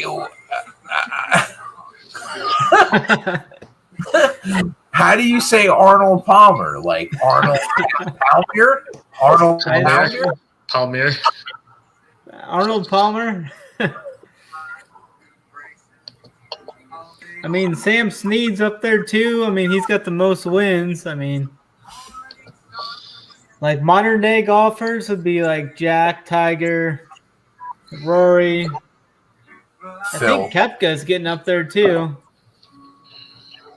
Well, Koepka doesn't win any tournaments except majors, though, right? He doesn't give a shit about anything but a major. I mean, he's said that on the Barstool podcast before. He's like, I don't even practice coming into most of these tournaments. He's like, the only time I'll practice before an event is if it's a major. He'll just roll in there and just like it's a casual round for him. What do you think about Bryson and JT? JT's solid. He's a stick. I'm not a Bryson guy. I think Bryson sucks. Really? Yeah, he always goes head to head with Big T on that. Yeah. I mean, he hits the ball 350 yards, but you don't know where it's going, and he hits his irons like a donkey. He's got one major, right? One major win. Yeah, that was kind of an outlier, though. I mean, I think he shot even last year at the U.S. Open. I mean, that course there's a lot of complaints about how that course was set up. Does JT have a major yet? Yeah, I think he's got one. Morikawa's got one already. He's got a WGC. Morikawa's the youngest guy besides Tiger Woods to win a major and a WGC. So who's the best guy on the tour right now that doesn't have a major? Is it like Schauffele? Yeah, I would say. Best guy what do you think about Ricky? Does Rahm have one?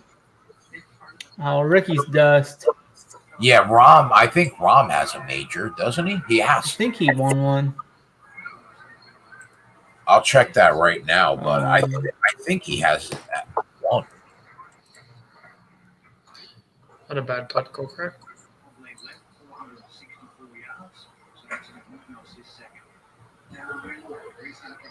What about DJ?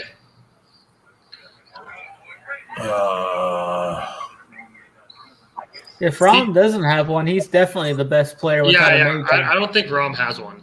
No, he doesn't. So he's got to be the best guy to never win one, right? Yeah, he's been in the top 5 in a lot of majors, but yeah, I don't think he's won one. Yeah, I mean, his best finish at the Masters, 4th. Best finish at the PGA Championship, 4th. Best finish at the U.S. Open, 3rd.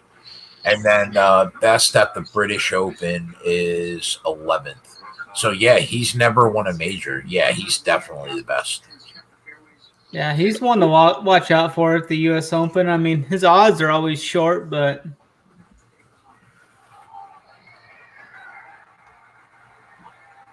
he's pretty young, though. Yeah, I think he's only he's in his mid-20s. Now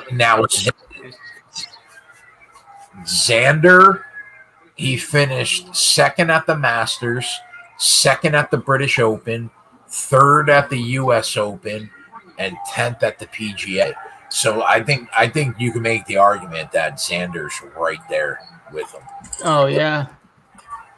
If there's been Phil Mickelson's made comments last year coming in that he thinks Xander's one of the top players on the tour. I guess Xander was clean. He was cleaning them all out. They were playing big money games in Vegas during the pandemic, and Xander cleaned everybody out. I mean, that kid is special, bro. I can't tell you how many times that I've had him at 25-1 to win a major, and he just comes up short. Yeah, I just looked at his U.S. Open record. He's finished 5th, 6th, 3rd, and 5th in the 4 U.S. Opens he's played. Bro, do you realize that Phil's got 6 majors, right? And he has finished 2nd in 6 U.S. Opens. Jeez. 6! Man. Phil is a beast, bro.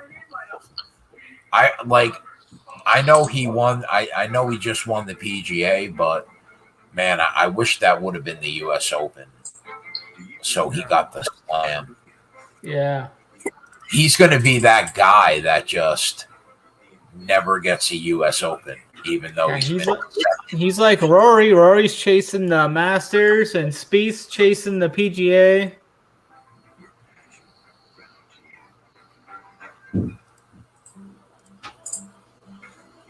I think the U.S. Open's probably my favorite major to watch. Yeah, I like that too. They set it up tough. That's what I like about it. Humble some of those guys. Yeah, that and then the British probably right behind it. Yeah, I missed not having the British last year. I like that event. I mean, the weather over there is just so crazy. You just never know what you're going to get. I didn't realize that Jordan had a British Open and a U.S. Open and a Masters. Yep. I didn't realize that. He just birdied that 13th hole, too. So the one behind. He's just chasing a PGA championship then. Yep. And he should really have 2 Masters, right? If he doesn't implode. Yeah, definitely. How old is he? So he's already got 3 majors and should have 4.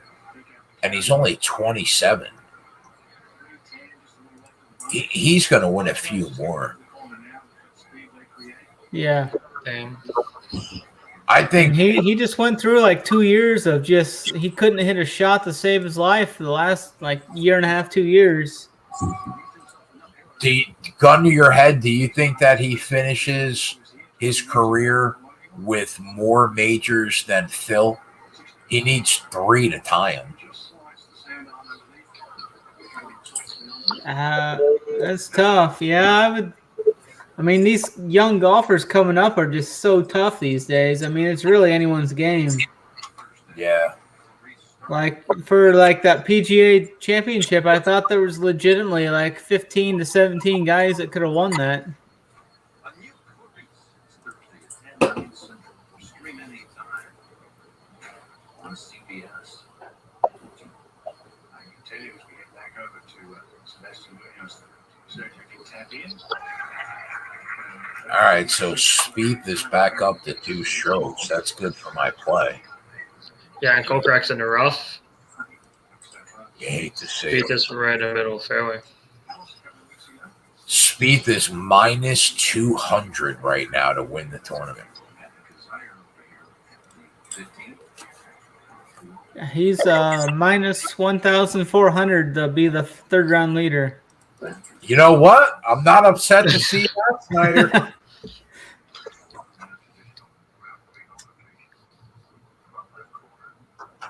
Let's make it a 5.5 unit day. Let's go. Oh yeah.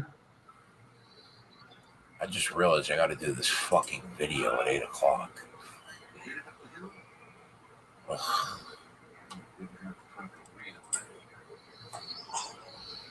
What time zone are you in? I'm about 10 minutes from New York City. Oh, right on. Yeah, I live in Jersey, about 10 minutes from the Lincoln Tunnel.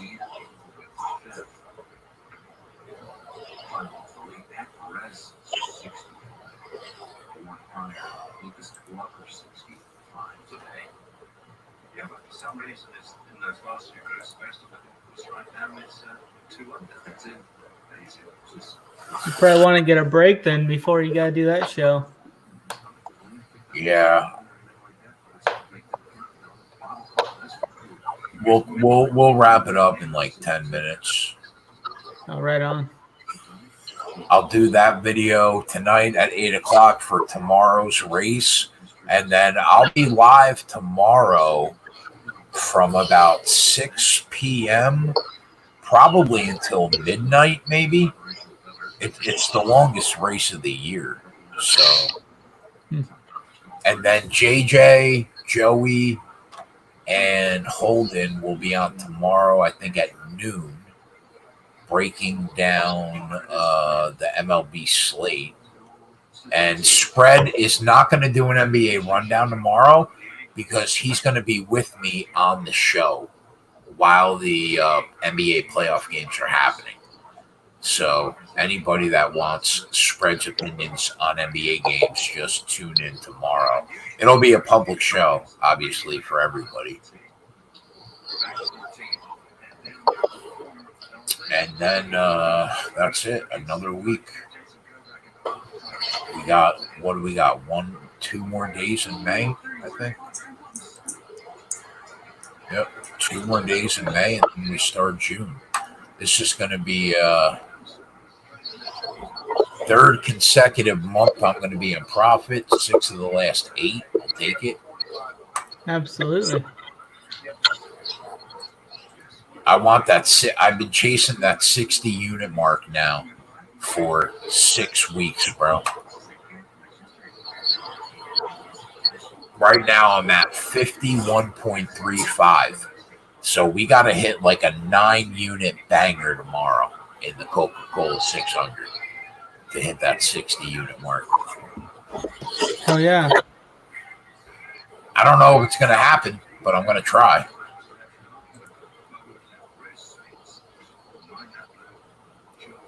What's your second favorite sport to bet, Snyder, after golf? Probably either college football or NFL. Got a boy. Some people call me the NFL whisperer. I don't know if you know that. There you go. I'm ready. I think the Ravens are going to be better this year. I'm a Ravens fan.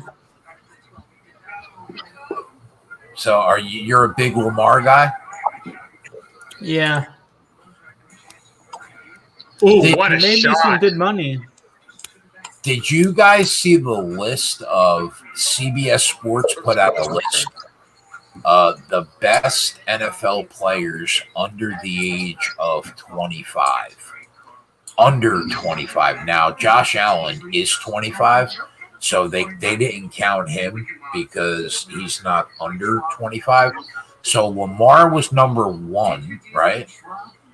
They had DK Metcalf at like number 8, and Joe Burrow and Justin Jefferson were ahead of DK. Wow.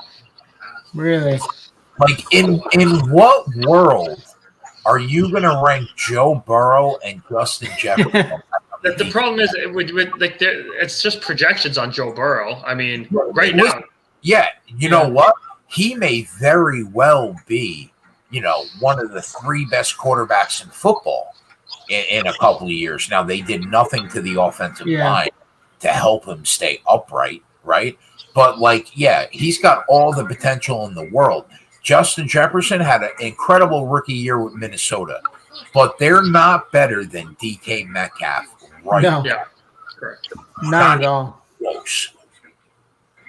I will say I think Jamar Chase is going to be the best receiver since Julio Jones coming out of college. You feel that strongly about him? I'm pretty big on him. Yeah, I'm real high on him. Who was he drafted to? He's going to the Bengals. Yeah, he's going with his boy Joe. Yeah. Here's an what was Joe? LSU or? Yeah, LSU. Yeah, he sat out last year. They both went to LSU. Yeah.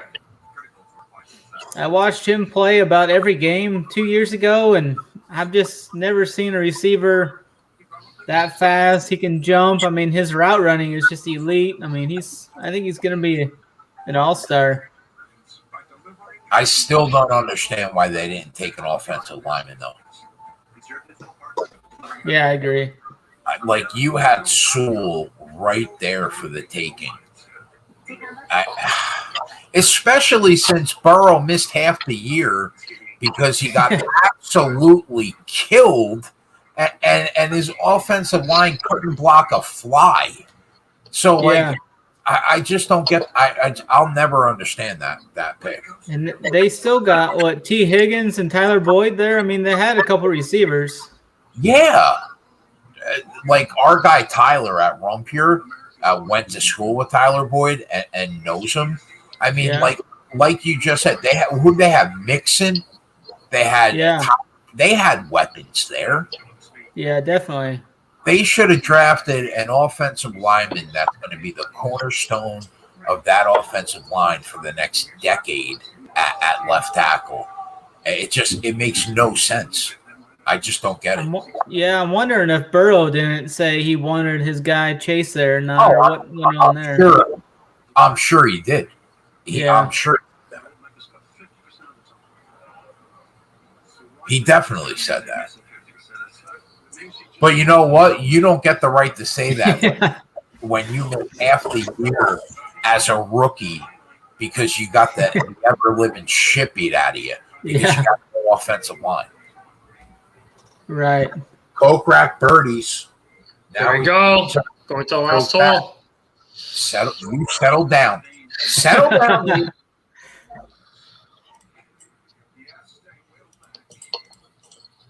I'll tell you what. I hope you win that bet, and then I hope that Speed goes 3 under on the last 3 holes. Absolutely, that's what we want. That's what we want to happen.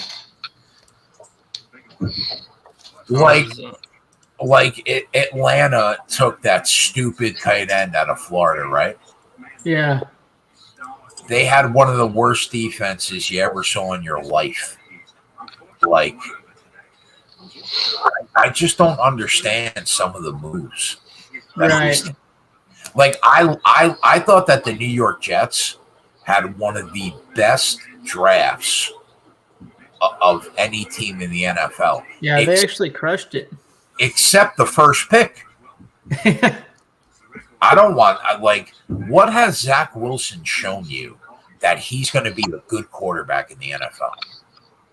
I was really low on him coming out of college. I don't think he's gonna do worth a shit. I mean, he's small. I mean, You can make an argument that they should have taken Fields from Ohio State, Mac Jones from Alabama, and even the kid from North Dakota State before you take definitely. Zach.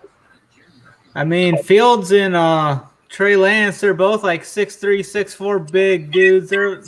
They look like NFL quarterbacks. I mean, Mac Jones, I'm not sold on him. He's like 5'8" or 5'9". I heard doesn't look the fit. You know what, though? The Jets deserve that because the fact that they even won a game last year so they can get Trevor Lawrence, Yeah, it's got to be one of the worst decisions of all time. definitely. And I had the Jets not to win a game at plus 1,400. I had them at 14-1. Really? Yeah, I did. And the fact that they won 2 games and screwed themselves out of Trevor Lawrence. Now watch Jacksonville make the playoffs, and the Jets aren't even going to win 6 games this year. Jacksonville's going to be interesting. I like the Laviska Shenault there. I think he's going to have a pretty solid year under the radar. Yeah. I He's love like their. a fantasy guy. I thought the Jets had a great draft other than the first pick. I was pretty happy the Ravens got Tylan Wallace there, in the 4th round? I mean, I thought he had like a late second grade on him. He was still sitting there. He had like a 1.1% drop rate in college. I mean, he for sure he's something that the Ravens definitely needed. Yeah, I mean, if you're asking me, I think that Baltimore wins the division. Yeah, I'm going to bet that for sure. I think that Cleveland and Pittsburgh have a chance to make the playoffs, but I think Baltimore should win that division. Yeah.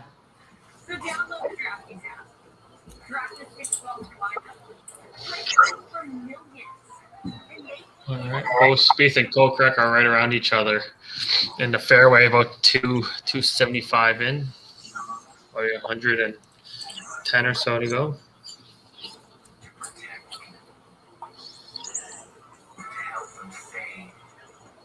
Are you high on Tua, Snyder? I'm not really. I don't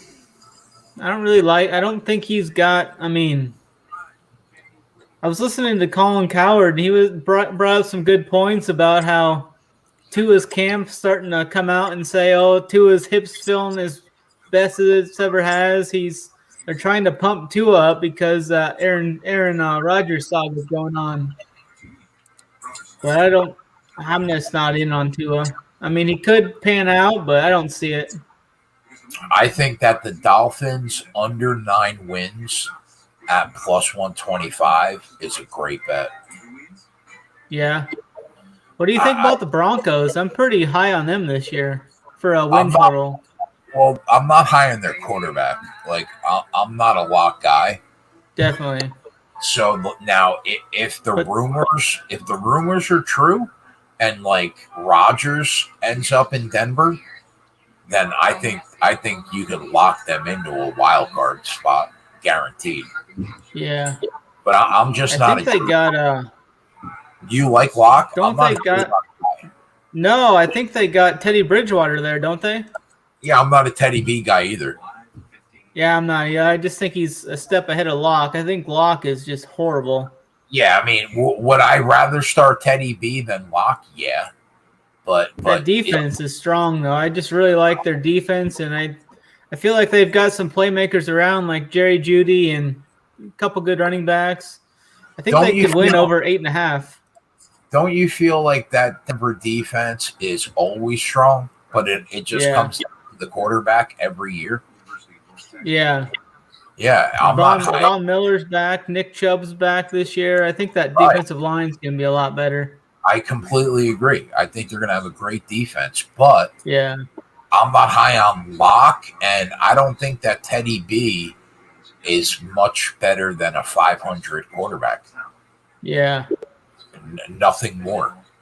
I think they could hit that 9 or 10. They could go like 9-8 or 10-7. That's what You I think kind of. you think Denver can win 10 games with Teddy B? I think that's like a 40% chance. The two, let me tell you, the two best bets that I made in the offseason that I put on the spreadsheet. Yeah, I've seen a couple years on there. Andy Dalton starts for the Bears week 1, -160. I think that's free money, like picking it up off the street. Yeah. I don't care if Justin Fields turns into fucking Joe Montana.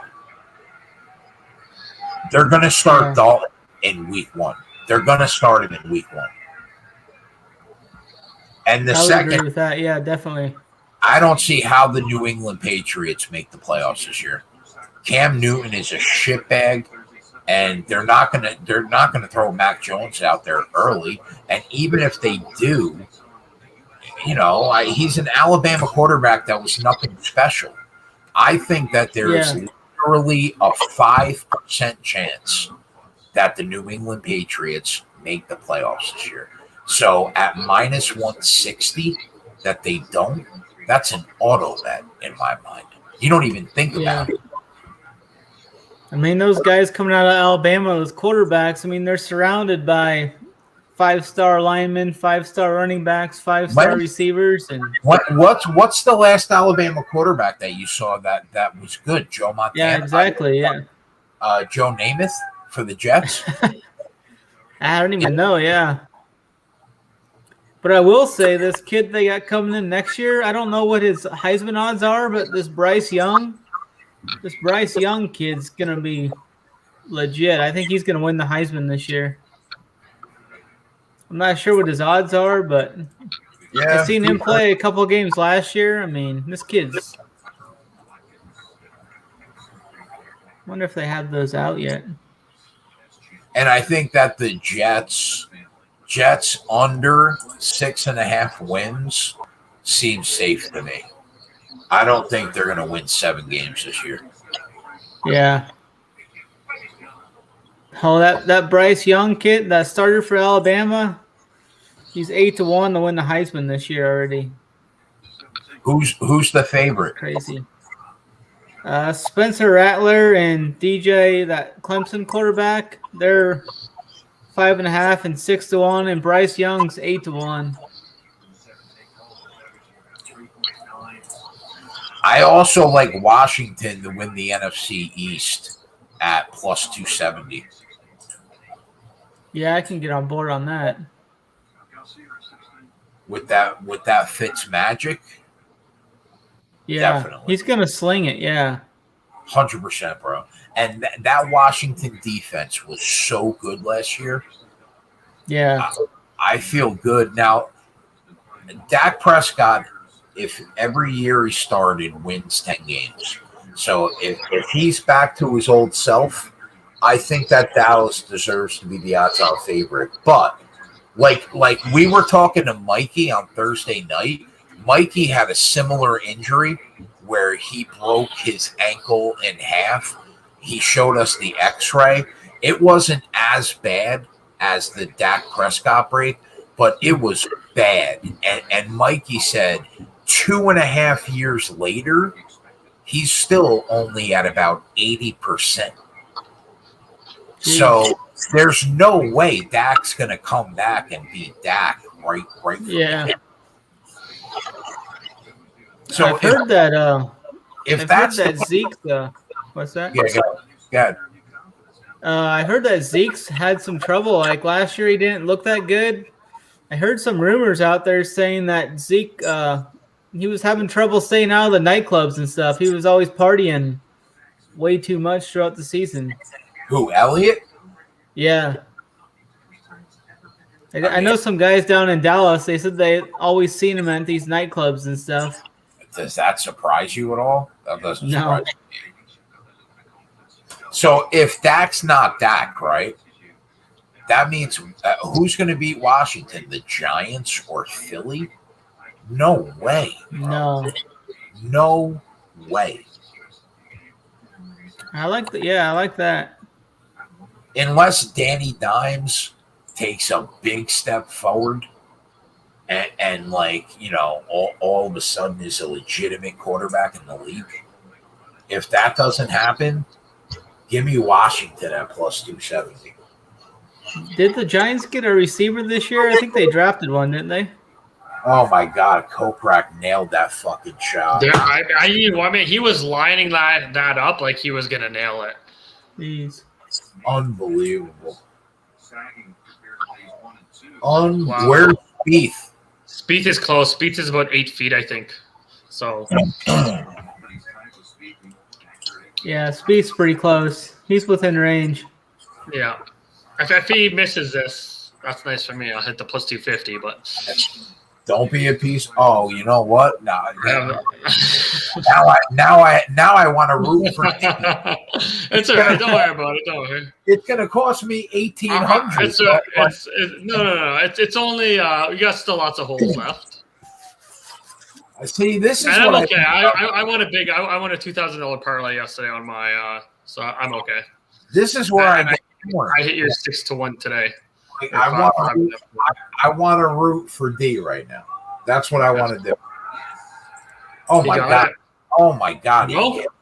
He lipped it. Wow, lipped it. Yeah. Oh my God! Wow. Oh. I'll tell you. You know why I don't feel bad? Because you made 4.5 units off that NASCAR bet. Yeah, exactly. I gave it back now with a couple of golf plays, almost not all of it, but and the soccer actually. I think I gave it all back.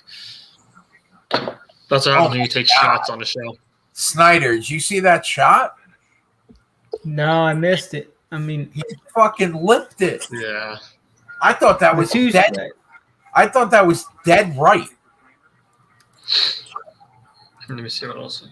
I'll tell What channel you. are you guys watching it on? I'm watching it on CBS. Oh, CBS. Yeah. So I've got 2 of my NBC Golds going, trying to catch every hole. I I'll didn't tell see you it was what, back though. on CBS. Kokrak looks live. Like, he doesn't look like he's going away. Trailblazers are hammering the Nuggets, eh? Are they? Yeah, by 20 in the late fourth. I think we had. Oh, no. The spreadsheet. The Do game. we have anyone? It's a public show, but I'll give it away because we have so many plays today. Spread is on the Jazz -5, and Tyler is on the 76ers -5.5. Those are the 2 NBA spreadsheet plays. So those games haven't happened yet. Yeah, you're right. Wow, Portland is just drumming. So what's the series at now with a Portland win? 2-1. 2-2, I think. Oh, 2-2? Yeah, I think it's 2-2. I'll be right back, boys.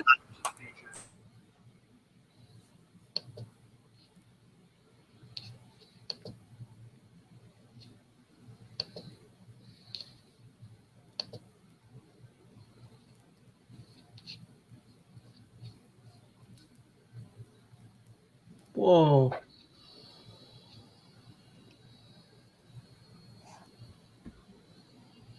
Patton Kazire just had a crazy shot out of the trees. About went in. Oh, I missed that. A chip shot or like a iron shot from Yeah, he went like under a tree and yeah. ran it up on the green and it just rolled by the hole.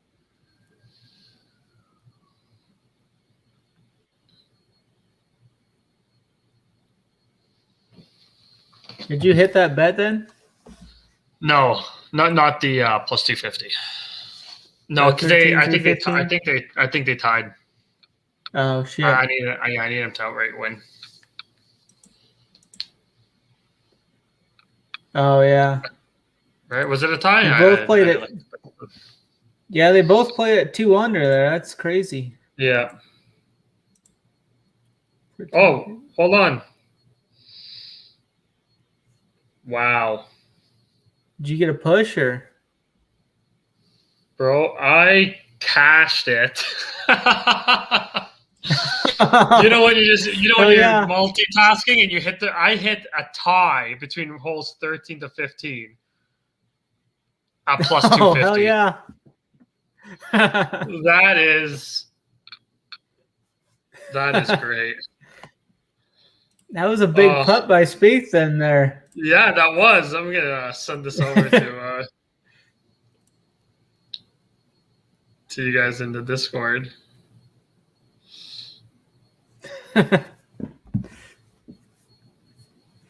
Hell yeah. That's happened to me a couple times where it's gone both ways, but honestly, it's gone more the other way. It doesn't happen often, obviously, but sometimes you put in a bet last minute or something, and you hit the wrong bet, right? You put one team, and then halfway through or at the end of the game, you look at it and you cash it, thinking that you lost it. Yeah, I've been there before. I mean, it usually goes the other way though, like you're saying. Yeah, it's definitely gone the other way too. Yeah, I just sent it to you in the Oh yeah. in the Discord. That's awesome. I'll take it. Yeah. As long as no one tailed, they lost it. Yeah, I know, right? All right, there you go. I can binge a little bit more now. There we go. Nothing else to play. Got Now we just need Spieth in round 3 leader for Keg. Yeah, he's one up minute 15. I think should be okay there. Yeah. I mean, Do the you odds watch have definitely dropped. Do you watch soccer at all or hockey or no? Not too much, no. Yeah. It's not too big around where I live. Yeah. Have you always lived in Nebraska? Yeah, Nebraska. Lincoln. Is that where does Warren Buffett have his head offices there in Lincoln? Or Oh yeah, that's in Omaha, but yeah, in it's real Omaha, close. yeah, Omaha. Yeah, it's about 45 minutes to the northeast. Nice. What's the population of Lincoln? Yeah, one of my buddies. Lincoln's probably. I think we're right around 300,000 or so. Okay, well, so it's a pretty nice sized town. Yeah, that's a good size, yeah. Yeah. Might even be a little under that. I'm not sure. They keep building houses like it's crazy. Of course, yeah. Do any of the big, Nebraska? They're in Omaha, right? In Nebraska. Is there any other big college in Lincoln or? Yeah. Well, the University of Nebraska is in Lincoln. Oh, it is in Lincoln. It's not in Omaha. Yeah. Okay, nice. Yeah. Then there's a couple other ones in Omaha, but like the main, like Nebraska football and basketball and all that is here in Lincoln. Okay, nice. Which is nice. The football games are crazy here. I mean, we're not that good anymore. We used to be good back in the late 90s, early 90s. Yeah, I know a little bit of the history of that, yeah. I know you guys in the Big Ten, right? Yeah. I don't really follow college sports as much as professional ones, but I casual observer, So yeah, we're more about the tailgating and all that now. I mean, it's pretty rowdy. Most places are. Even the schools that win, they're mostly about the tailgating. Yeah. I've got a couple tailgating college football games in my time. Yeah, it's fun. The only thing we got going left is our sellout streak. Oh, nice. What's your sellout streak? Is it like it's a decade or two? Or it's ridiculous. Yeah, it's like I think it's over 400 games now.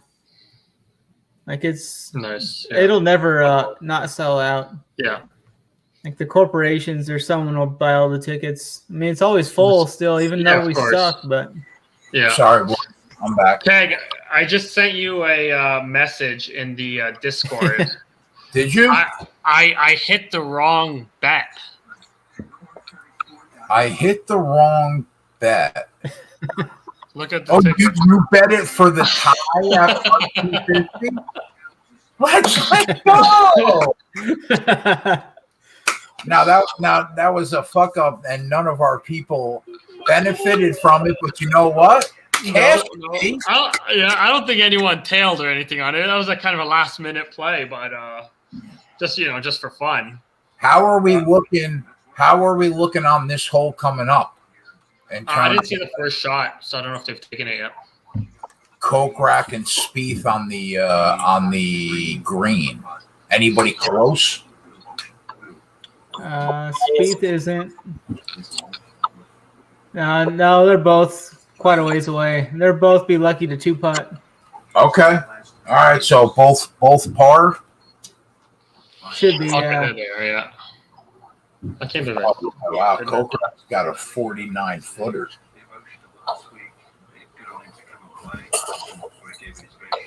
Thanks for hanging out today, Snyder. Yeah, no problem, man. Appreciate you.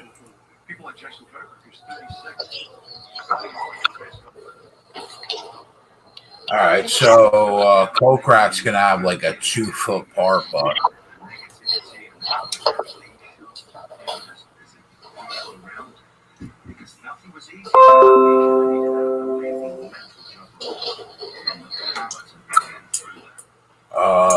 Somebody asked me a question, I think. Jay, I got a question. They have Najee Harris rushing yards at 975 in a 17-game season. If he doesn't get hurt, how does he not reach 1K? He needs to average 58 yards a game. Yeah, I agree with that in theory. I think that Najee's going to be, RB1 from the door. And I think that he's going to run the ball a lot because Roethlisberger's elbow has never been the same. And I think they're going to try to, the running game for the Pittsburgh Steelers when Connor wasn't doing his thing used to be a short passing game from then. But now that they got a young kid, a workhorse, they got an extra game this year. Gun to my head, does he go over 975? Yeah. Yeah, gun to my head, Najee Harris goes over 975. Yeah. I would agree with that. I think he's probably the top rookie coming out of the class. I think him and Jamar Chase. I think the only outlying factor that's going to come into play is Pittsburgh's defense going to be as bad as it was last year or as good as it was the year before last? They were the number one defense in football 2 years ago.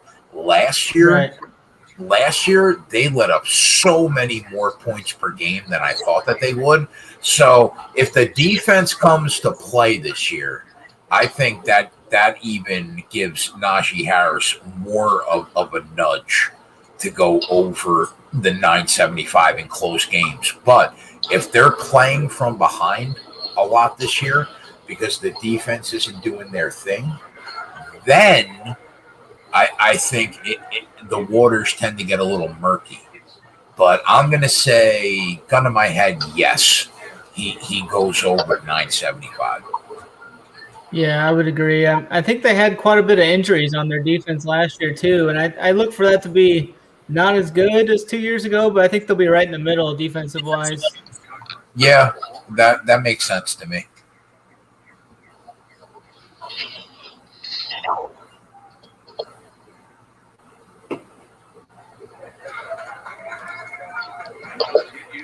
All right, boys, we got 2 holes left.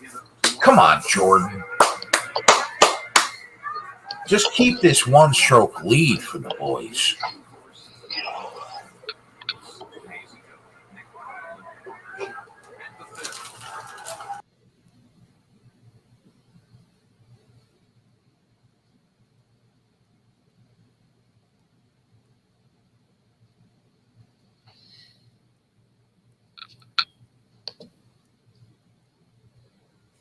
Oh, I think we lost K. Oh, there he is. Yeah, I'm back.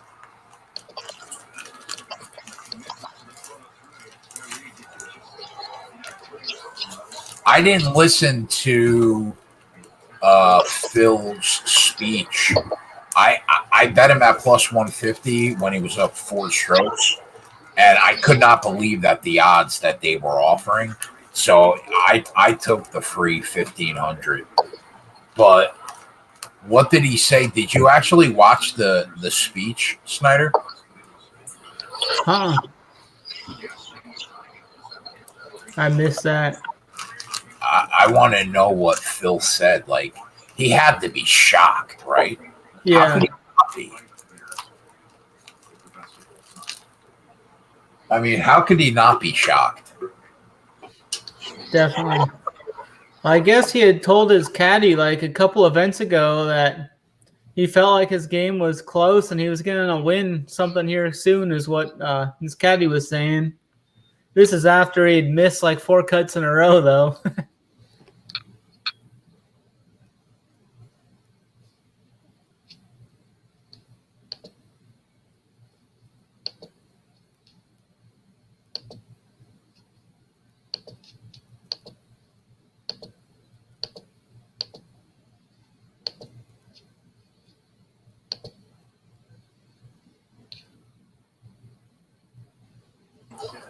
What's on the dinner menu tonight, boys? I'm not sure. I got to figure that out here soon. I mean, Yeah, I'll probably take some chicken wings and air fry some wings and a Caesar salad tonight. you already know what I'm eating. Solid. Yeah. Yeah, by the way, like chicken Caesar salad is one of the most underrated dinner meals of all time. That's good stuff.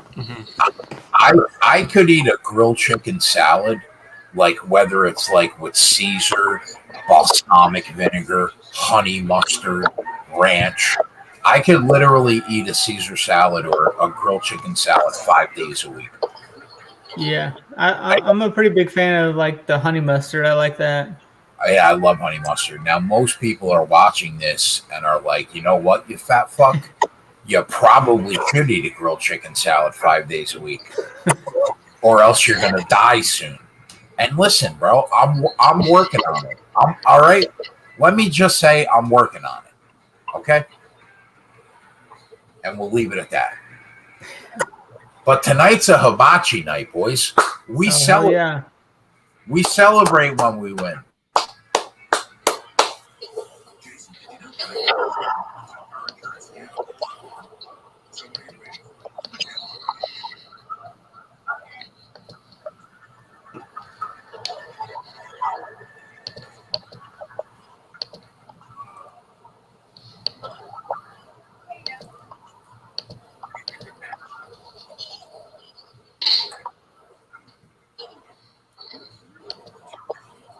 Switch today and see what ways you could save.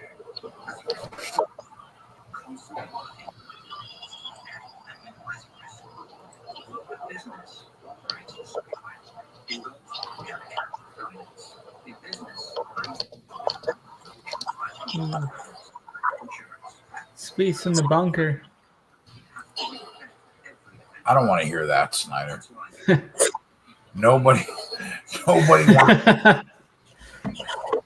Nobody wants to hear that. He'll be all right. I'm adding 2 plates to the spreadsheet for tonight. Go ahead, D. We've got you. During Expedia Travel Week, save 20% or more on thousands of hotels.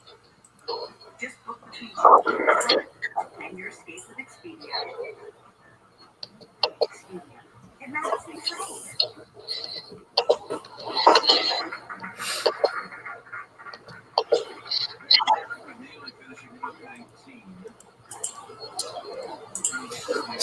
I've been listening to like obscure podcasts lately, right? That like are gaining popularity and people think are good, and they're like historical podcasts. Whether it's like what happened in the Roman Empire, or like what happened with all the crime in Baltimore or Philly. And some of these podcasts, bro, all they do on the show is recite like the Wikipedia page for what happened in the Roman Empire. Like, Sounds like the Joe Rogan podcast. if I wanted to know what happened in the Roman Empire, I would go read Wikipedia. like, if you're not going to bring something new to the mix, and you're not going to like bring something, some kind of insight that's actually worth having, don't recite to me what happened on Wikipedia. I mean, some of these podcasts are fucking brutal. They're brutal, man. I would agree with that. Like, I have literally watched 3 historical podcasts in the last 3 weeks that if I went to Wikipedia, they literally recite Wikipedia word for word. That's crazy. Yeah. Yeah, DB, 1 MLS and one NHL play.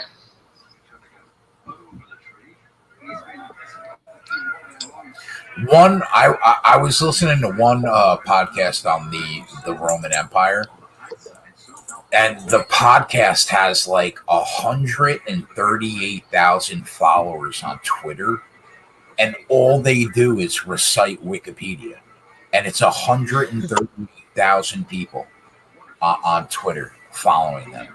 I mean, it's a joke. Be original, like, Yeah. don't read some schmuck from Wikipedia. Even if their shares cost more. At $5 a slice, you can own 10 companies for $50 instead of paying thousands. All commission-free online. Schwab stock slices, an easy way to start investing. Get the gift of stock ownership. D coming in heavy with 2 spreadsheet plays for tomorrow. You love to see it. Oh, they're Tonight. they're tonight. All right, D. 1 NHL play, 1 MLS play. I can dig it. I was just waiting on some final team news before putting these in. I'll tell you what. If Jordan Spieth ends up the round 3 leader, I'm blindly tailing both these plays. How about that? Let's do it.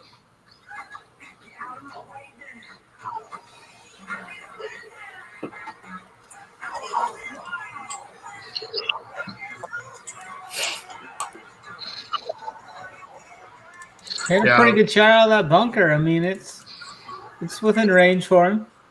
That's what I want to hear, Snyder. Where's Kokrak though? Yeah, he's about 12 foot away. I mean, he's got a look. 12 foot away, and how far is Spieth? Spieth's about 20 foot or so. Snyder, just kick me right in the dick. I mean, but Spieth makes those 20, 30 footers like it's nothing.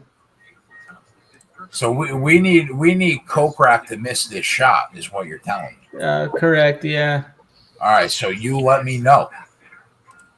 I'm still watching a commercial right now.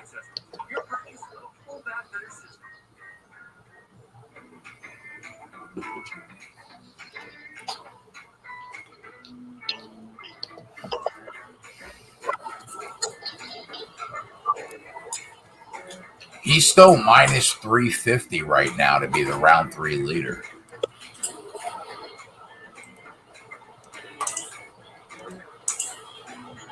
Kokrak plus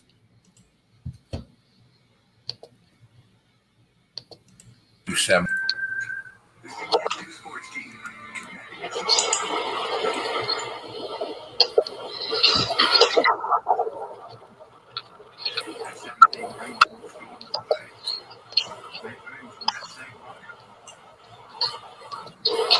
Oh my God, he just missed that birdie shot. Oh, he just missed it, Snyder. Yeah. Did you see that birdie shot? No, I'm just coming back right now from commercial. I'm a little behind you, I think. I mean, Yeah, he's probably 8 inches away, 8 inches from the hole. We need Kokrak to miss this shot.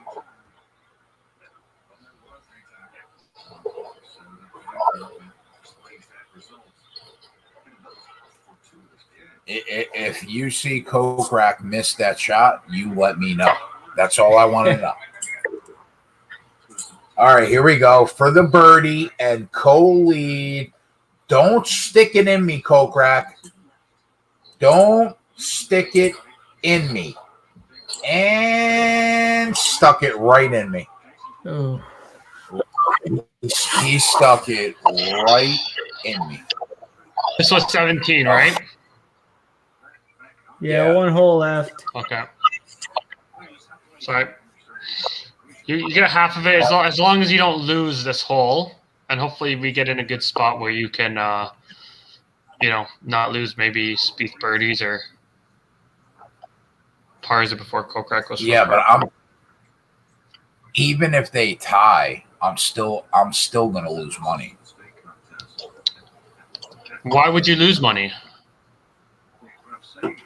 That's how it works. It gets halved. So if but you wouldn't 180 have to. Yeah, but you get half the. It's profited in half. You're I don't think that's how it works, bro. Yeah, no, it is how it works. For sure it is. Well, I'll tell you what. I hope you're right. Like if you put 180 to win one, right? So Win 100, right? to win 100, they're gonna give you your 180 back plus 50. I don't think that's how it works, though.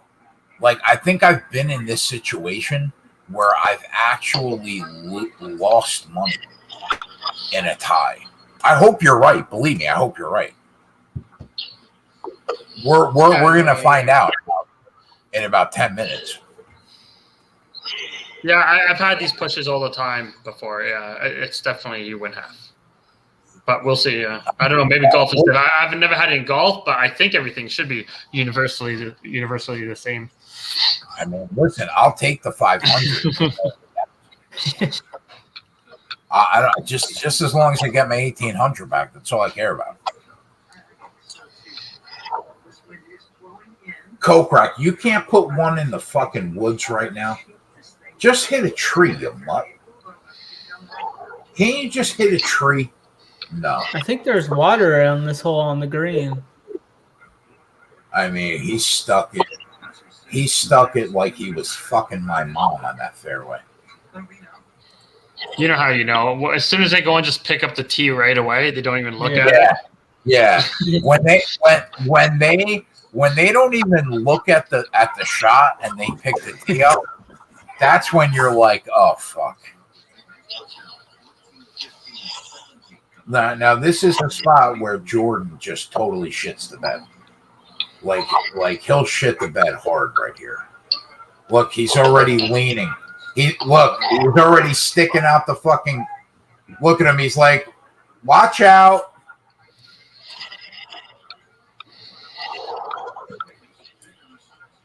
Did he get lucky there, Snyder? I haven't seen the shot yet. I'm a little behind you. I mean, like when you bet on a golfer, and after he hits the shot, he sends the driver out like this to the right. Yeah, you're that's like, not good. You're like, oh fuck. Oh fuck.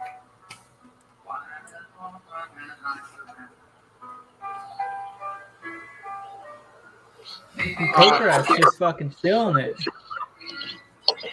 He's what, 5 under on. Yeah.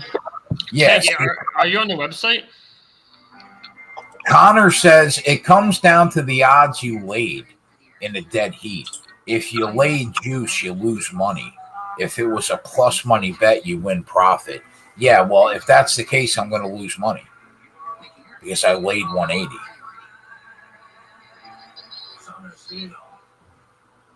I mean, I'm okay regardless, but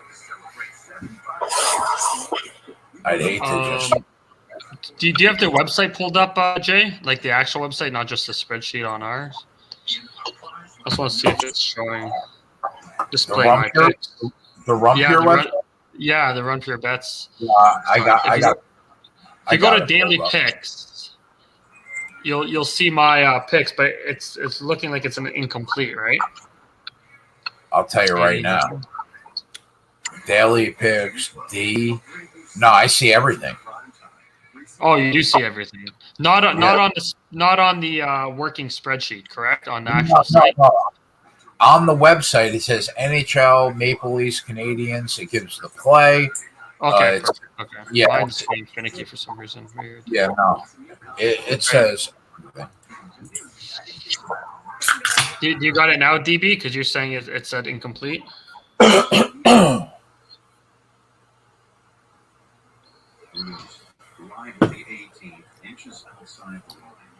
I knew if they were going to be tied going into the last hole, that Spieth would totally shit the bed. I mean, you could set your fucking watch by that. Brutal.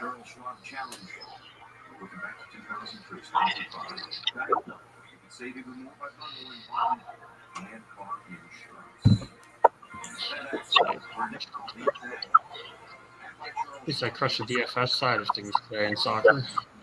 Oh, hell yeah.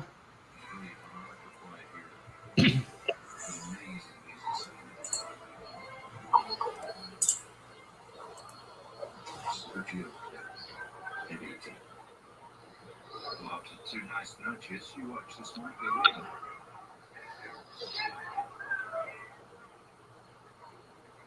Well, Nick, you're not as good as you used to be. Bunker shots. Bill, what happened to you? Here's the first shot of the day. Really one of the greatest shots of the year. I think this is going much like outside the guy. I think it's on track.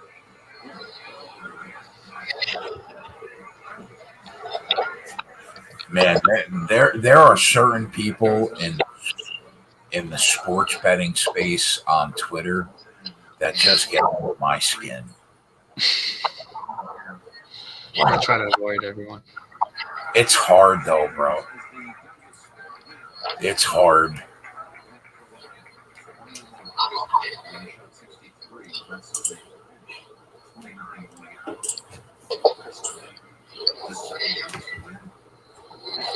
These guys on Twitter that are betting like $300 a game, but somehow say they make a living betting on sports. I mean, I can't.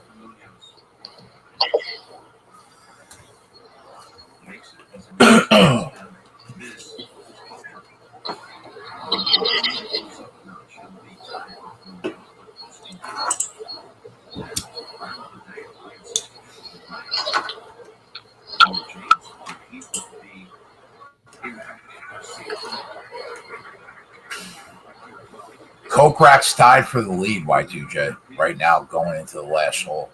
And they've already hit their tee shot on 18.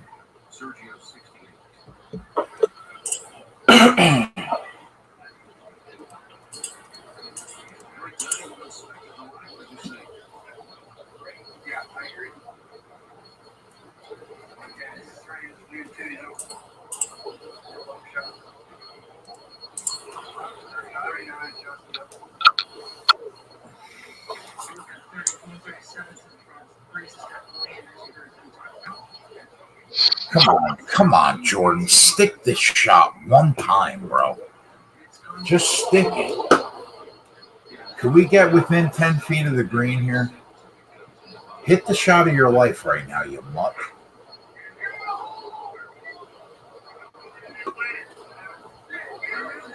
Oh, that's not bad. That's not bad. Wow, what a shot. Oh, Jordan.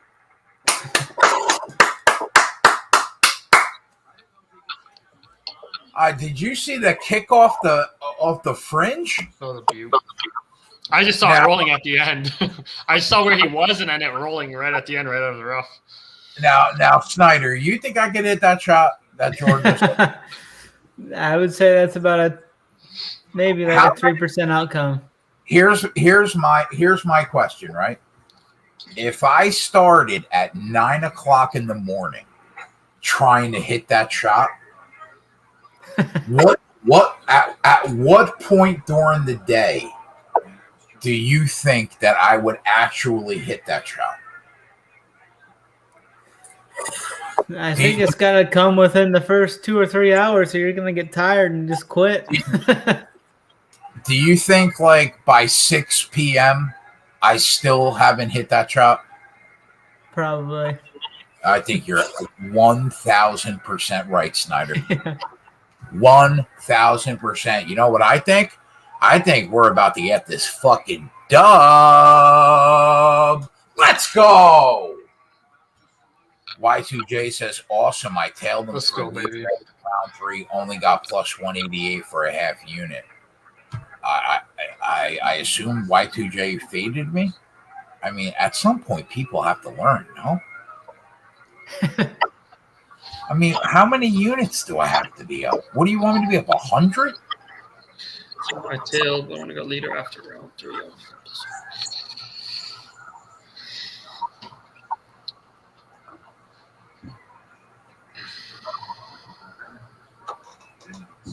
Be a champion, Jordan.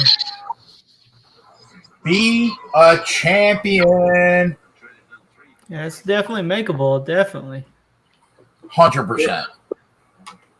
How far was he's going to Cochran? bury that. Kokrak's got to be 40 feet away at least. Oh, okay, yeah, I see him. Okay, all right. Looks a little curvy. I'll tell you what. Right now, if Kokrak, I don't care how much money I'm up today. If Kokrak hits that shot, it could be another one of those laptop right out the window moments on Keg Live. Like I might be at Best Buy again on a Sunday morning.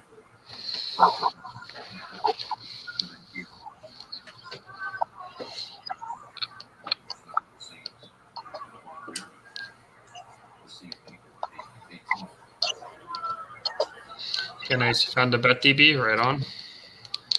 Let's see odds on that. Did any of you guys get my pre-series in the chat? The Leafs to win the series -1.5 because we're kind of in pretty big now. Because if they win that, we win a unit there, and then if the Leafs win in regulation, I'll give that one out right now on here since I kind of just spewed it. Maple Leafs in regulation -110. Free bet for anyone who's not a subscriber listening in right now. Speaking for myself, I did not see your series bet, so I only bet with what you're on today. Kokrak, don't be a scumbag right now. Don't be a scumbag and hit this 45-footer. Oh, it's 55 feet. Snyder, what's the percentage? What's the percentage that he hits this? It's got to be right around 5% probably. 5% make rate? I would say, yeah. It's got to go over this ridge. Yeah, he'll be lucky to two-putt this, I would say. Really?